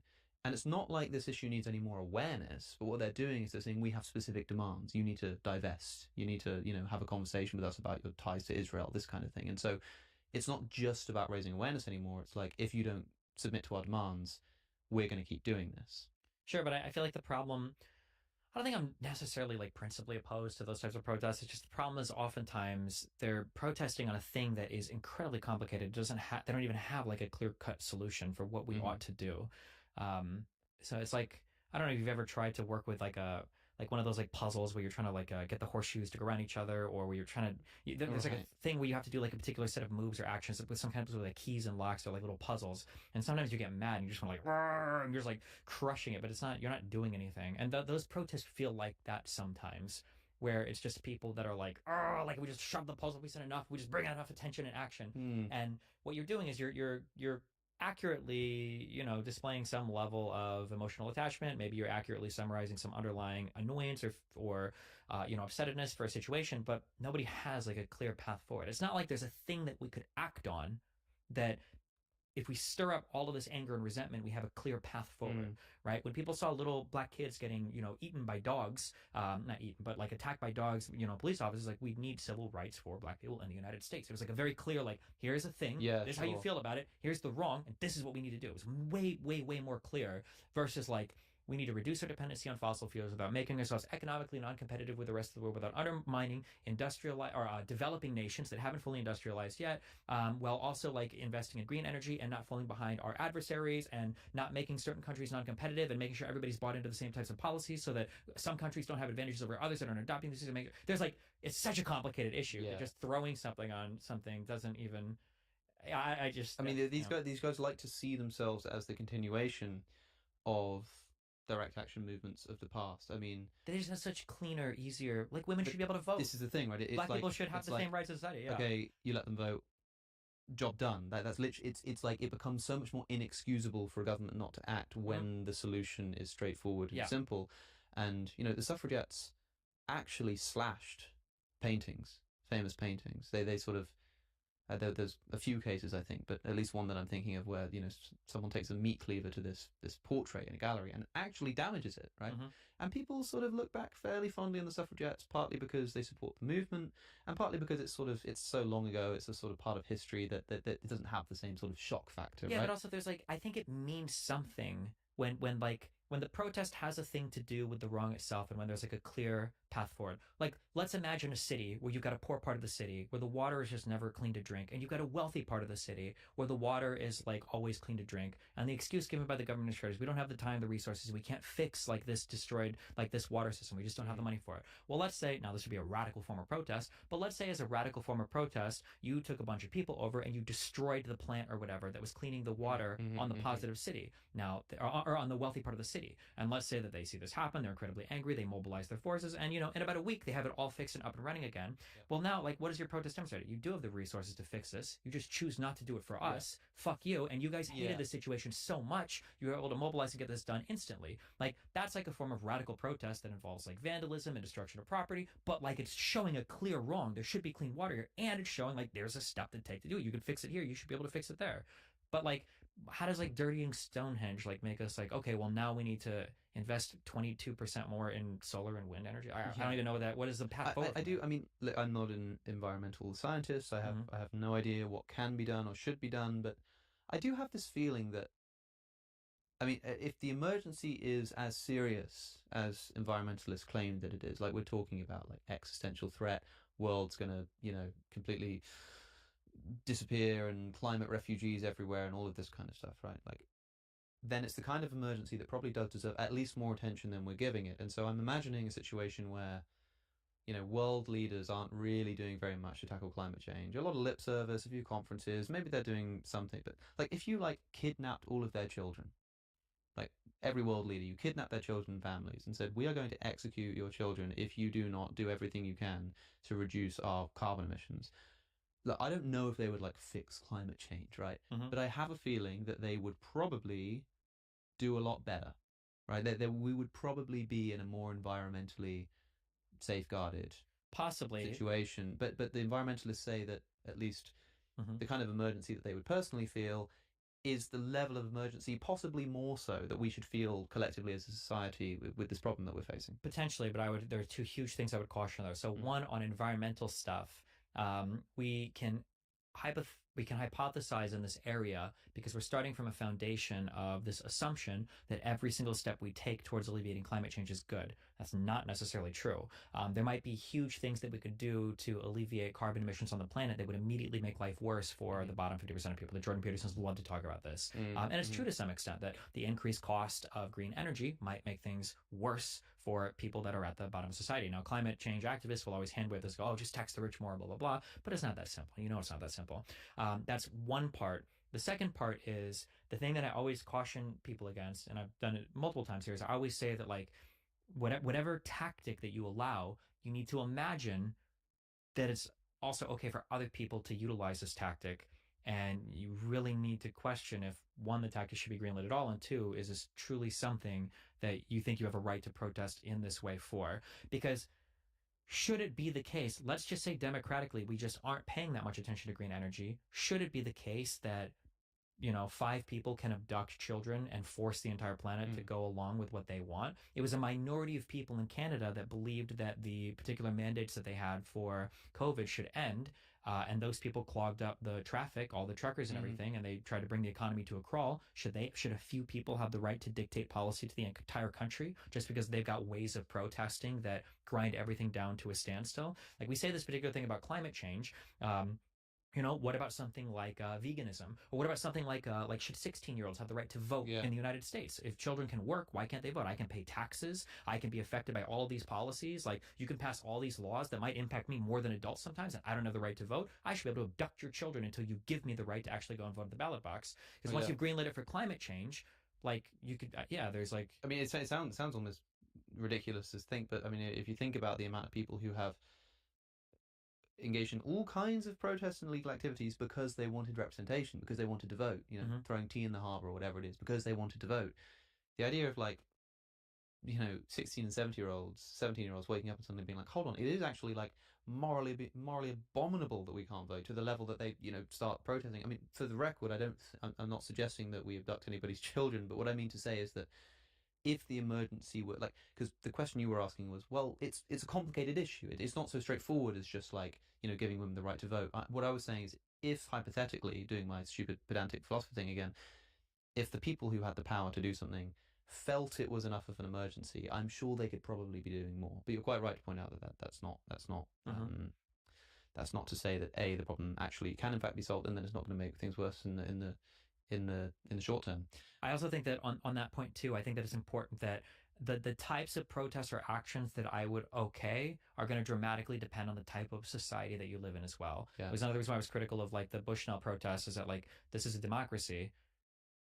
Like, I don't know if it's always appropriate to engage in those kinds of forms of radical protest, because more or less the government is, now I guess you can argue with some people at varying levels, is expressing the will of the people. Now, if you lived in an authoritarian regime, where the government was not expressing the will of the people as much, I could definitely see people. I could understand different types of protests. Like, I think it would be silly if you've got a government where like 80% of people feel a certain thing and 2% of people want to do another thing. I don't know if those 2% of people should be able to hold the government hostage and force people to, force government to take that action. But if you live in an authoritarian regime where like 80 or 90% of the population want a thing, but the rulers are preventing it from happening, well, I can understand the protest at that point more. Yeah. One thing I found really interesting when speaking to this Just Stop Oil guy, James Skeet, and I can't remember what episode number it was, but it was maybe about a year ago, was when I asked sort of, why are you doing this? Like, why do you find yourself sitting on the road at Grand Prix? There's this extraordinary scene of them at the snooker World Championships where they climb up onto the snooker tables and cover the green felt with orange powder. It's amazing, some of the things that they're doing. And it was sort of like, we've been backed into a corner here. We've tried doing the voting and the protest. It doesn't work. We don't want to be here. We don't want to be doing this. We've literally got no other option. And I was like, well, of course you've got another option. You could commit violence. You could take hostages and demand that something happens. And they say, no, we're very clear about this. We don't engage in violent protest. I was like, why not? Like, why not? Well, because, violence is wrong and immoral. Yeah, but, like, blocking traffic is, to a lesser degree, wrong and immoral. Like, damaging Stonehenge, like, desecrating a pagan religious site is immoral and wrong. But look, man, we've been backed into a corner. We've got no other choice. What else can we possibly do? It's like, in principle, I couldn't see a reason why that wouldn't also apply to political violence. But here it comes again. They said, well, it's sort of like, this is just it's a principle. We don't do violent protest. But it seemed very strange that the justification for doing something which otherwise would be immoral and which they don't want to do was like, we've got no other choice. This is the only way to get it done. I was like, it's not. Usually you probably don't want to sort of face the fact that you could probably achieve a lot more by like taking hostages, right? You'd probably have more of an impact that way. But you've got this moral principle that says, I'm not going to do that, right? And it was really interesting to see that means that, like, it can't just be as simple as like, we've been backed into a corner here and we've got nothing else to do. Like, again, to be clear, I'm not advocating that they commit political violence, and I think that political violence requires a lot more justification than, sitting in a road or something. But it seems so strange that they were just ruling that out in principle, even though it's still the case that they believe the planet is about to collapse and everyone's about to die and all of this kind of stuff. But it still seems that there are things you just wouldn't do, even if it genuinely is going to be so much worse. Yeah, I'll always push people when they're alarmists like that. I think that people don't match their convictions all the time with what they truly know or understand. I'll do this a lot with conservatives, where it's like, I think the vote is going to be rigged. I don't trust the election. It's like, okay, cool. Like, we should get a bunch of people together with assault rifles and rocket launchers, and we should go blow up the Capitol building. Like, we should do this because you truly believe, you really think that your country's being stolen from you. A fascist authoritarian leader is about to take over, and there's not, like, would this not be like a worthy, admirable cause to engage in like in actual insurrection? Wait, I thought I got my phone on. If somebody I think that sometimes people's convictions don't always match their predictions or what they're willing to stake on something. I talked about this before on my stream. Something I found happened that was really interesting. Somebody wrote about this. It was either Hume or somebody else. Some philosopher wrote something on this that matched my experience exactly. I was actually shocked. But basically, what I started feeling was, if you're going to be a political commentator and you're going to make these outlandish predictions,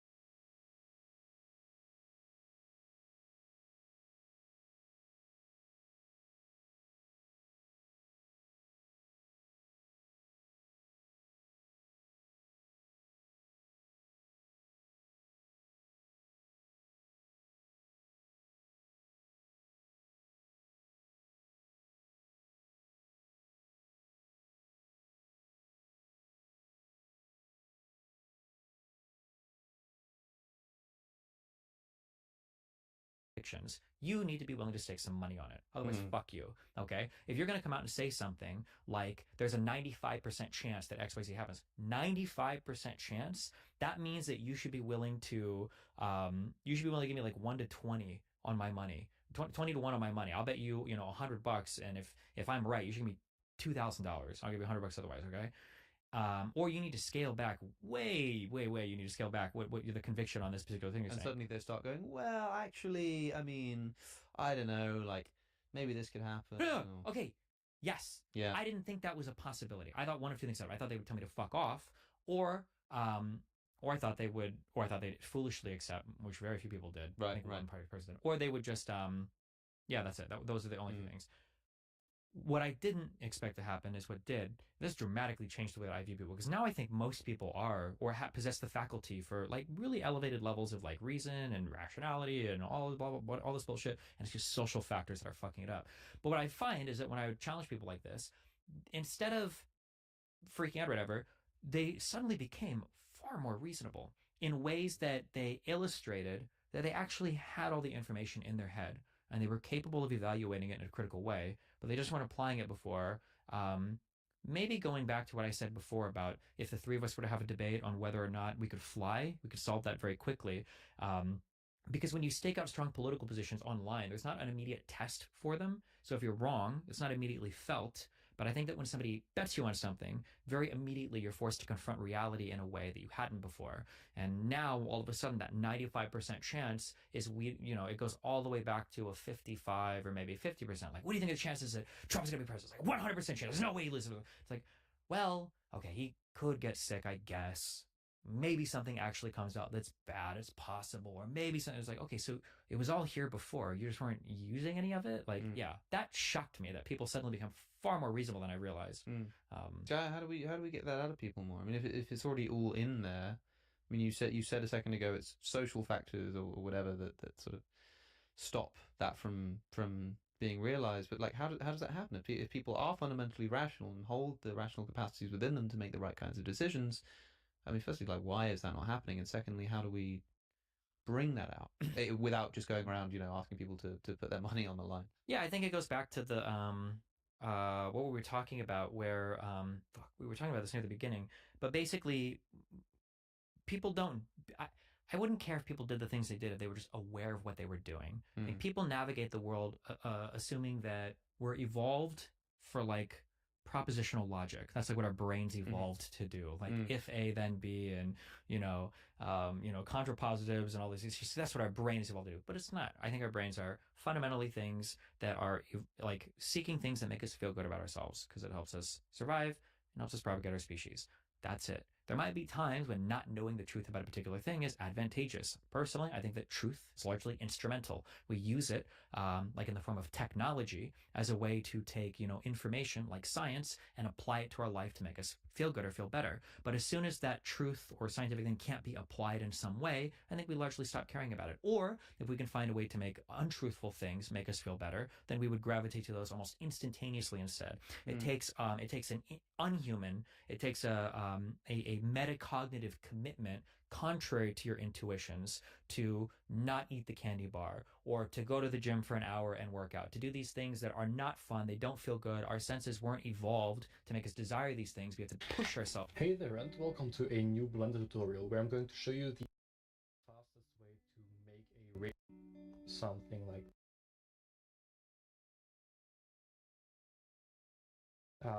arrayed here. Then would go to the base object, go to the modifiers, click on array, turn off the relative offset, turn on the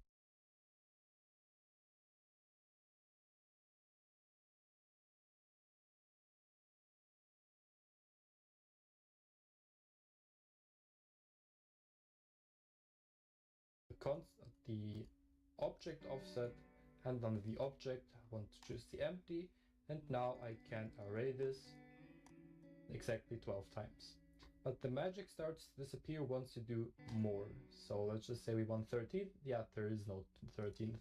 If I wanted to have 13, then I would have to take 360 and then divide it by 13.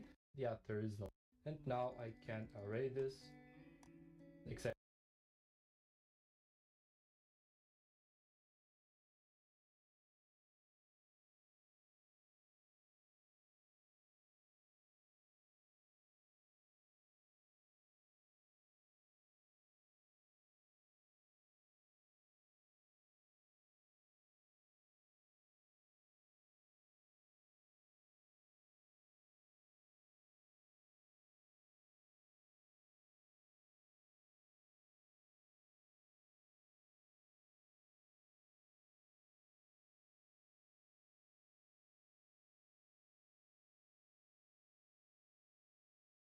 instances that I want to act. Go to the modifiers, click on array, turn off the relative offset, turn on the object offset.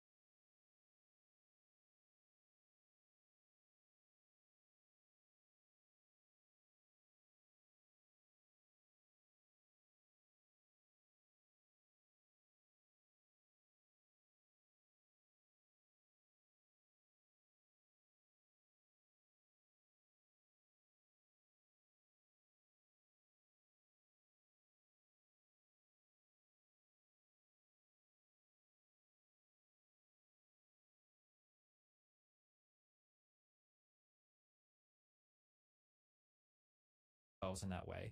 And we understand this when it comes to things like health, but we don't understand this when it comes to things like our brain for some reason. So when I look at people in society, people largely inherit collections of beliefs from the social groups that they're in, and there's a lot of social pressure to believe in those particular things, and the particular things that you believe in are confusedly tied back to these like ethical positions that you've never even considered before, and then you go through life assuming the same of every other person, and that's more or less how every single person operates. And I think if people just knew that, we would already be like a million times better than people assuming that they're walking through life on some rock solid moral foundation, unaware that if the constellation of beliefs of their particular social group were to change slightly, that would be directly contradictory to the supposed ethical position they hold, they would follow through with it the next day.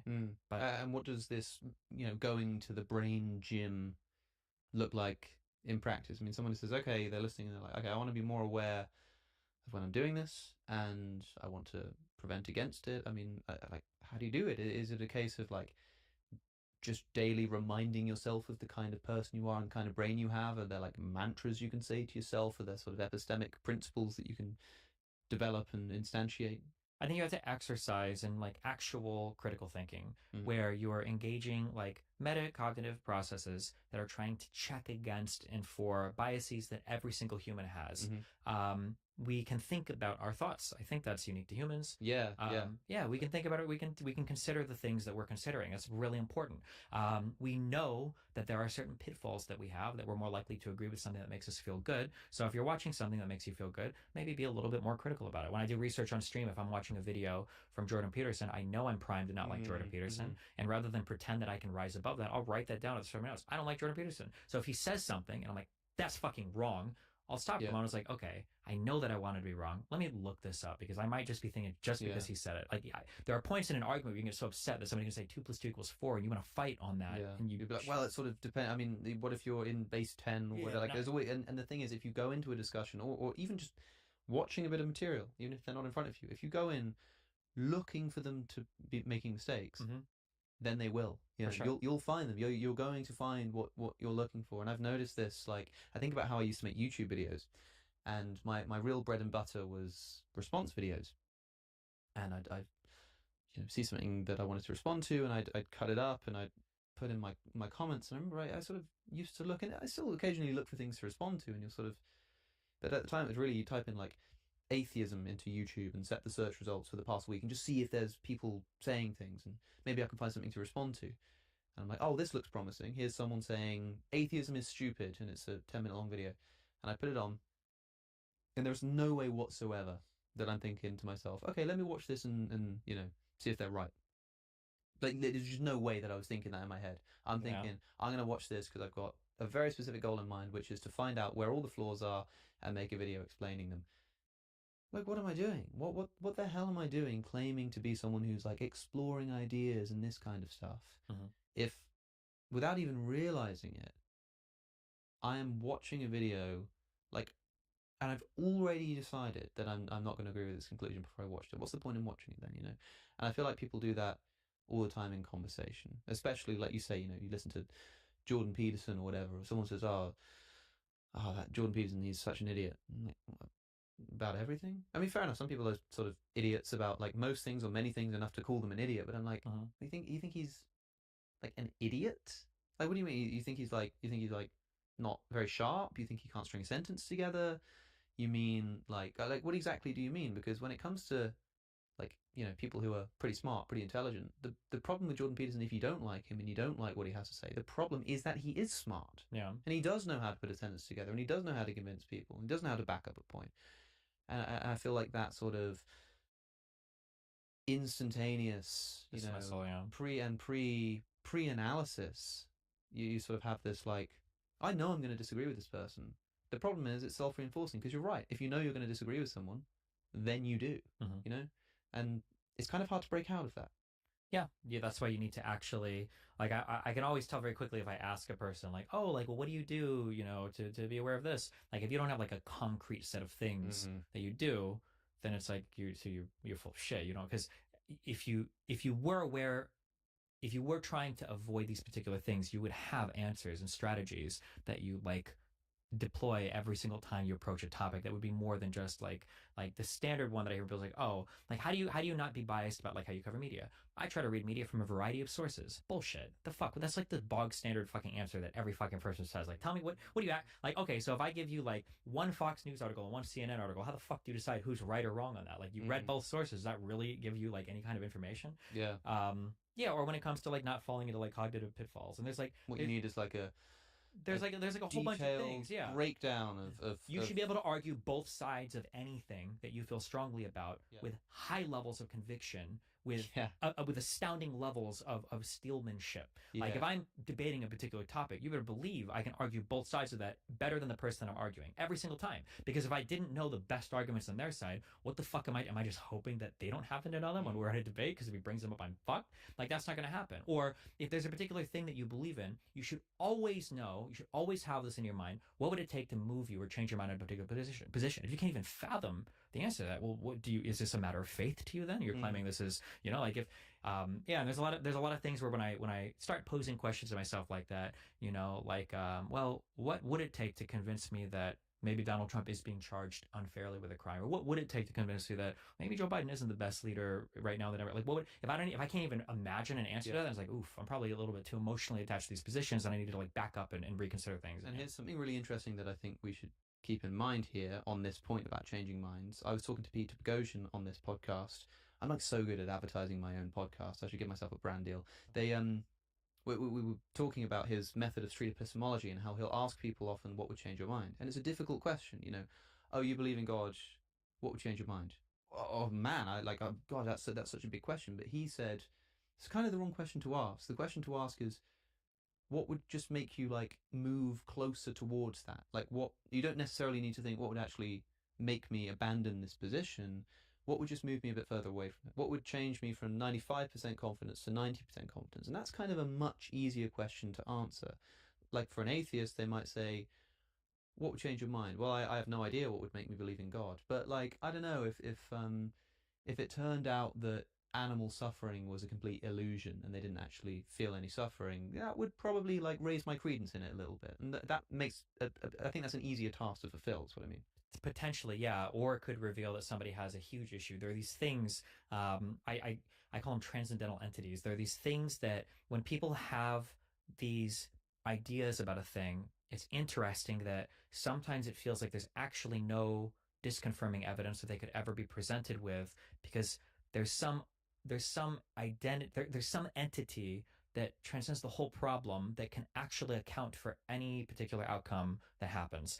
A really good example of this would be the Tates. Okay, the Tates are innocent, and I know that they're innocent, and I know that the system is after them. The system is like the transcendental entity. The Tates are never going to be charged with a crime because everything that happened that was accused of them was bullshit. Okay, well, that's a prediction that I'm making. But then the Tates do get charged with a crime. Well, of course they got charged with a crime. The system is fucking rigged, and of course they're going to be charged. They're not going to be convicted because all of this evidence is fucking bullshit. So there's no conviction because this is all, so, you know, a horse and punishment, blah, blah. Well, then they do get convicted. Well, of course they were going to get convicted. The system is fucking rigged. It was always going to come out again, right? You end up in this world, and I notice there are certain people that I debate where there's actually no form of disconfirming evidence ever, because the overall, this transcendental idea is always accounting for every possible outcome, where there's no way when it comes to you know, like the DOJ is rigged and it's always going to be unfair. Okay, but what about the fact that Hunter Biden just got convicted for some pretty insane crimes? Well, yeah, they're doing that because they don't want you to catch on to what's going on. Right. Wait, okay, well, like you know, the CIA, the NSA, they do all these things. Like, well, why wouldn't they just get this one guy who's like the biggest person that complains about it? If they killed like Seth Rich and all these other people, well, they got him too. It would be too obvious. Like, it's like they're simultaneously all powerful, all knowing, in control of everything, but then also like faltering and failing when it comes to like kids on the internet exposing their stuff. And like, yeah, it's one fan of mine, I don't know if there's a name for this fallacy. He said you should call it the all roads lead to Rome fallacy. But basically, like, literally no matter what happens, your particular theory makes no predictions. I like that. Because I like every single thing that happens can be accounted for with your particular theory. Yeah, it's crazy. So when you ask, I have one thing that I do like this. I can't help it. I'm an atheist. But the way that it would manifest in me, and if you have a talk out of this, I would be very curious, is that question that you just asked of, well, what would actually prove to you that God exists? And I feel like for a lot of atheists, we have this idea about atheism, to where if you were to give me any evidence towards God, what I would probably say is that wouldn't move me closer to believing in God. It would just move me closer to believing that I have schizophrenia. Yeah, right. So this is the big problem. Is for the materialist. And it can't be accounted for in a physical or material sense, becomes delusion. This famous moment in a debate between William Lane Craig and some kind of atheist apologist, if you like, and they're talking about the resurrection and how the disciples claimed to see Jesus after he died and all this kind of stuff. And the atheists are sort of saying, look, I think that they were possibly experiencing a delusion. They were delusional. You know, they didn't actually see it. They thought they were seeing it. And Craig's like, but really, I mean, they all said this. They all said they saw it. And he's like, no, just delusional. Later on in the debate, you know, Craig says, well, what would change your mind? And the guy's like, well, look, man, I mean, like, you know, if God, like, wrote in the sky and said, you know, here I am and you should worship me and use my name and all this kind of stuff, then, you know what, Dr. Craig, then I would believe in God. And Craig just says, oh, and he sort of goes, sort of like sits back in the chair, oh, are you sure about that? Are you sure you wouldn't just think that you were delusional? And the audience like erupts and laugh and clapping, because like that, he would think he's delusional. I would. A lot of people will actually say this in a minute as well. It's like, really, like, if I woke up and I heard an actual voice in my head saying, Alex, why are you persecuting me? I would probably think I've gone insane. I'd go to a hospital before I went to a church, let's put it that way. So, because of that, it is worth considering what would actually change your mind. Because you often think as an atheist, like, well, okay, I mean, if God really wanted to let himself be known to me, he could just do it. He could do it with something like that. He could just speak to me right now. But if it is actually the case that you would, in fact, think that you were just being delusional, he'd have to do it in a more subtle manner. So, I mean, you're an atheist. Stephen, what do you think would change your mind? I have no idea about that. I think that I think it's actually, I don't actually think it's an atheist religious thing. I think it's a fundamental challenge to materialism, to where for a materialist, anything that like the challenge is like, okay, well, here you're gonna show me some immaterial thing.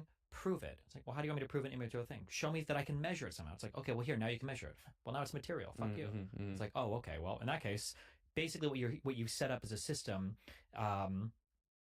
I'm not going to invoke Gödel because every time that's done is incorrect, so I won't do that. But what you've essentially done is you've created a system that can never, ever, ever be invalidated because either you have a way to account for it with the system itself, or anything that would be disconfirming is somehow subsumed into the system. So when it comes to having God write his name in the sky, you're accounting for that in a materialist sense by saying that neurons in your brain are misfiring, and that's why. So you can never be proven wrong in that. I just accept that that's the limit of my human cognition. Whatever God or whatever exists outside of conscious experience, I just don't know. Fuck me. Yeah, that's the one freebie I'll give anybody on that. Yeah. Okay, so outside of the God question, I mean, do you remember the last time that you changed your mind on something non-trivial, like what time you think it was?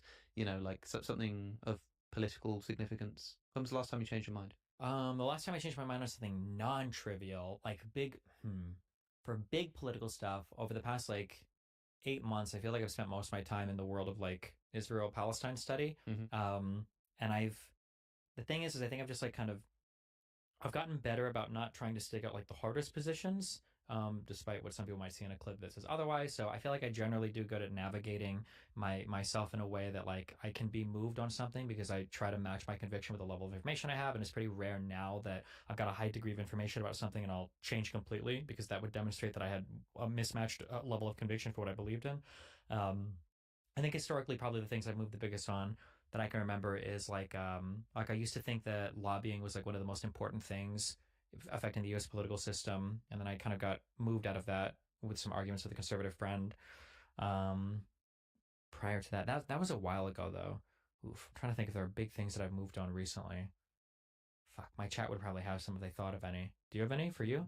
Well, I mean, it's a difficult question, and I ask. It's always a good sign if you can think of it, but also at the same time there might have been things you change your mind on, you sort of forget they're big things. So it's a difficult question. I don't mean to like ambush you with it, but no, it's okay. But the interesting thing about it is that the more significant the change, I think, the less overnight it is. Sometimes, yeah, for sure. And so I mean, I think it's rare that somebody.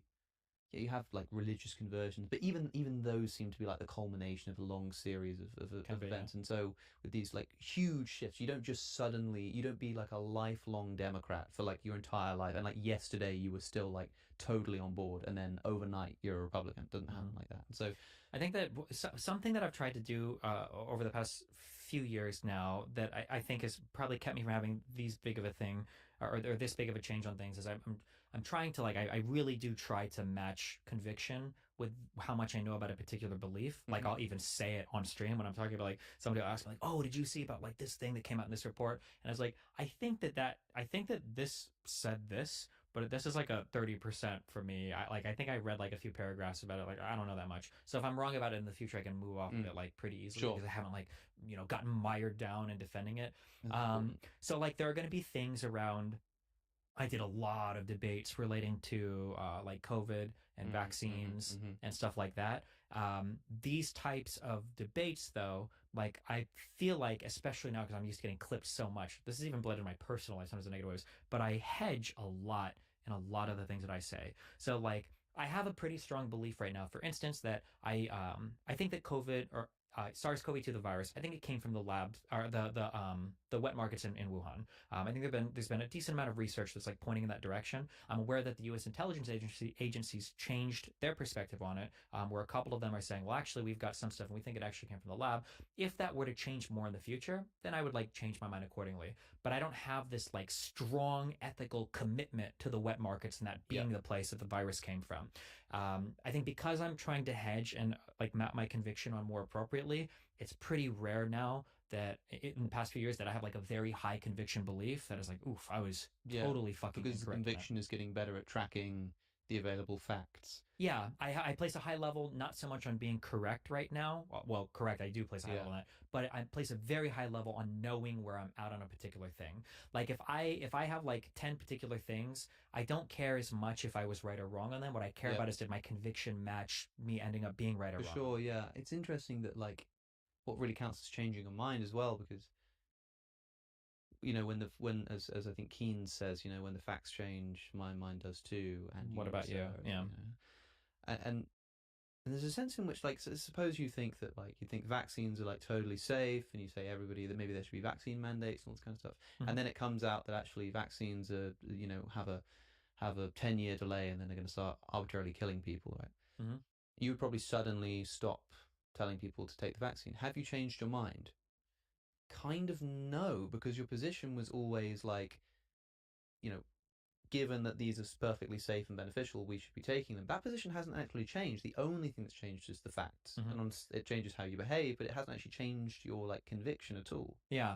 So this actually ties into what we were talking about earlier, where I said that people have this like normative confusion with their applied positions. Yeah. Exactly. Where they think like, personally, I don't give a fuck about vaccines. I care about public health, and I care about like ultimately like people being happy, healthy, and to be free from other people making them not healthy. So if you show me tomorrow that vaccines, have some delayed ticking time or whatever, I have no problem saying fuck all vaccines. There's fuck no it, like, but what about my like vaccine principle? Like, yeah, no, I don't have talking that, about, man. But since people don't do the work on that, they end up becoming way too attached to these applied political positions, and then they confuse them with the normative positions. And the more irritating part is that when you argue with them, because they've done that confusion and they don't even realize it, when you present your applied position, they assume the normative position and they don't even deal with your applied position. I might have a conversation with somebody and the topic is, we need to address homelessness in the United States. And they might say, I think that rent control is an essential thing that we need to help people afford apartments. And I go, I don't think rent control is actually that good. What they just heard me say was, I hate homeless people. Right. Do you know, this has actually happened to me once when I was on the Piers Morgan show, and we were talking about the monarchy and why I don't think it's, at least UK monarchy, is kind of self-defeating and stupid. And he said to me, What about Prince William's campaign to end homelessness? He just started this new campaign and put a lot of money in it. And I said, well, that's fine, that's great, but it's nothing that he couldn't have done as a private citizen. To which he said, and I quote, "What have you got against homeless people?" What about William's campaign at the moment to end homelessness? Yeah, fantastic. Funded by what? Funded by us. And what's this, like £3 million? It's £3 million. So you don't like his campaign against homeless? I think it's formative. What have you got against the homeless? It's nothing he couldn't do as a private citizen. We give him £22 million. What do you have against the homeless? What is it? We give him £22 million. He can spend that on. You don't want him to help the homeless. What have you got against it? He said it like 3 times in a row. And the thing is, he wasn't joking. No. And I remember thinking afterwards, and I should have done this at the time, I remember thinking to myself, hold on. If I could have just been like, pause, no, shut up, everyone just be quiet for a second. I'm going to nail down on this one particular point, right? I just said, we're just going to rewind this. I just said that in response to, Prince William's new homelessness campaign, I said that it's nothing he couldn't have done as a private citizen. To which you responded, you thought an appropriate response was, what have you got against homeless people? Just stop for a second. I'm going to give you a chance to just rethink that. Follow that line of thread. Like, do you actually think that? And I'm almost certain that if we really slowed things down and I really got the opportunity to ask step by step, there's like no way that he's like repeating that. There's no way that he's being, there's no way, unless he tries to do some kind of hyper rationalism where he's like, yeah, well, I know that you think that, but because it sort of comes across this particular way, you're actually gonna undo the monarchy, and that's going to have this effect, and that will actually end up badly affecting homeless people, and you should know that, therefore you must be against homeless. Like, fine, he could do that. Yeah. But I think more realistically, he's probably just going to go like, I mean, it's indefensible. You can't seriously think that I've got something against homeless people because I think that Prince William having a anti-homelessness campaign is not a good enough reason to uphold British monarchy. You cannot rationally think that. But even just saying that sentence that I just said takes longer than you get on the Piers Morgan show before it interrupts you, right? And but if you actually did it, they don't think that. Maybe, but the big problem is a lot of the audience does too, because again, I think most people come to beliefs this way. Like it's very, very hard. And yeah, I've had so many debates, and I still have to start. I spend most of my time. It's funny because people say like, "Oh, debates all just like rhetoric, and you just blah blah blah." And it's like, my rhetoric is my weakest point because I like the like, let's do the discrete, like disentangle this and that and that and that. And then sometimes like I'll get ahead of myself where I'll say something and then I realize like, fuck, I need to go back and explain this more. I had the big debate with Finkelstein and Rabbani over a point comes up relating to the definition of genocide. And as far as international law is concerned, genocide has two components. There's an actus reus, there's the action that you do, which is like one of 5 things. And then there's the mens rea component is a special intent, and dolo special is a highly special intent to eliminate a group of people in whole or in part. And both of those need to be met in order for it under international law to be genocide. And we were going back and forth. They're like, oh, well, you don't think so? And one of the things I said was like, you could nuke the entire Gaza Strip and it might not necessarily be genocide.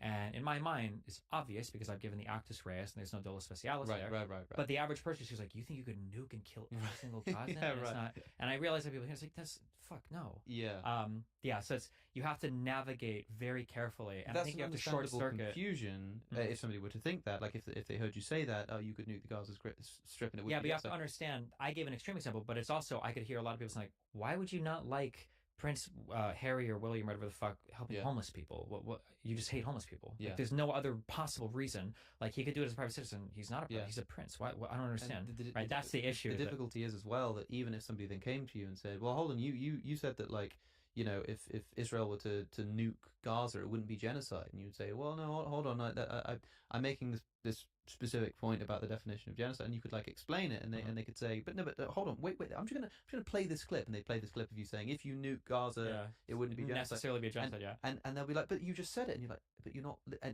they're so like, and maybe not just because they're like intentionally trying to misrepresent you or something, but because, like we were saying earlier, when you go in like looking for the mistake to make, they actually think you're making that mistake. Yeah. And if they only got rid of that preconception and thought like, let's actually, instead of trying to look for mistakes in something I think, you know, might actually be kind of fine, let's try and look for what's good in what I otherwise think is actually going to be really, really bad. I'm going to try my very best to try and find any kernel of truth. Sure. Right, you can reverse this principle, whereas I would look at these videos and go, I'm going to look for any kernel of falsity that I can like latch onto and make a video about. We should be doing the opposite. And if they did that, then it would take like 5 seconds to clear up that confusion. Yeah, but then you run into the problem before where for a lot of debate it's zero sum, like we did with the democracy. Yeah, because there's got to be a winner and a loser. I tried to do this in that same debate where I tried to short circuit that process, maybe in a way that you would, and it also didn't work, where we were arguing over one of my opponents, Moeen Rabbani, tried to catch me. He's like, I watched one of your streams and you said that you don't think that Jim Crow in the United States would have counted as apartheid. And my response was, I don't think it would. I think apartheid is like a top-down system from the government, separating races. Jim Crow is like an informal collection of policies. And he was like, and I think I answered something like that. He's like, I just can't believe that you would say that you wouldn't think this. And I understand what's happening. And I asked him, I was like, do you think I support Jim Crow? And he was like, maybe you do. That what? Yeah, because I reject your comparison here. Do you think I'm supporting this thing? And that was the answer that he gave. And a lot of people that listened felt the same way. And I'm like, what? Like, would you even like? Yeah. And luckily, there, as you say, you have an audience, and so a moment like that is even if you don't win the other person over, like it's. But most people, we're quite lucky. I mean, a lot of people say to me, oh, how do you stay so calm in a debate? How do you not get really frustrated? And the truth is that I don't, right? Like, there are people in my private life that I have conversations with where like I'm just like, oh my God, you idiot. Like, you not understanding. I get like riled up and angry. We have this great sort of beautiful benefit where if I'm having a debate and somebody is being totally irrational, like frustratingly irrational, I can just be like, well, as long as they're being sufficiently irrational, if it's irrational enough to actually get me frustrated, it's irrational enough for everyone who's watching this, which is what I'm doing this for, to notice that. So I'm not going to worry. In fact, it's a good thing for me because they're doing the work for me. Whereas if you take away the cameras and take away the audience, then I can imagine it gets a lot more frustrating. So we have that extra benefit that most people don't get to experience, which potentially, depending on the size of your audience and everything too. So I think it's more of a problem when something like that, like when you say, but look, man, do you think I support Jim Crow? And they're like, yeah. It's like in that environment, it's sort of like, all right, man. But in like over the dinner table at Thanksgiving, it's like, oh, for God's sake, like I'm about to get over there and smack you. So I think that people should, bear that in mind when they sort of compliment the virtue of debaters they see online managing to stay calm. Which is another thing. That's why I bring up that, like, I think a lot of people arrive at their belief systems through social pressure and stuff, because people like I try to be relatively free of different pressures socially, but I can do that because I'm pretty isolated in my real life. Like all my life goes into work and everything, and I try to remind people like I can stake out these like really brave positions, but like it's my job to do it, and I don't incur much cost now that my fan base is large enough to support me. There's not really a big cost. It would be way braver to stake out a strong position on a particular social topic if your family was in the opposite, or if your social group, your friends were the opposite, your coworkers were the opposite. That's a much harder thing to do. Yeah. Okay. Before we finish, okay, I need to vent to you about your Jordan Peterson conversation. Yeah. There's a thing that happens, okay, that I fucking hate, and I know Peterson does this intentionally. Okay. Yeah. It's this game that is played when somebody asks a question, when somebody asks you a question, and you don't want to engage with the answer, and instead you endlessly obfuscate contextually on what's being asked, okay? Every single person in the world knows that when you ask the question, did Jews leave Egypt and cross the Sinai or whatever, did that happen? Does everybody know that, Stephen? Does everybody know that? Because I mean, like, there are people in the room across the way right now who haven't even heard you ask that question. They might not even have heard of You're doing it Egypt. now, right? So how would they? You're doing it, yeah? You're doing the thing? Well, I don't even know what you're talking. I don't even know what you're accusing. In fact, the very idea of having to accuse me of something means that you must have some kind of like standard by which you're judging me. And to be honest, if you didn't believe in that story, if you didn't believe that, let's say the what would you say, the value of individual autonomy over the sort of oppressive brute force, and that standard must be sort of okay. There's two things that drive me crazy about this. Okay. Yeah.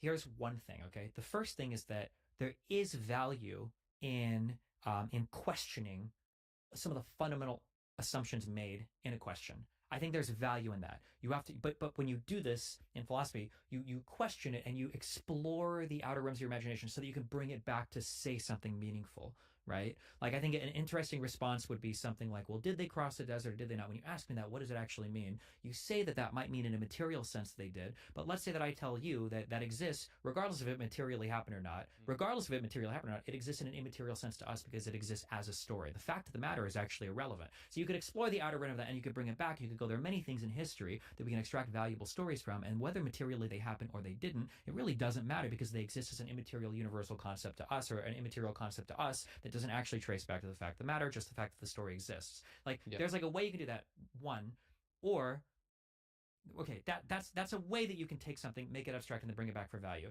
But the thing that really drives me crazy, okay, about when people do that is the problem I don't like it when Peterson does it is he only does it on certain topics. Oh yeah. Because when we talk about did the Jews leave Egypt, well, that's a question that could be endlessly pontificate upon, consider. It's like but when we ask about more complicated than like you could possibly imagine, So wait. But how does a guy who cannot even begin to come close to the horizon of declaring a material factor or not have such a strong position on the efficacy of vaccines or the threat of climate change? Like, if there was anything to endlessly consider, would it not be some of the most macro policy topics in the world? Like, how can a guy who won't even approach a material analysis of those things be able to concretely tell you that all government that is large enough is bad? Like, where's the curiosity? That drives me crazy. I feel like they're different kinds of conversations. No, right? they're not. Because and I'm actually not doing the Peterson thing now. I know you're the religion topic. I mean, there are people who think that something like the Exodus story is mythological or is not, let's say, primarily a history text or something like this, and those are interesting conversations to have. And that's quite, for somebody who was a bit wishy-washy on that, it would be unfair, I think, to say, well, if you're so wishy-washy on that, why are you not so wishy-washy on your position on vaccines, for example? However, the thing that Peterson does, it's like, we've come back to this 3 times now. I don't mind you doing it, just be aware of it. Notice that you're doing it, right? Like saying something like, I mean, if you want to say, look, the Exodus story, I'm not really sure if it was historical. I don't know if it actually happened, but I'm sure that the main purpose of the story is not whether it was historical, but rather like if you start off then everything fine. else he says is fine. But it seems to me that that is basically what he's saying. He's just doing it in a roundabout way. I disagree. That like well, as in I think that's what his position probably actually is. But he's smart enough to say that. But that's what gets me is that like that. I say he is smart enough to know that, like, when I was asking him about, you know, did it really happen, like with Jesus leaving the tomb and stuff, and he says, you know, well, he's often said he doesn't really like the question, or like it sort of depends, and I'm sort of like, even if that's true, even if the question is inappropriate, even if you think it misses something important, you're smart enough to know, you know what you're being asked, you know what you're being asked, and even if the answer is I don't know, or maybe, or probably, that's why I thought about how can I, like, the main thing I did was try to make sure in that conversation that every single question I asked preempted any possible derailment, which is impossible. Which required watching other people ask similar kinds of questions and seeing what sort of went wrong. Where did it go? You know, and so you know, with the question of Jesus' resurrection, you might say, but like the historical, and you immediately interrupt yourself and say, and I know you don't like this question, you know, and you say, like, the way I ended up wording it was so that it can't be like, well, what do you mean happened? What do you mean historically? I asked the question, if I took a Panasonic video camera and put it in front of the tomb of Joseph of Arimathea, would the little LCD screen show a man exiting the tomb? To which he said, I would suspect yes. Whoa! You know, I was like, and people have told me this afterwards. You know, I spoke to Jonathan Pajot about this, who's a close, I think they're pretty close friends, Jordan Peterson and Jonathan, and they have, I mean, Jonathan Pajot has obviously had a big influence over Jordan's religious thinking, and then they've had endless conversations about religion, like they're always talking about it with each other, sometimes like as a duo. And Jonathan said to me, I was kind of taken aback when he said that. And this is a man who spent probably more time talking about religion with Jordan Peterson than maybe anybody else, and he was like, when you got him to say, I would suspect yes, to the question of whether Jesus exited the tomb, suddenly he was like, I think he might believe in the historicity of that event even more than I do. Yeah. And I think it was a result of knowing that Peterson does have a tendency to do this obfuscation, but also trying to understand as hard as I can why he does that. I don't, but that where that I have is that, like, yeah, it feels like it's an avoidance technique. It's not like one where he's so endlessly curious about a topic that his imagination is just running far ahead of him. He's trying to catch up to it. More so because any reasonable person knows what you're asking when you say that. Any priest will know, any rabbi, any teacher, any religious man will I grew up in a Catholic society, I went to a Jesuit high school and everything, that if you were to ask a question like that, like, did this actually happen historically? They know exactly what you're asking, and they know the value that they want to give you, and they're going to walk between both worlds in a way that makes sense and I do kind of get it, that even if, like, I do actually think that he is sincere in his position that these religious questions are infinitely more complicated than other kinds of questions. Even if it's kind of a bit silly or a bit weird, I don't think he's trying to pull the wool over anyone's eyes. And if he is being an obscurantist, I don't think he's doing so knowingly. I would suspect that how he probably feels, from what I've seen, is a bit like if a quantum physicist was being asked by some like kid who had no idea, who didn't really know anything about physics, and let's face it, most people don't have a very thorough understanding of something like the biblical canon, right? They don't know the ins and outs of the stories and how they interlink, and you know, they ask sort of a question about physics, and they've got like two objects, and they bang them together and say, you know, like, you know, why do the objects bounce off each other? And it's sort of like, oh, well, you know, it depends what you mean by objects, right? Because the objects don't bounce into each other, and because you're thinking in your head it's actually subatomic particles with negative charges that like repel each other at the subatomic level, and you're like, yeah, but no, but like do the rocks like bounce off each other, yes or no? And you're sort of like, well, like it kind of depends what you mean by the rocks, and it also kind of depends what you mean by like bounce, because it's not really the rocks, it's kind of the atoms that make up and it's not really but like it kind. And I understand what you're saying. I fully reject this answer. You'd suddenly start sounding a bit Petersonian in your sort of like, but nobody says like, that. You would never say that. You know that objects don't truly touch each other, right? Because there's like there's a different subatomic forces that are preventing actual, like, there's no atoms colliding with each other here. But you would never give that answer to somebody, right? So even though you have the knowledge and you know that, like, if a kid asks you that, Like you're never saying that answer. But this is the thing. This is why, although it might seem like, especially when consider that the kid might not be asking like, you know, do the objects touch each other? They might be asking something which sort of relies on the assumption that things touch each other.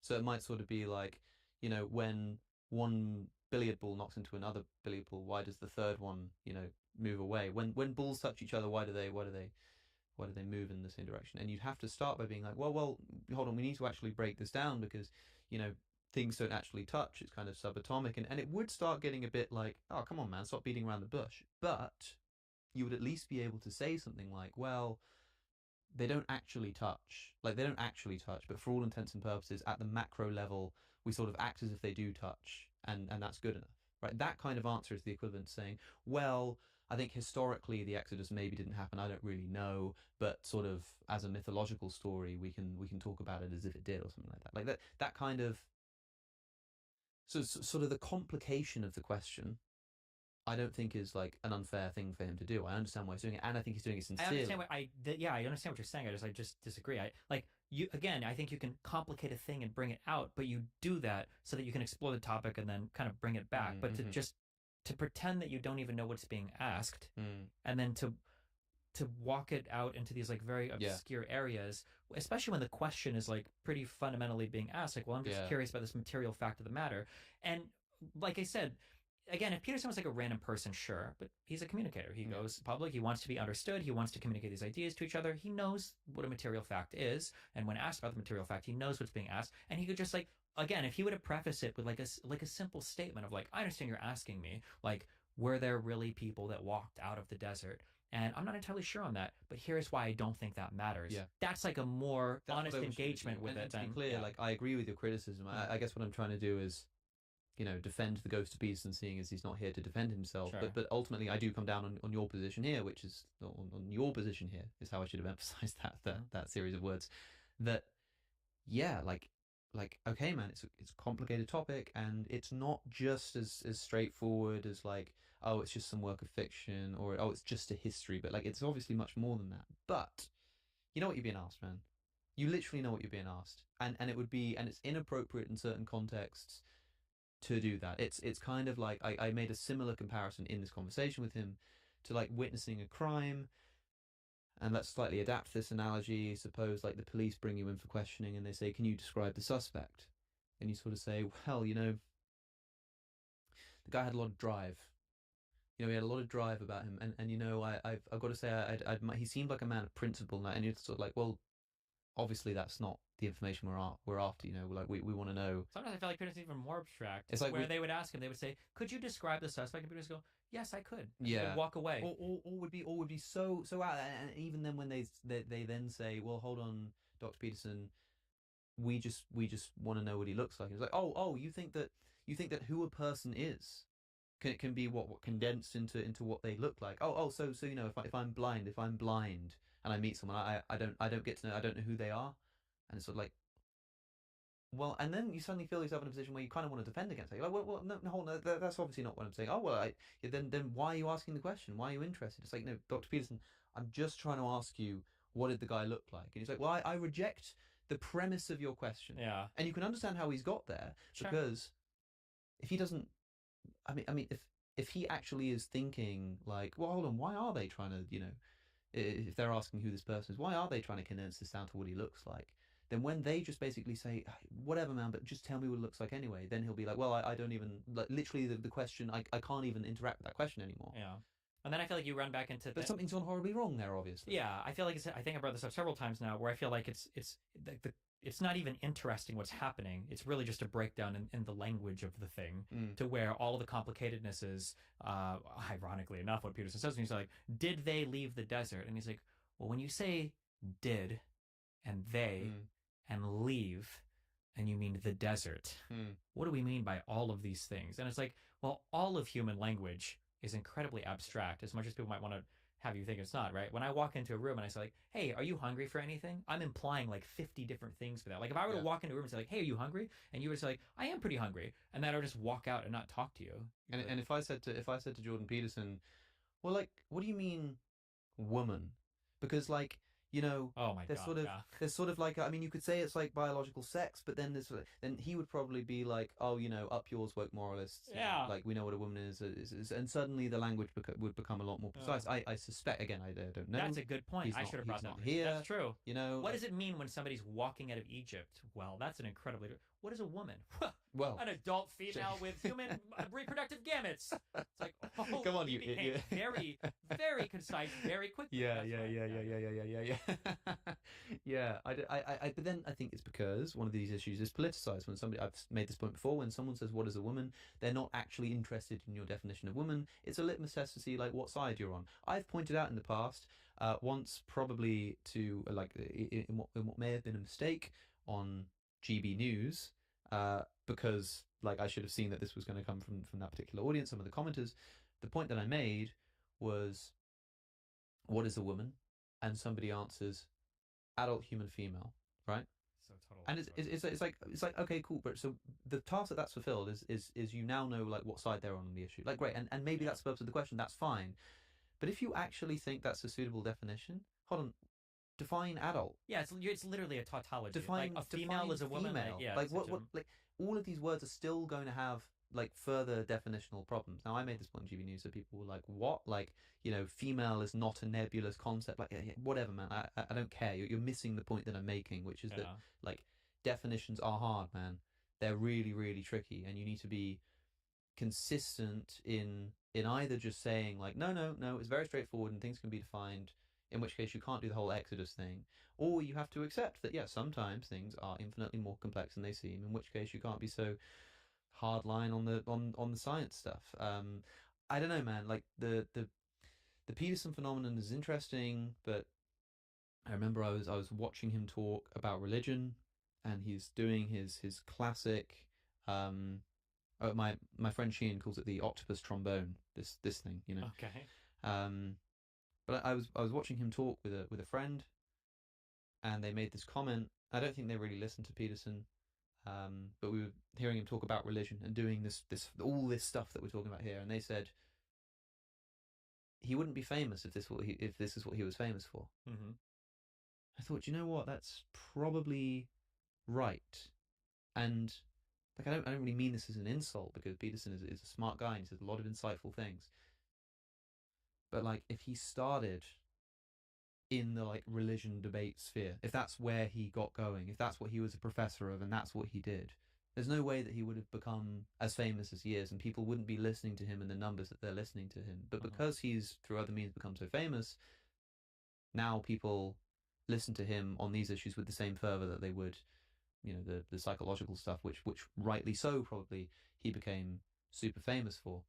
And it's strange. And my assessment, or my prediction about Jordan Peterson is that he probably spends most of his time either with people who think he's like one of the smartest guys in the world, and so when he starts talking about like religion, wishy-washy stuff, they sort of maybe don't really get it, but they go, but you know, it's Jordan, big words, though. It's like yeah, it's Jordan Peterson, but like so you know, and they're sort of they're like trying to understand it. They're like, yeah, I can see it. Yeah, sure. And so he's either surrounded by people who are like, yeah, totally, absolutely, or by people who are saying, you're literally the worst human being I've ever met in my life and you should go and kill yourself, right? And what I was trying to do in my conversation with him was be somebody who would say, no, I think that this is an unhelpful approach to this question. I don't think you're making a lot of sense on this point, and I think you need to be more clear.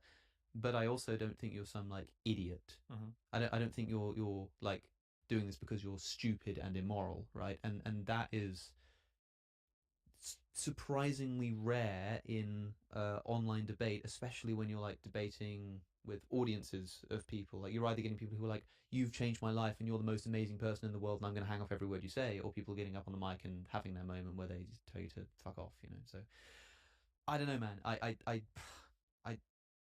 also, I was on his show as you were on his show, and I feel like it's a different kind of dynamic to if I was having him on my show to have an interview, or much different from if we were having like a moderated debate on a third party platform. You know what I mean? And people have noticed this with me. They've noticed that I just like shift in tone totally between like a conversation like I'm having now, or if it's like a debate. Yeah. And I can't help but do it. I felt like I was a guest. I was glad to be invited. I was you know, I'm reaching a whole new audience of people, and so it's going to be a bit sort of toned down. But ultimately, I think I agree with you. I mean, he didn't do it in your conversation. Like, not really at all. We didn't, because we were on like very concrete topics But that this he is the would thing, want to like, obfuscate on. He wants to like have strong positions here. Notice the difference. Like, watch the conversation I have with him, and watch the amount of times you have to just, it's starting to go a little bit, and you have to sort of reel it back in and be like, no, but hold on, you know what you're being asked. Like, can we ask these? You wouldn't have to ask questions like, you know, the Panasonic video camera in front of the tomb thing on a question of politics. You wouldn't need to break it down in that language, because there's none of that sort of airy fairiness. But he would say that that's because this is something that's intrinsic to religious discussion that just doesn't really exist in the political. So I suppose that would probably be his defense. But to find out for sure, he'll have to come on my show. So we'll try and make that happen at some point. Maybe when he gets his new book out, We Who Wrestle with God is the book that he's going on tour for, like, now, even though the book isn't out yet, which I think is a pretty bold and respectable move. Okay. I don't know. I imagine you'll probably. I don't know. Do you think you'll? No, he isn't happy with me now. So really, feels like all the shows he goes on. He said that I argue just to be right. Oh, sure. Yeah, actually, no. Which is very annoying. He did. It's annoying because there's on a lot of these like larger shows I go on, I dial it back a lot to try to be like very gentle with the people. And it was with him and with Candace Owens. They both came away feeling like I was being too aggressive. It's like I was so gentle, and I am irritated that you still have this negative impression. You don't think you were aggressive in that conversation with Peterson? Yeah, not anywhere near the level I could have been. Yeah, and I feel like he was leading with most of the aggression, which I'm happy to follow. But I also like pull it back. But yeah, like I'm fine. I mean, it's exciting and it's raw and it's passionate. I mean, I'm not condemning him for it, but it definitely seemed that in those moments of passionate outburst, they were coming from Peterson. Yeah, I think. Which I'm fine with. I have no problem with that. And so where do you think he's got this idea? I mean, I think he said it on Matt Fradd's show on Pints with Aquinas. He said something like, well, when I was younger, I used to sort of argue to be right. That's what I cared about. And he seemed to sort of identify that quality in you. Where do you think that came from? I don't know if it was just comments or what, but like comments that he saw, then he got asked Matt about it. But the way that I feel when I hear people say things like that is, if you don't provide an example, I assume that you're emoting something different, that you're just unhappy with the way the conversation went. It's a lot of like standard copy pasted critique that I get of like, this guy just reads Wikipedia, or this guy just, he just like screams at people, blah, blah. It's like, okay, well, like, show me where I was like wrong on a particular thing. Yeah, didn't Joe Rogan say that about you at some point? Yeah, he made some like Wikipedia. Like that joke carries very, very, very far. Yeah, that's it's extraordinary. Hey, at least you're in the popular conscience, I guess. Yeah, I mean, I am. Yeah, was but it it's still very frustrating. Publicity, something? No, that doesn't work. It's not when it's you saw what we just talked about the cornstarch in the Stonehenge. Yeah, all publicity is not necessarily good publicity, but well, we don't even know what the good critics of Wikipedia are. But yeah, I don't know. And hey, there's nothing wrong with a Wikipedia search. It can get you to it can get you somewhere. It can get you somewhere. I don't know. Yeah, a starting point is probably the key thing to know. Well, Stephen, hey, thanks for coming back on the show. We'll have to do this again sometime. Yeah, good luck with your debate tonight or tomorrow. Yeah. Thanks. If you want to get access to these videos early and ad-free and support the channel at the same time, as well as getting access to my exclusive writings and Q&As, then you can do all of that at alexoconnor.com. Thanks for watching. Subscribe if you want to, and I'll see you in the next one.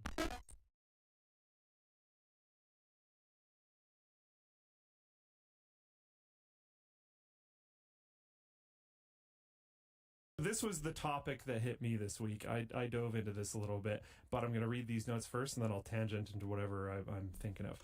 This week, Microsoft officially unveiled its new lineup of laptops featuring Qualcomm's 12-core Snapdragon X Elite and 10-core Snapdragon X Plus chips, all of which are based on ARM. That's like the big drop here. These laptops reportedly have a battery life of 17 to 20 hours, and several apparently outperform an M3 MacBook Air. Acer, Asus, Dell, HP, Inspiron? I thought it was HP Inspiron. Is Inspiron a different brand? Inspiron is a Dell brand, so I don't know. Don't worry about it. Samsung and Lenovo have likewise announced new Snapdragon powered laptops. Laptop lineups as well. These laptops will launch with native ARM versions of Adobe Photoshop, Lightroom, Firefly, and Express. It's an interesting setup to not have Premiere, but it does say with Premiere and Illustrator coming later in the summer. Microsoft is no longer calling these AI PCs, instead calling them Copilot Plus PCs, which really makes me think of GNU plus Linux. But anyways, the company is heavily emphasizing their AI capabilities, including uncontroversial features like AI upscaling, but it's not completely uncontroversial, but sure. But also a recall feature. This is the one that stood out to me, that has raised some concerns among, I almost said piracy, among privacy advocates. Recall gives Copilot a kind of literal photographic memory by taking an automatic screenshot every 3 seconds. This would store around 3 months of a user's recent activity by default. According to Microsoft, the feature can be turned on or off, and these snapshots, which the vast majority of Windows users will never turn it off, because the vast majority of Windows users never go into settings and change anything. So keep that in mind. So you might, most people won't. These snapshots are encrypted and stored locally and may be deleted at any time. Further, users can create blacklists that prevent recall from taking screenshots when certain apps or websites are open. Likewise, these images are tied to specific user profiles on the device. Critics, however, have expressed concern that the feature could still wind up capturing sensitive information, because of course it could, which might be abused by someone with access to the device, especially if a person unknowingly borrows a device or uses a public device with this feature enabled. The UK's Information Commissioner's Office has announced that it will be making inquiries into potential security issues posed by the feature. I mean, this is one of those topics where we read the thing and then I think we basically go, that's bad. Yeah. Yeah. Elijah in chat, who I don't like acknowledging because he's supposed to be working, but it's after hours, so I guess it's fine. Elijah says, for his AMD Ultimate Tech upgrade, which by the way is coming, he's going to switch to Linux over this feature. And you know what? Based. I don't even blame him. Based. Even though you can turn it off, it's like, yeah, you can turn it off now. And then Windows will update and it'll turn it back on and it won't tell you. And we've seen it time and time and time and time again. And you know what? I think with the way that things are developing right now. Man, that's so based. On game compatibility on Linux. My understanding, and I haven't talked to Emily about this much, but I have a little bit because she's been pushing me to do another SteamOS gaming check-in, or not SteamOS, gaming on Linux check-in. Okay. Because it's been a little while, and I kept saying, look, I want to do it when SteamOS gets released broadly, and she's all like, yeah, but like, is that ever going to happen? I've been like, yeah, and now I'm not, I don't know, who knows? It's a good question. Yeah, it's a good question. So anyway, we're going to do it. But from that conversation, she was basically saying, yeah, NVIDIA driver support is looking like it's like gonna get a lot better, like soon, like they care. Dude, like, is Linux going to be the gaming operating system? Wait. And Windows becomes the or is Linux going to be the x86 gaming operating system? And is Windows, I mean, looking how hard Microsoft is pushing, are they going to become like the ARM, the ARM productivity, operating system, the mobile, like laptop only operating system?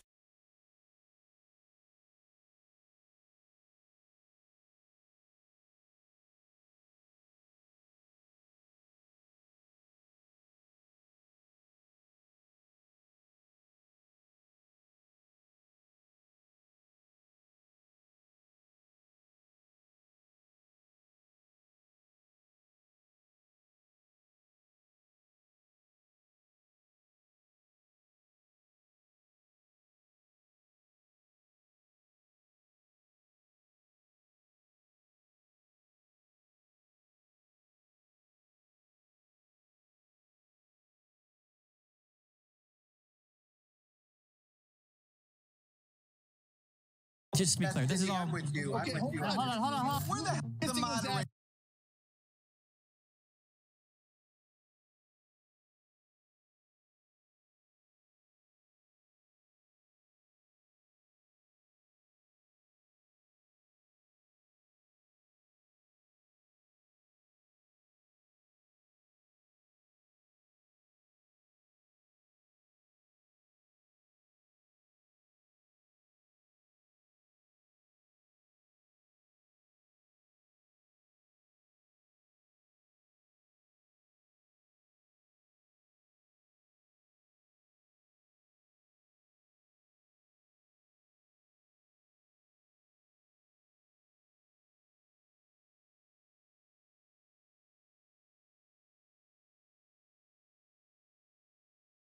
Something taxes? Are we done this topic or no? Oh, we can talk about taxes, sure. Do you want to talk about taxes? Oh, there's more stuff, and no, there isn't. Never mind. Yeah, we can talk about taxes. All right, what's up? So, in our These line, mics are a tax write-off. Yep. Basically free. Actually, I think they provided these mics. I don't think they're a write-off at all. You have to break them for them to become a tax write-off. These mic stands are a tax write-off. Okay. Basically free. So, just a second. Can you just relax for a minute here? In the Linus Reads Mean Comments video, He's shaking. from I can earlier see it this right year, It's vibrating.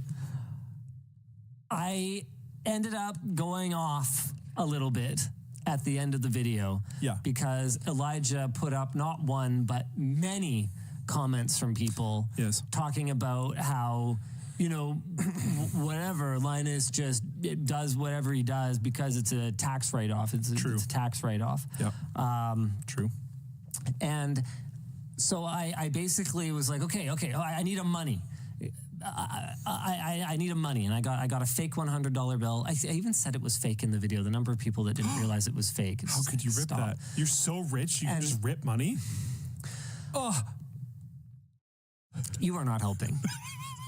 So I was like, okay, let's say I made $100 and I ripped it in half to demonstrate that by the time you pay corporate income tax, personal income tax, and it doesn't quite work like that because I don't have to pay both personal income tax and corporate income tax. I either pay personal income tax and the company doesn't pay tax on the revenue, or I pay corporate income tax and then pay out a shareholder dividend that works out about the same. So whatever. So by the time you pay income tax to get it into my own hands and the various, other taxes that we deal with around here, sales tax and whatever, we're down to about half by the time I actually get the money and use it for anything. And then I explained that if I use it to buy something, say, for example, a slate, like a video slate, then I spend $50 on that. Okay, now I have a slate. And then I still have to rip the remainder in half, and I get only $25 of my $100 to actually use and do anything with personally.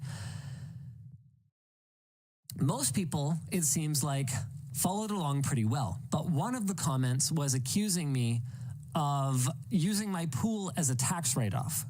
He did. Really? Okay. Explain to me. Yeah. This is not financial advice. Mm-hmm. How I can use my pool as a tax write-off. You use it for work events. It's in videos.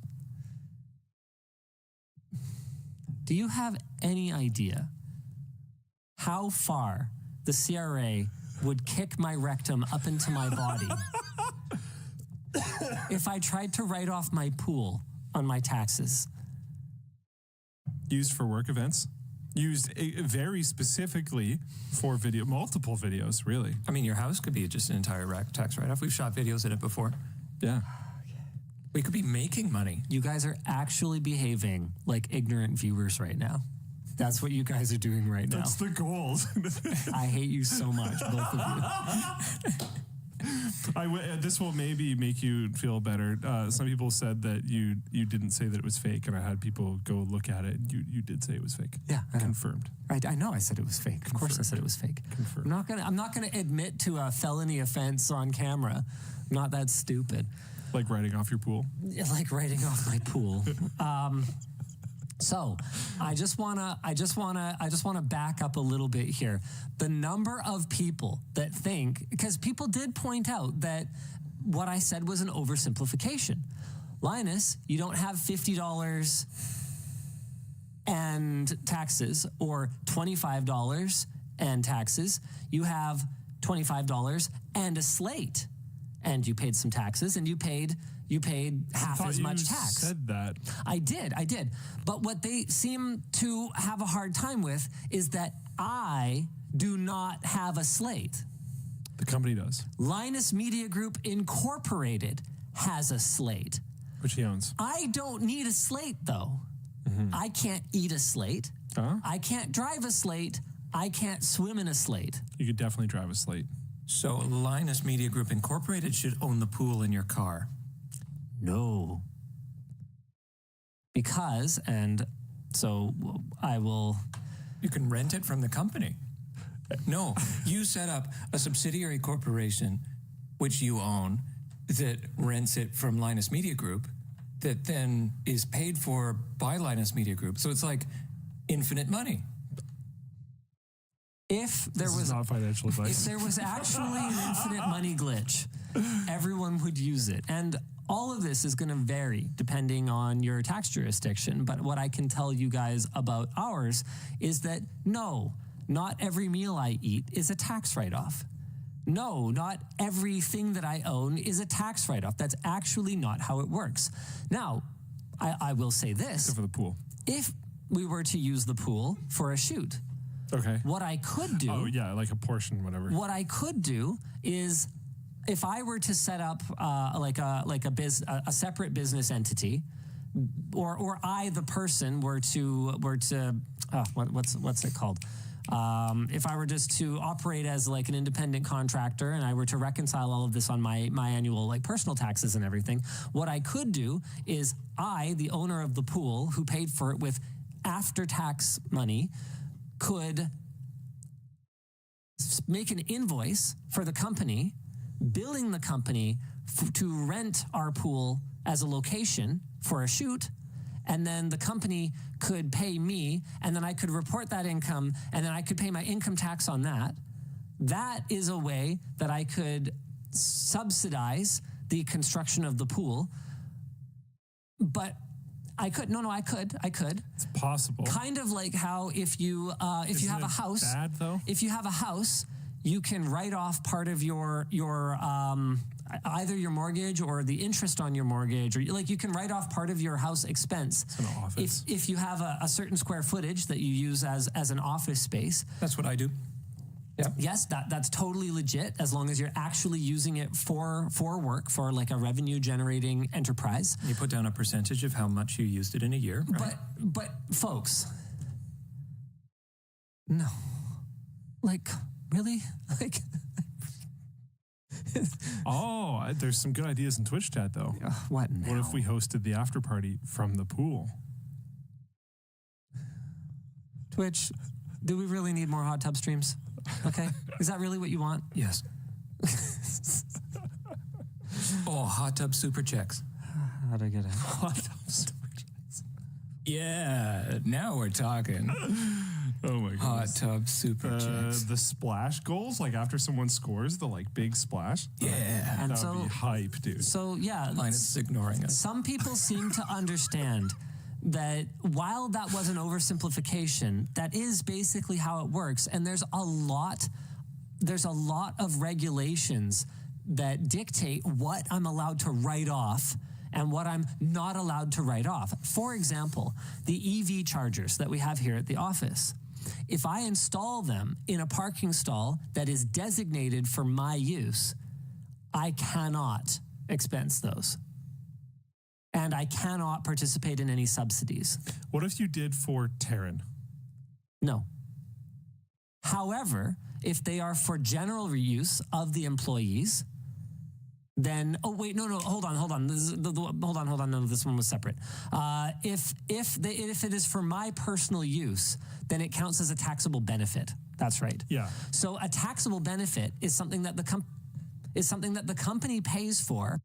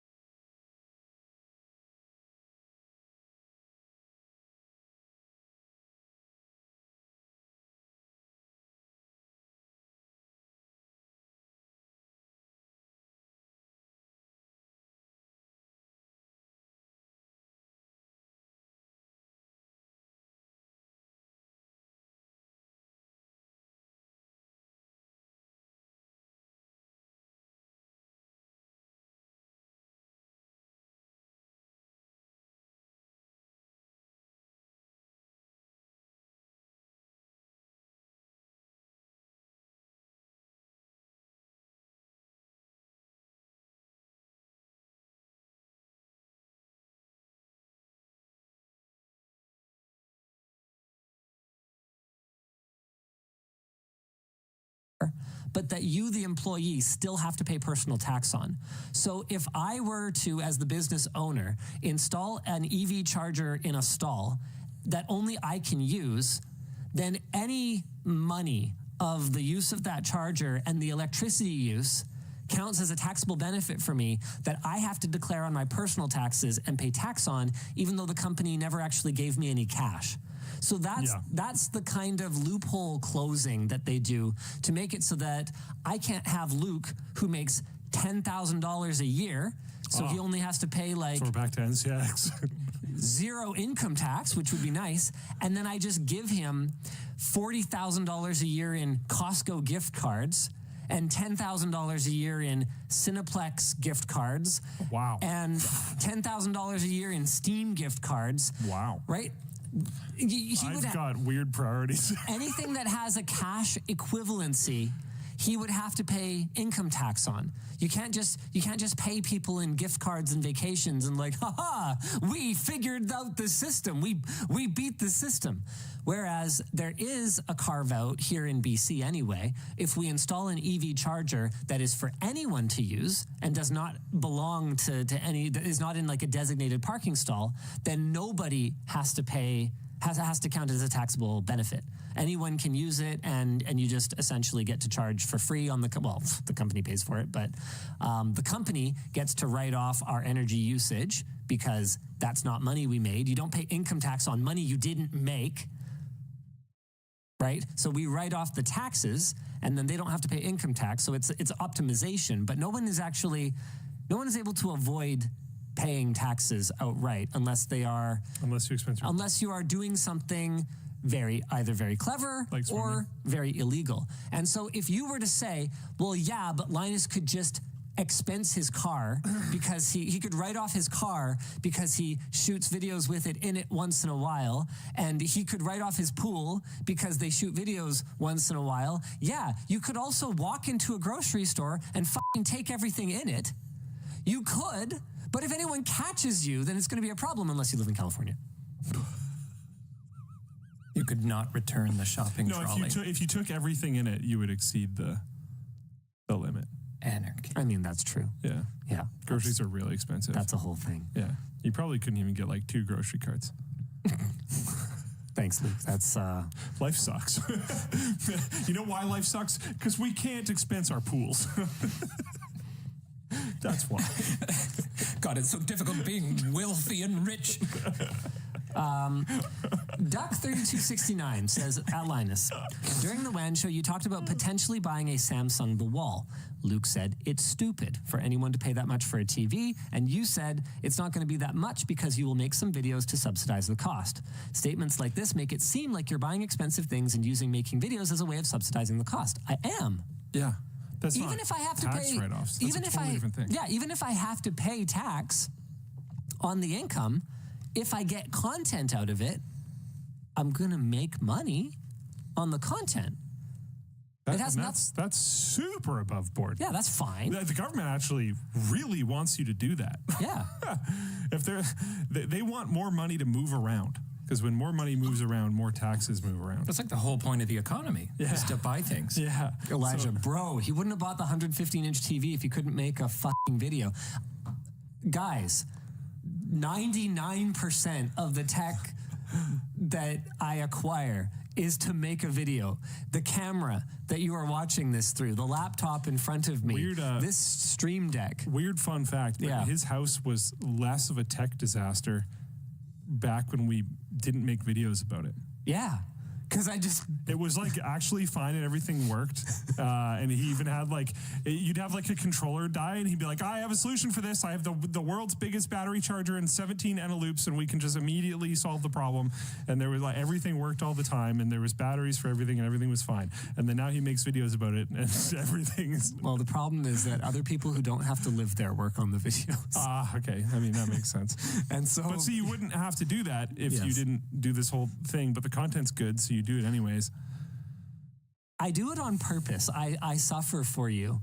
I legitimately love new tech and I love tinkering around with things, and it's not like we're not doing things that I'm approving or are my idea in the first place, but A lot of what we do is done the way that we do it because who else would do it that way? I did not need to use solar panels and server heat to augment my pool heating. I didn't. That's stupid. You didn't need to use your pool to cool your server room. No, not even a little. There's a lot of other ways to do it. Easier, cheaper. Way cheaper, way easier. I could have just put air conditioning in there. Yeah. In fact, I have air conditioning capacity for that room. I choose not to use it. A, because I feel like it's pretty stupid to air condition in the winter when you could just move the heat through much more energy efficient means. Okay? Like, Cool. Yeah. I like it. And B, because that's lame. when you could put a water cooling loop in your server room. So yes, if you have a conspiracy theory that I do things on hard mode just because it's hard mode and because it's more fun that way, you're right. I was just going to say, yeah. The amount of times we've been like, here's a video idea, it will be a banger. And he's like, too easy. It's like, oh, okay. All right. Oh, man. It's great. Why don't we talk about our new CT scanner? Yeah, what? Is this cool or what? The images from it are sick. Oh, this thing is so cool. Did anyone put any information about it? Did we even name them? Nope. Darn it, you guys. Hold on a second. Ugh.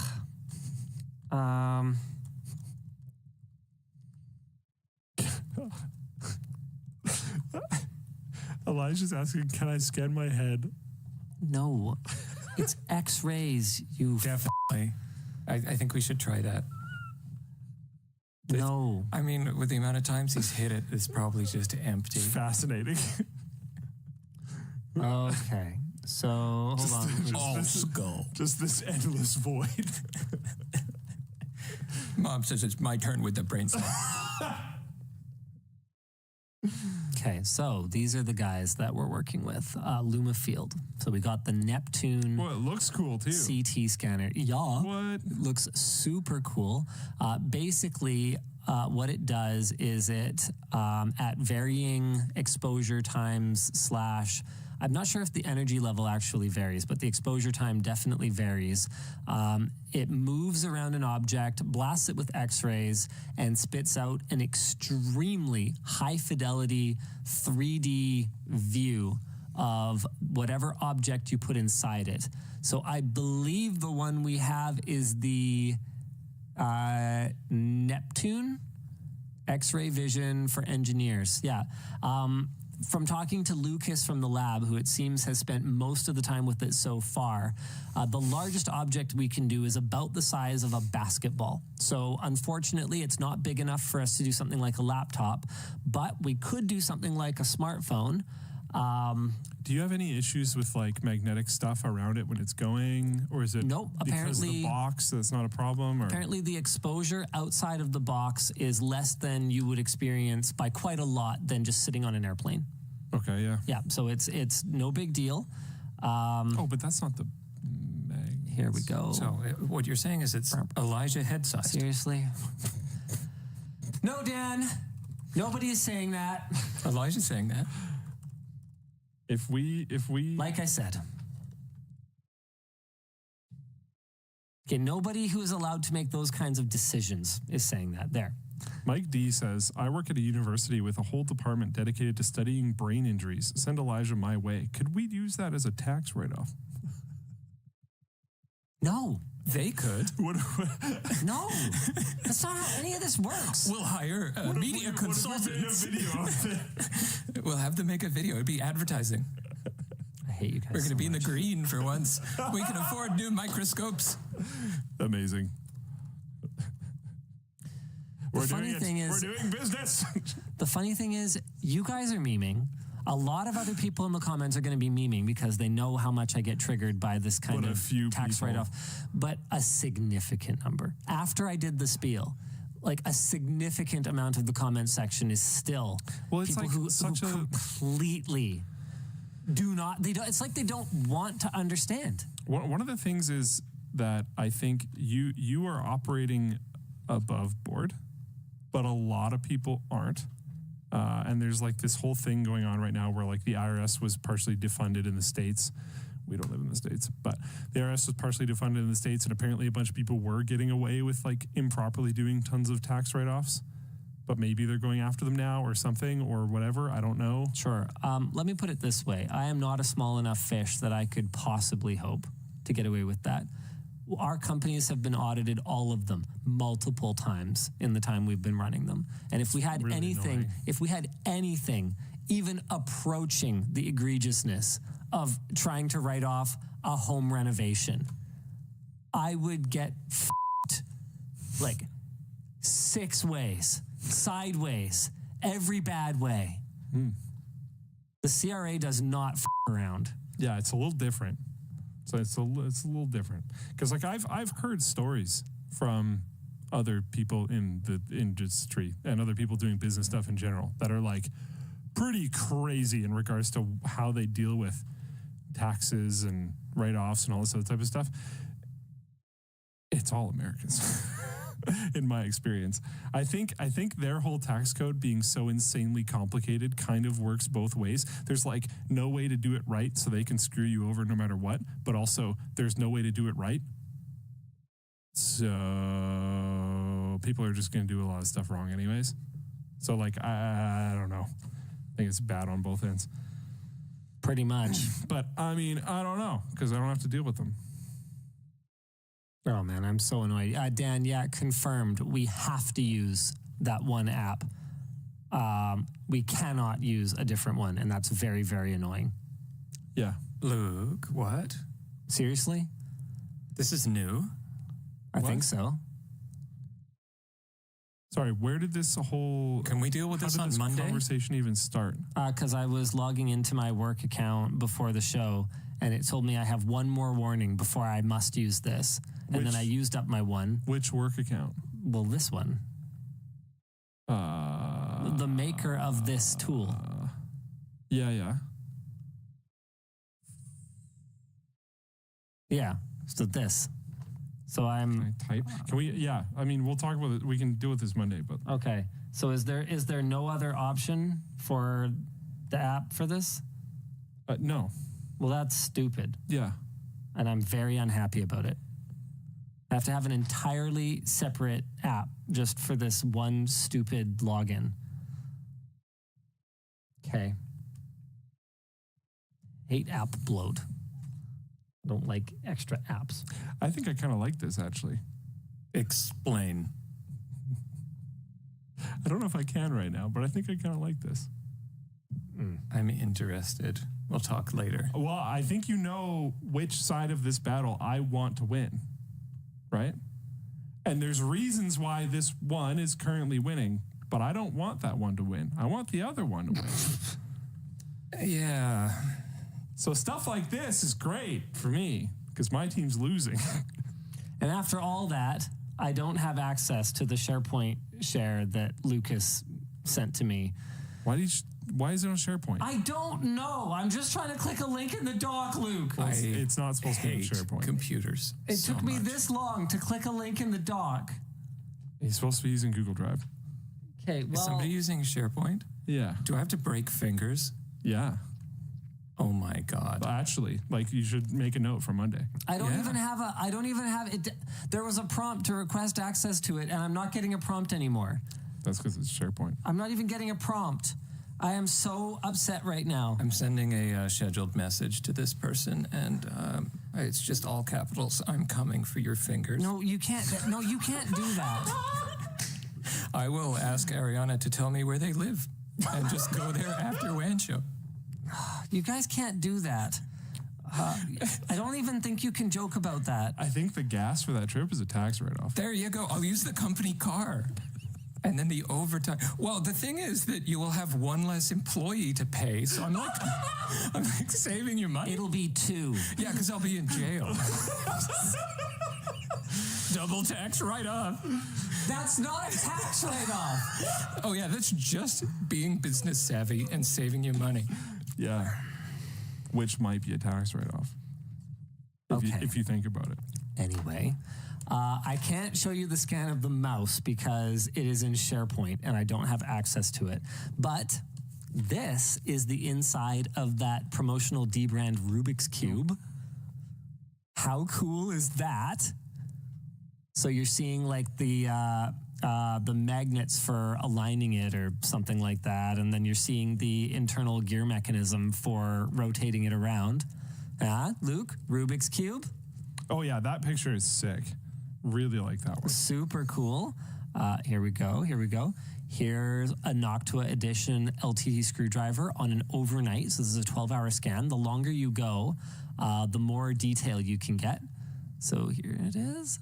Pretty sick. And there's things that we can refine. There's things that we can fine-tune.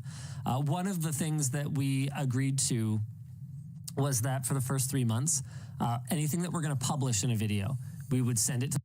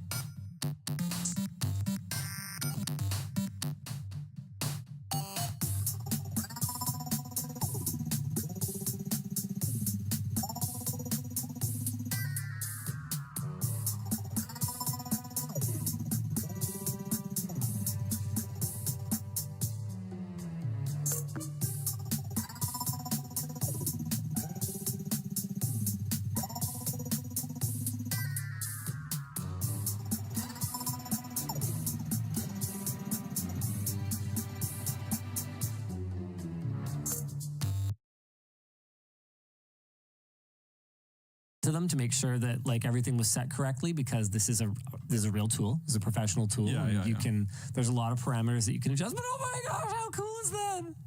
That's it. That's the ratchet mechanism. There's the bit storage. That's pretty sweet. Absolutely love it. Oh my god. I mean, dang it. Maybe hold on. I really want to show you guys. Okay, I hate this, but I'm downloading a file from Teams. Then I'm going to have to upload it to Drive. Then I'm going to have to open it on there because I'm not logged into Teams on this for what are probably fairly obvious reasons. What if you just have them send it to that email? At this point, I can email it to myself faster than I can have someone else send me the stupid thing, so I'm just going to do it myself. Sounds good. Okay. Hold on. Now I got to reply. I love coordinating stuff like this on my. Yes, thanks. Okay. Anyway, that's the internals. Oh, here's a metal 3D printed keycap scanned for 80 minutes. Pretty cool as well. Guys, how freaking cool is this? And it's a grain in there. It's apparently super accurate. Like super accurate. Like to within 0.1 somethings. I can't remember what they are, but they're small. Really excited about this, man. The options are endless. And what would you guys like to see us use it for? Oh my God, we're not doing tax write-off shirts. Could you tax write-off the shirt? What if you hired a consultant to do the design? I mean, yeah, we can write that off. Very wise. But we will help you business. We're going to be a business factory.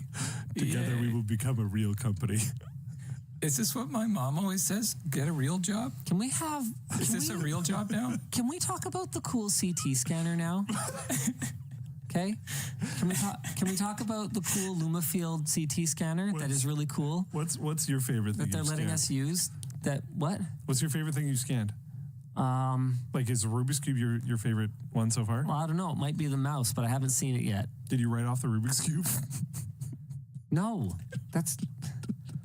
What are you even talking about? You're not even trying to make it kind of make sense anymore. What do you mean? It's a prop. It was probably on one of the shelves in one of the backgrounds of one of the videos. I'm suspecting someone didn't bring the Rubik's Cube from home. Look, I'm gonna be honest with you here. The Rubik's Cube, I didn't pay for it at all. D-Brand sent it, and it doesn't even... No offense, D-Brand, but it's worthless.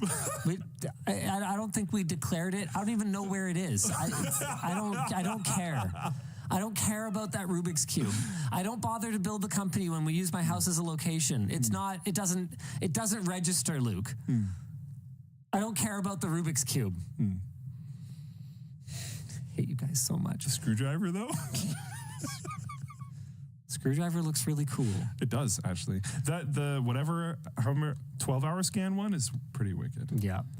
Okay. How it picked up the knurling and stuff is pretty cool.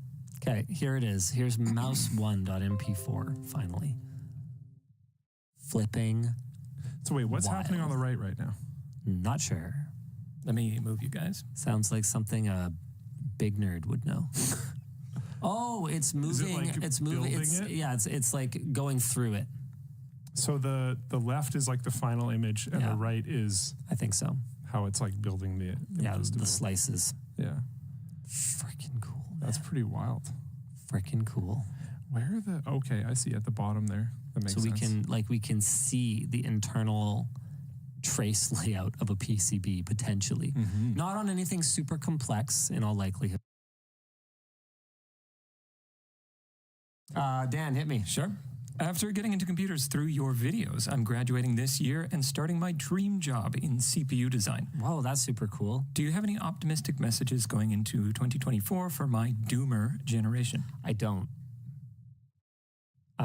There's no hope. It's one of those things where I feel like I'm in a really awkward position where I am a participant in, the whole millennial, being crapped on thing that happened. Like I did join the workforce at a time that was not great. The worst, basically. Sorry? The worst? Yeah, the worst. A little bit better than me. Pretty much. Still terrible. Like I joined the workforce right as the 2008 financial crisis was happening, and you joined right as it had happened. Yeah. Both of which were really both terrible times. I watched as property values went up faster than I could earn money to put a down payment on something. Fortunately, I was lucky enough to find a teammate really early in my life that put us both. I can't stress enough. Finding the right person to partner with for your life is the most important decision you will ever make, bar none, because it has a waterfall effect on absolutely everyone else. I was both lucky, and I'll give myself a little bit of credit for being a good job interviewer, I guess. But, you know, Yvonne and I found each other and put ourselves way ahead of our peers just by teaming up very early on. Which is what allowed us to get into the housing market. It's what allowed us to fund Linus At a Media pretty Group. good time. Well, it didn't feel like a good time. Totally. The value of that house had gone up double in like 4 or 5 years or something. Absolutely. Like it was. But looking back at it now, it's great. It's like hilariously low. Yeah. Like, but psychologically at the time, totally. Watching the trend line, it was terrifying because it seemed like it could burst at any second. So I understand, and I not just sympathize with, I have felt a lot of what people feel. But as someone who got out, and you know now run a successful business, or now hire someone to run a successful business. Like I feel like I'm in this position where I can't really talk about it anymore. I don't really know what to say because I don't have solutions. I am doing fine, but I get it. So it's like, yeah, it's crap. Yeah, I'm pretty sure a lot of people probably would have told you were nuts when you got that place. Yeah. But then, yeah, again, looking back at it now, it's like... It's a bargain. Yeah. But like... It's like less than an apartment. Yeah, like over $500,000 on just like the place to live. Like, are you kidding me? Like our I forget what our mortgage payments were, but they were a lot. Like if we weren't doubling up our incomes, there was no way. Yeah. Impossible. Yeah. Well, I mean, maybe her income, not mine though. But yeah, it's I don't know. And it's crazy to think that it was so crazy back then, and how bad it was back then is like a joke compared to how bad it is now. Yeah, and we got lucky in a lot of ways, man. Like when we bought the units that we occupy here, that the one, not the one I'm sitting in, but the one that I would be sitting in if I was on the other side of that wall, they cost us $330,000 each Canadian. Let me just see if I can rhyme our for sale Surrey commercial. Let's see if there's any for sale here right now. Oh no. Well, so yeah, Elijah's saying, like, out in what would that be? Abbotsford? Out in like Abbotsford area, where was it? Oh no, I lost it. Lots of people are talking. Yeah, I can't find any right now, but they've basically like quintupled or something like that. I don't know. 780 square foot apartment. Not close to here, like decently far out. 400 grand.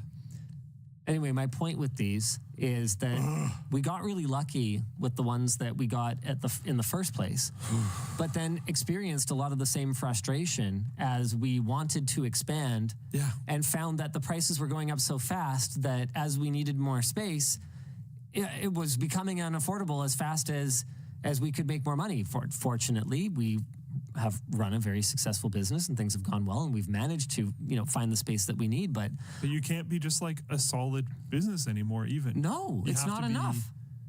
Very successful. Or take outside money, which we're lucky enough to never have to do. Yeah. Like it's brutal. Yeah, South Surrey, a detached house starts at $1.5 million Canadian. So, 1.15, 1.2 real dollars, but still, we say, okay, so here's another one of the problems too, though, is in saying real dollars, I think that somewhat diminishes the fact that people here make less. Yeah. So like that's something I don't think people equate either. Because people here have access to socialized services that other people have to pay for. Like when you actually break down everything, it sort of depends. It's not as black and white. And regionally, it's very, very different. Yeah. And also in certain career paths, it's very common for those jobs to cover that for you. Depending. It's all...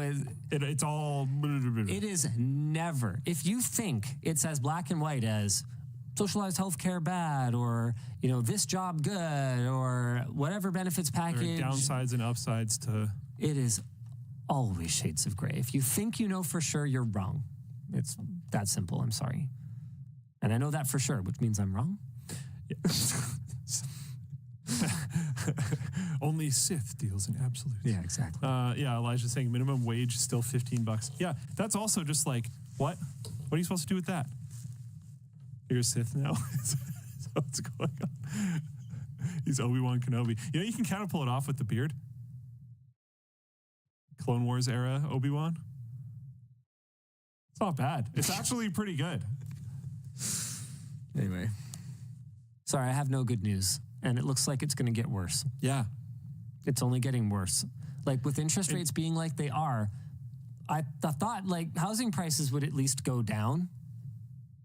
Yep. Not happening. Like what the crap? As far as I can tell, up still. So you're just going to have these like gigantic corporate overlords that own every place to live, and then you'll just basically be at their mercy. There's record levels of Canadians leaving the country because they can't afford to live here. Yeah. Which is like, and then that, like, that microcosms down to there's also tons of people leaving the province we're in for other provinces inside of Canada. So this is like a multi-step Alberta process. has stopped running ads to encourage Canadians to move there because they're like, this is a lot of people. Yeah.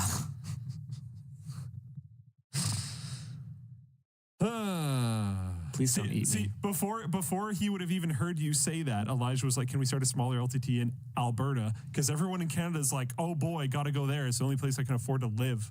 Yeah, well, no, and that's going to change. Oh, man. Well, the Maritimes was good until COVID. And then apparently a bunch of people like moved out of the city and started just work from home there. And like, prices up. Drove prices up like crazy. Yeah.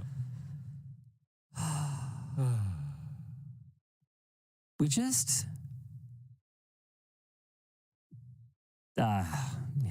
So let's start our own city. Elijah, we've talked about it. Just stop. Colt. You do great. You could do it. You do supreme. Taryn can run the business. You can run the cults. I'd make way more money than him. Cults seem to be very profitable. We don't need money. Yeah. From what we have Linus. Yeah. Company store. Do the whole shebang. Yeah. Yeah. Imagine all of the money that the company makes never actually leaving. Segan says, we doing Linus Town again? Yeah. Yeah, I live in Prince George, make decent money, but will never own due to rent and housing prices. Yep. Yeah. I think that's true for most Basically people. An entire generation of people. Yeah. Which I don't know how the heck you could do it. Like, unless you have parent money or something. This is going to get me canceled by someone. But like, speaking of parent money, even being in a position where my kids can afford to stay in the Lower Mainland because I can just facilitate that. Yeah. Is that the life I want for them? Yeah. All their peers are going to leave. Yeah. None of their high school friendships will remain. Or they'll just be peers with people who are also kids of people who can do that. And which is also highly questionable. Yeah. Like, as a parent of rich kids, I still don't want my kids hanging out with other rich kids. Yeah. I want my kids spending the vast majority of their time with down-to-earth people who don't take things for granted and stuff. We've actually been talking about doing an experiment. Not an experiment, because it's not really an experiment when you just do it. But Yvonne and I have been talking about moving out of our house for a year. Furnishing and accessorizing a place based on 2 sort of median-ish incomes and living like that for a year. Because I feel like... Are you doing vehicles too? Well, it'd have to be. Yeah. Yeah. Like, I feel like you can talk about it all day, but I don't think that my kids can possibly fully understand that most people don't have a sports car and a theater and all this stuff that for them is just life. For me is sweat, blood, and tears. Yeah. And for them is just poof, it appears. Poof, it appears. I mean, and I'm guilty of it sometimes for Christmas. You should come into my building. We can have pipe birthdays together. It would be great. For Christmas, Santa got the family a Bamboo Labs 3D printer, which is as much for me as it is for them, which is how they end up with a lot of the stuff they have. But most people don't have a $1,200 3D printing setup. I don't know, man. I feel like there's a lot that they could learn, and I don't think a month is enough. Yeah. I think I paid so much for that pool that I am loath to give up a summer with the pool. But I think if we did an entire school year, like there's already a lot of things that we do pretty well. Like my kids don't go to the cafeteria at school. I feel like they always take a lunch. I feel like it doesn't hit without the summer. Without the summer, you think so? Because the summer is going to be the most concentrated point in time where they hang out at home and do home things. Well, remember, at least in my experience when I was growing up. There's lifestyle changes we're going to have to make regardless of home. Like they are not going to be able to be in as many programs as they are.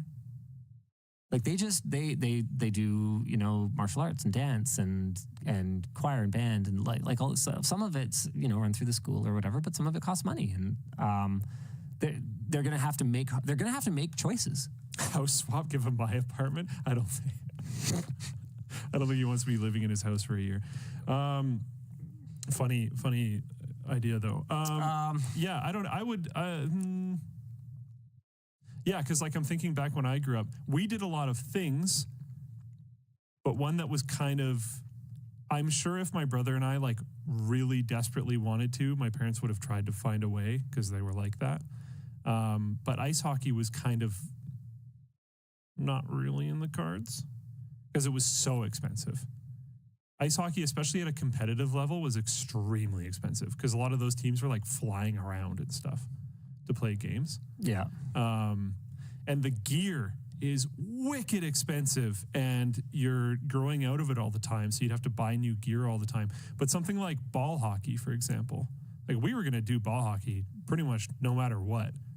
You just needed sticks, and we never had the cool sticks. We never had the nice sticks. Yeah.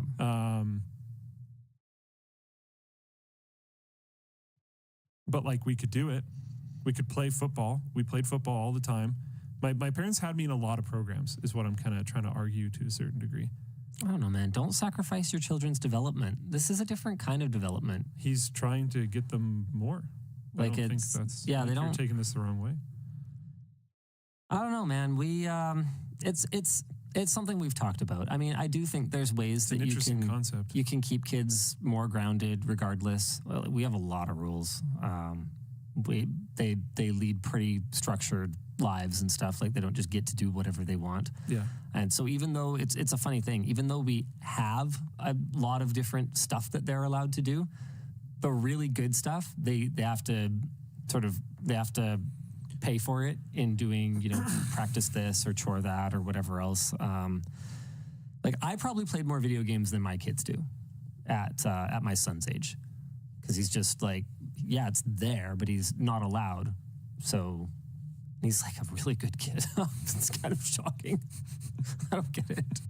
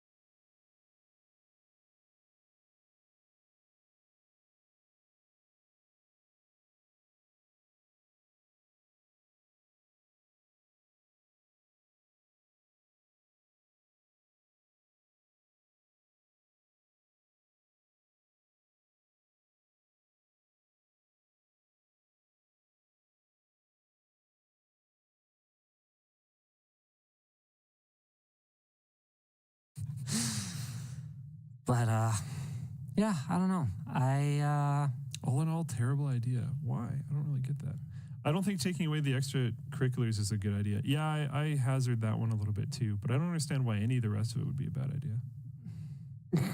Elijah, it seems like a funny rich issue. This is a joke. We are spoiled, so I will buy another house to teach them how to be humble. I did think that was pretty funny. Obviously wouldn't buy it. Yeah, just rent throwing it that for a out there. year. Yeah. Like, obviously. You'd set up a lease holding company which would own the house in trust so that you can defer your taxes. Sorry. I wouldn't.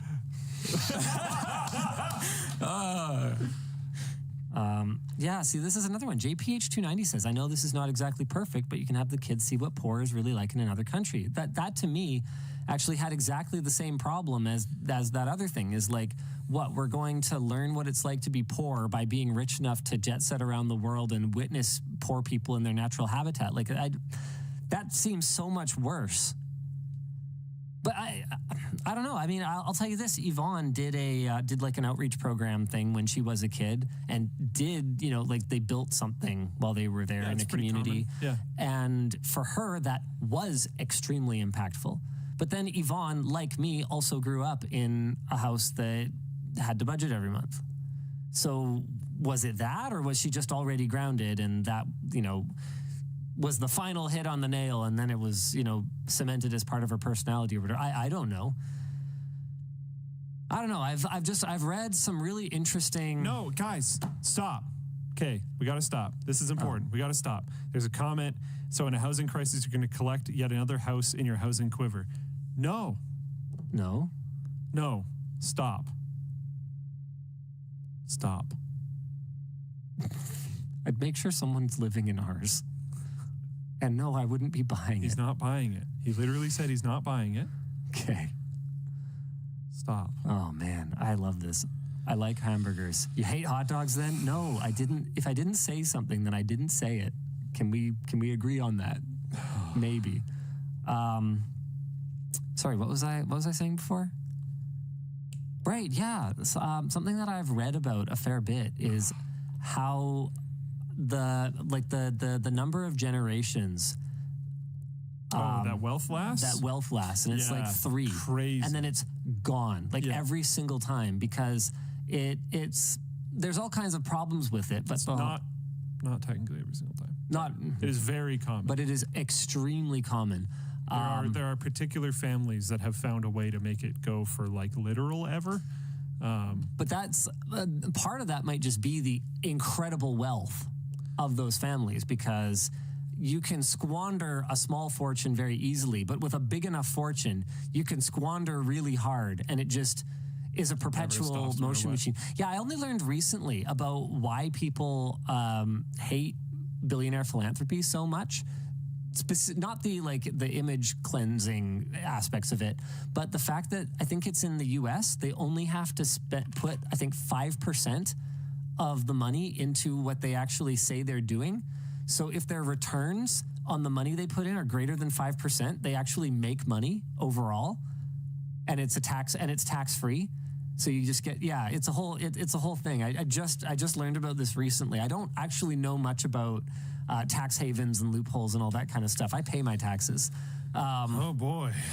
But anyway, the whole thing about wealth not lasting multiple generations is because the attitude and mindset that makes you start a business and take risks and build it is not passed down by living in opulence as a child. And so the kids might have witnessed a little bit of it, but the grandkids are completely detached from any of the hustle that ultimately led to that success, and they just blow it or something. So, yeah. Why do you hate housing, Linus? I know, right? Yeah, Ballmer is about to make $1 billion a year in dividends. He could squander $1 billion a year and still be richer. Yeah, exactly. I don't think that's the only one. I think some families have very strongly baked in preserve the wealth stuff. Sure, and there's but I think that's very abnormal. There's communities and cultures that also have very different attitudes about money than others. Yeah. Yeah. Tough, man. Anyway, the point is just, I want my kids to be good people. I want them to be your kids are pretty cool. Real people.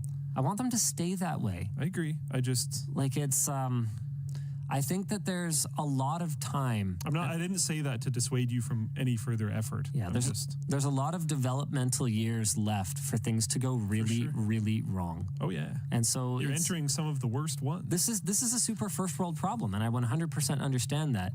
But I will do anything to keep my kids from being douchebags. Yeah. That's like the worst. As two people that grew up not wealthy at all. Yeah. More on the poorer side. It's obnoxious. I didn't like the rich kids. Me too. Like at all. Me too. No offense. Yeah. But me too. Like they just kind of sucked. No offense. Yeah. There are exceptions. Absolutely. Like I know Yvonne talked about one of the people she worked with at one of the pharmacies she worked at. I'm not going to identify anyone, but they grew up like jet set lifestyle and didn't want any money from mom and dad, not because they had a bad relationship. Everything was great, but didn't want anything, wanted to hustle, like 100% grind set and just super down to earth. And I'm like, yeah, but like you can't point at an exception like that and go, okay, well then everything will be fine, right? Like even if the odds were 33%, then 2 out of our 3 kids are going to be assholes. So like we gotta figure this out, man. Like I've definitely met some exceptions too, but a lot of the times it's just like excessive out of touchness. So like even if there's no intention there. Yeah. It's like, oh, you need a replacement part for that game. Why don't you just 3D print a new one? Yeah, exactly. I've told you this story a billion times, but there was a person, when I was in a certain class at a certain school, there was a person who they were holding their laptop like this. Yeah. And they dropped it and it smacked into the ground and they just laughed. And my brain just shattered because I couldn't understand it all. Because you'd protect that thing with your life. Yeah. Yeah. And if I dropped it, which like, okay, sure, I used to render LTT videos holding my laptop open so that it would cool better walking between classes. Like it was sketchy, but if I ever dropped it, I would be like broken. Not laughing about it. Like there's some like context aware things where your automatic reaction in certain scenarios, if you've never had any exposure to like life being difficult, is going to be not really okay to the people potentially around you. My kids don't value money. Yeah. At all. That's not good. It means basically, like I remember... Are you going to get jobs? I mean, yeah, of course. And then what happens? So, okay. But they haven't needed one. Totally. Like what would a kid get a job for? Well, what did you spend your money on? I mean, I bought just like dumb stuff. I bought candy. I like saved and I would buy really early on. I sort bought of candy. Big ticket things. Like I bought a GPU upgrade for our family computer. The biggest purchase. I don't think I've ever talked about this. The biggest purchase I think I made with like allowance money, like as a kid, was I paid for the cable internet drop from the street. I remember you told me about this. Oh, I have told you about this. Okay. My parents agreed they would pay the monthly bill if I paid the installation. And it was hundreds of dollars. I didn't have money, but I had all my $5 a week allowances and birthday money and all that stuff. And I was like, I want always on internet. Let's go. But like my kids have always on internet. They have a Switch. They have a gaming PC. What on earth would they buy? Yeah, I don't know. Like I have all the cool toys because I just like most of the games I make videos about setting up toys and I like I'm assuming they have cool toys. This is all the stuff that I wanted when I was a kid, right? Yeah. So then they just like already have it. Yeah. I don't know. Most of mine was saving up for computers or computer parts or games, or when I was very young it was candy. Yeah, Elijah, my son does value money to a degree. Not like I did when I was his age though. Like I wanted it, you know? Whereas I think to him it's kind of like, eh. My brother and I wanted money so bad. We didn't really have a traditional allowance, but sometimes my mom would set up certain chores that we could do for money that were kind of like extra. And I remember for the SNES, my brother and I were on like, you mentioned this term earlier, we were on a grind set for that SNES. I think my mom was just like making up chores at a certain point, like going and like digging up rocks in the backyard and like sorting them so that it was less rocky ground, stuff like that. But eventually we got enough money to buy a SNES. but my mom also hooked it up there because this was I don't think Craigslist was like a thing. I don't know how she found it, but she found like some dude we bought a SNES off in a parking lot. And I remember like sitting in the car with my brother while my mom goes out and does this deal for a SNES in a parking lot, recognizing at that age, like, this is kind of sketch. But she got it to us because it was way cheaper than Luke stolen goods Lafreniere right here, baby. Yeah, I don't know. But it was when the N64 was already out. So it was a last gen console. But I think that was honestly, I don't know if it was because we weren't as wealthy or if that was because that was less of a big deal back then. I don't know. Because I still thought SNES was like super cool when N64 was around. I thought it was just a different style of games. Like N64 was more attempting to do 3D stuff and SNES was more like perfecting 2D stuff. I don't think either of us had as much access to advertising at the time though. That might be it. Yeah, like I didn't see a lot of ads because we didn't have cable. So yeah, fair. Yeah, I was kind of the same way. Like, I was like, oh, he just has this toy. Yeah, like that friend has that one and that friend has that other one. And I didn't really see them as like better necessarily. I got really stoked when I figured out one of my friends had an original NES because I was like, whoa, cool. I haven't played any of these games before. Like I didn't really see it as like this one is newer, therefore better. Yeah. Man, this has definitely created some debate in the chat. I don't remember the last time I saw chat this active. People are everywhere from like, this is a great conversation to, this is the most entitled horse that I've ever seen in my life or whatever. Just let them be kids. They can learn that later. They can't learn that later though. Like that's the thing. It's so formative. Later kind of is now. Yeah. Anyway, was that one merch message? Yes. Good gravy.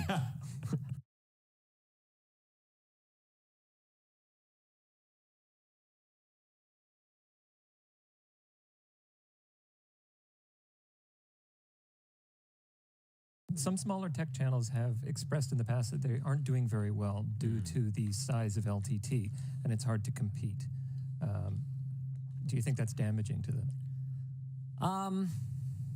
Well, what do you want? Do you want me to like not make the best content we can make? What is it about our size that's problematic, I guess would be my question. Because if anything, our size has felt like rising tide. We have legitimized a lot of the forms of monetization that smaller creators take for granted that didn't exist or that were a source of huge audience blowback back when we first started doing it. Broke ground on ad spots. We have legitimized advertising in the tech YouTuber space. You're welcome. And I don't just mean this as like, look how out of touch and arrogant Linus is, but no, for real. Like we shifted advertising budgets from written media and forums and like traditional legacy magazines, TV ads, from many of the brand partners that these smaller tech creators are working with today. We fought through that, getting it reallocated to YouTube, and everyone now gets to enjoy the fruit of that. We weren't the only ones, not even a little bit, but we were very much the tip of the spear. I'm not going to apologize for any of that because a lot of that rising tides thing that Luke was talking about, a lot of that ecosystem simply doesn't exist or would have taken longer or wouldn't be as mature if we hadn't taken been brutalized by the audience for a lot of the things that we've done that are now just accepted as common practice. Because no, I don't think they were bad. I think they were fine. I think people just weren't used to it. So I'm not gonna apologize for killing it over the years. I think that in some ways it's easier than ever to break out on YouTube, to be discovered. In some ways it's harder. I've talked about how I think it's harder to become a mega-sized channel, and Mr. Who's the Boss is the only evidence I've seen in recent years that you can even still do it at all. But absolutely did it. But I would also like to point out that we've become a very big ship and we've become kind of difficult to steer. And that's one of the things that we're trying to address, is because it can be a competitive disadvantage for us to be a jack of all trades, master of none sometimes. And when something breaking happens, who's the first one on top of it? Is it the one person band creators that are like, I see this now and I am going to pick up my phone and go now? Are they the ones who are able to jump on top of highly topical trends? Or is it us, where we have to go and have a meeting about our production schedule and our release schedule and the availability of our shooting team? Or to be topical for this show, the ethics of potentially covering that topic. We also we are a large company with people that have scheduled hours. So like people don't work weekends. What if something happens on a weekend? We simply cannot. What if something happens deal with it on a late night on a WAN show? We might get less coverage of that thing than other people because those people make reaction content to it. And then we don't make anything about it until Monday because people are off on the weekends. It's, I don't know. Sir Benny on Twitch says, I believe using the excuse of look at the advantage of the competition instead of thinking, what could I improve, isn't exactly productive. What are we supposed to improve? Well, no, I think this is from the other side. Okay. Yeah. Like, yes, we have an advantage, but are you going to say we didn't fight for it? I mean, of course we did. And we got a little lucky. Right place, right time, for sure. Yep. But we also fought tooth and nail for every part of it. So I can attest to that. I'm never gonna apologize for succeeding. I'm never going to try to do anything other than my best. I would also argue that we absolutely feel the ups and downs of the platform as well. And I think this is specifically targeting, it says in here, smaller channels. So it's possible that there's a line, right? Of like, this is the line of acceptable dip. Like if we dip below a certain line and stay down there, we can't survive. Yep. Everybody's going to have that. If you're at a smaller channel, that line might be a lot higher because you're like average. It's more difficult to survive. And when those dips happen, they might feel a lot more intense because that line is higher, and that sucks. But we've also taken a lot of risks along the way. We've increased the minimum threshold by hiring so many people, by aggressively reinvesting in content, to the point where again, I'm not gonna apologize for it. We have to go hard, because if we don't go hard, we die. And that dip is as dangerous to us as it is to you as an organization. Maybe not as dangerous to me personally, because I've been doing this for a really long time. Like I've got the house and the car. All right, cool, barbecue. But there's a lot of other people here that still gotta get some, and so we're not going to take our foot off the pedal. Like everyone inside this company is a smaller creator. So what? I should prioritize an external smaller creator over an internal smaller creator? One of my problems too is like, how would you even do that? I don't know. I mean, here, Luke was talking about dips. I don't know how well you guys can see this from there. Yeah, not too well. You know what? Here, let's switch to Linus Cam. Cool. So, this is our view chart over the entire lifetime of the channel, right? And so you can see here, hockey stick moment. That was when I started focusing on content after we hired Nick as our business guy.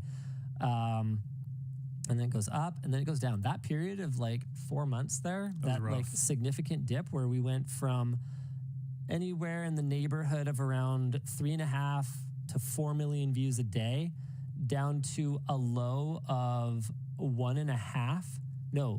Just over 1. I think that was over a span of about 4 months. Yeah, it was about 3 months. Terrifying. I thought that was it. I thought that was us succumbing to the curve. Is what I call the rise and fall of every online creator. Then we had a long period, about a year, of constant digging ourselves out of that. I still remember the all hands meeting that we had about that, where I basically went, well, I think, was that the one where I talked about just being more authoritative and for being more focused and something. Anyway, we called an all hands meeting and basically talked about how we need to do something. We have to change, and we need to start changing things immediately. Like for today's upload, we need to start changing things. I think that was I can't remember, because here's the thing. I can't remember this meeting because we've gone through this. So here's a big dip. Then we recovered. Then we had another 2-month small dip where we went from like 4 million views a day down to like 2 and a little bit. Then we came back hard. Then we went from like 4 million views a day down to like 2 again. And then now we're on an upswing that's got us now in the neighborhood of around like 3.5 million views a day. And you gotta, like, yeah, views aren't everything, but they also kind of are, because everything else is derived from how many views you can ultimately attract. It's hard for everyone. It's not easy. And YouTube is constantly changing the rules. I mean, I express frustration as well. I'll send emails to our rep saying like, hey, we're really for sure not doing anything differently, but we're seeing very different results. What are you guys doing over there? And it goes both ways. Like I sent one a few months back that I was like, hey, everything's coming real easy right now. What's going on? This distresses me as much as a dip, because I don't like unpredictability in the delivery of our content. So I don't know. Maybe I don't. I feel like this is one of those responses that's going to turn into some kind of controversy because I'm uncaring, or like I'm some kind of jerk or something. But I don't know what to tell you. I mean, we've collaborated with smaller creators many times. We're not trying to make it a negative space for anyone. Yeah, we're very open about the way that we run our business, and I think that's a benefit to creators small and large. You know, when we talk about things like how our revenue is broken down, if someone sees that and goes, holy smokes, like I am doing basically none of this and it's 20% of their revenue, I could chase that. That's the kind of stuff we don't have to talk about, but we do.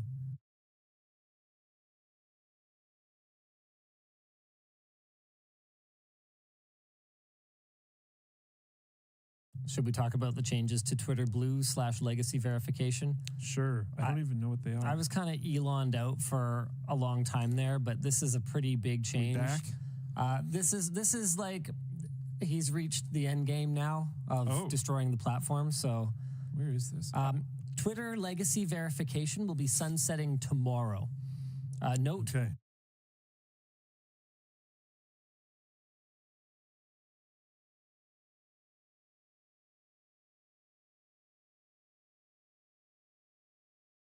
Speaking of having ads shoved down your throat, I just thought this was kind of interesting. The judge in the U.S. Department of Justice's antitrust case against Google is currently hearing closing arguments as to whether Google's market dominance has harmed the quality of search. Spoiler: yes. The heart of the DOJ's case is Google's deals with various companies ensuring that Google search would be the default on their platforms, in particular Google's deal with Apple. A witness revealed during this trial that Google pays Apple 36% of its search advertising revenue from Safari in order to remain the default search tool on the browser. In just 2022, this deal resulted in Google paying $20 billion to Apple. Android manufacturers typically get around 12% of this revenue for their own default agreements with Google, so 1/3 as much. This is not news necessarily, so the closing arguments are happening now, but a lot of this has come out earlier. But one of the things that struck me about this was that it is always interesting to me to see the shapes that Apple apologists, Apple loyalists, whatever you want to call them, fans, right? Fans. You shouldn't be a fan of anything, but that Apple fans will contort themselves into to frame Apple as a totally different kind of entity compared to the other big tech companies. And this one, what stood out to me about this was it reminded me of that conversation that we had a little while back about the VPN industry and how sort of, how our comfort level is high enough to have VPN sponsors and talk about the benefits of VPN to our audience, but our comfort level is not high enough to run our own VPN and personally say, no, I understand that that IP is downloading illicit, harmful material. You know, it's affecting real people, you know, real minors, and we're not going to give you that person's information. That's just beyond Brian and Luke's comfort zone. We're not going to say no to that. So we're just not going to run a VPN, because you can't have a VPN that just decides sometimes to disclose its users' activities and sometimes doesn't. But it reminded me of that conversation, because I was looking at this going, how can Apple and Apple's users look at each other, you know, across the table and go, I am so protective of your privacy. I care so much about it that it is central to basically all my product messaging. And for you to sit there and believe that while I am collecting $20 billion a year through Google's efforts to harvest your data and sell ads against that personalized collected data. I mean, Apple's conflict of interest here is so obvious and so clear and so brazen that I don't know. I find it exhausting that it isn't obvious to everyone else. And I think that's become a bit of a problem for me. Like, I end up with people looking at my takes and kind of going like, yeah, Linus hates Apple, or he hates this, or he, you know, whatever he thinks about something. And I think part of it is, yeah, I'm exhausted of having the same conversations over and over again. And, you know, I've said this before, and I guess I'll do it one more time. The thing that drives me most crazy about Apple is the utter hypocrisy of their behavior, that they will put a microsite up on their website about how much they're saving the planet as they actively send tens of thousands of working devices to a destroyer like Jeep, however you pronounce it, GEEP. There was a whole lawsuit that Apple, I think, ultimately dropped because they didn't like the publicity they were getting around pursuing these guys for ultimately not destroying this working hardware. It was a whole thing. This was a little while back. I'm not just a hater. This is not hate. This is looking at the pieces in motion, looking at the actions they're taking and going, is this not obvious to everyone? Like, you can still like Apple products. You still buy a fucking iPhone.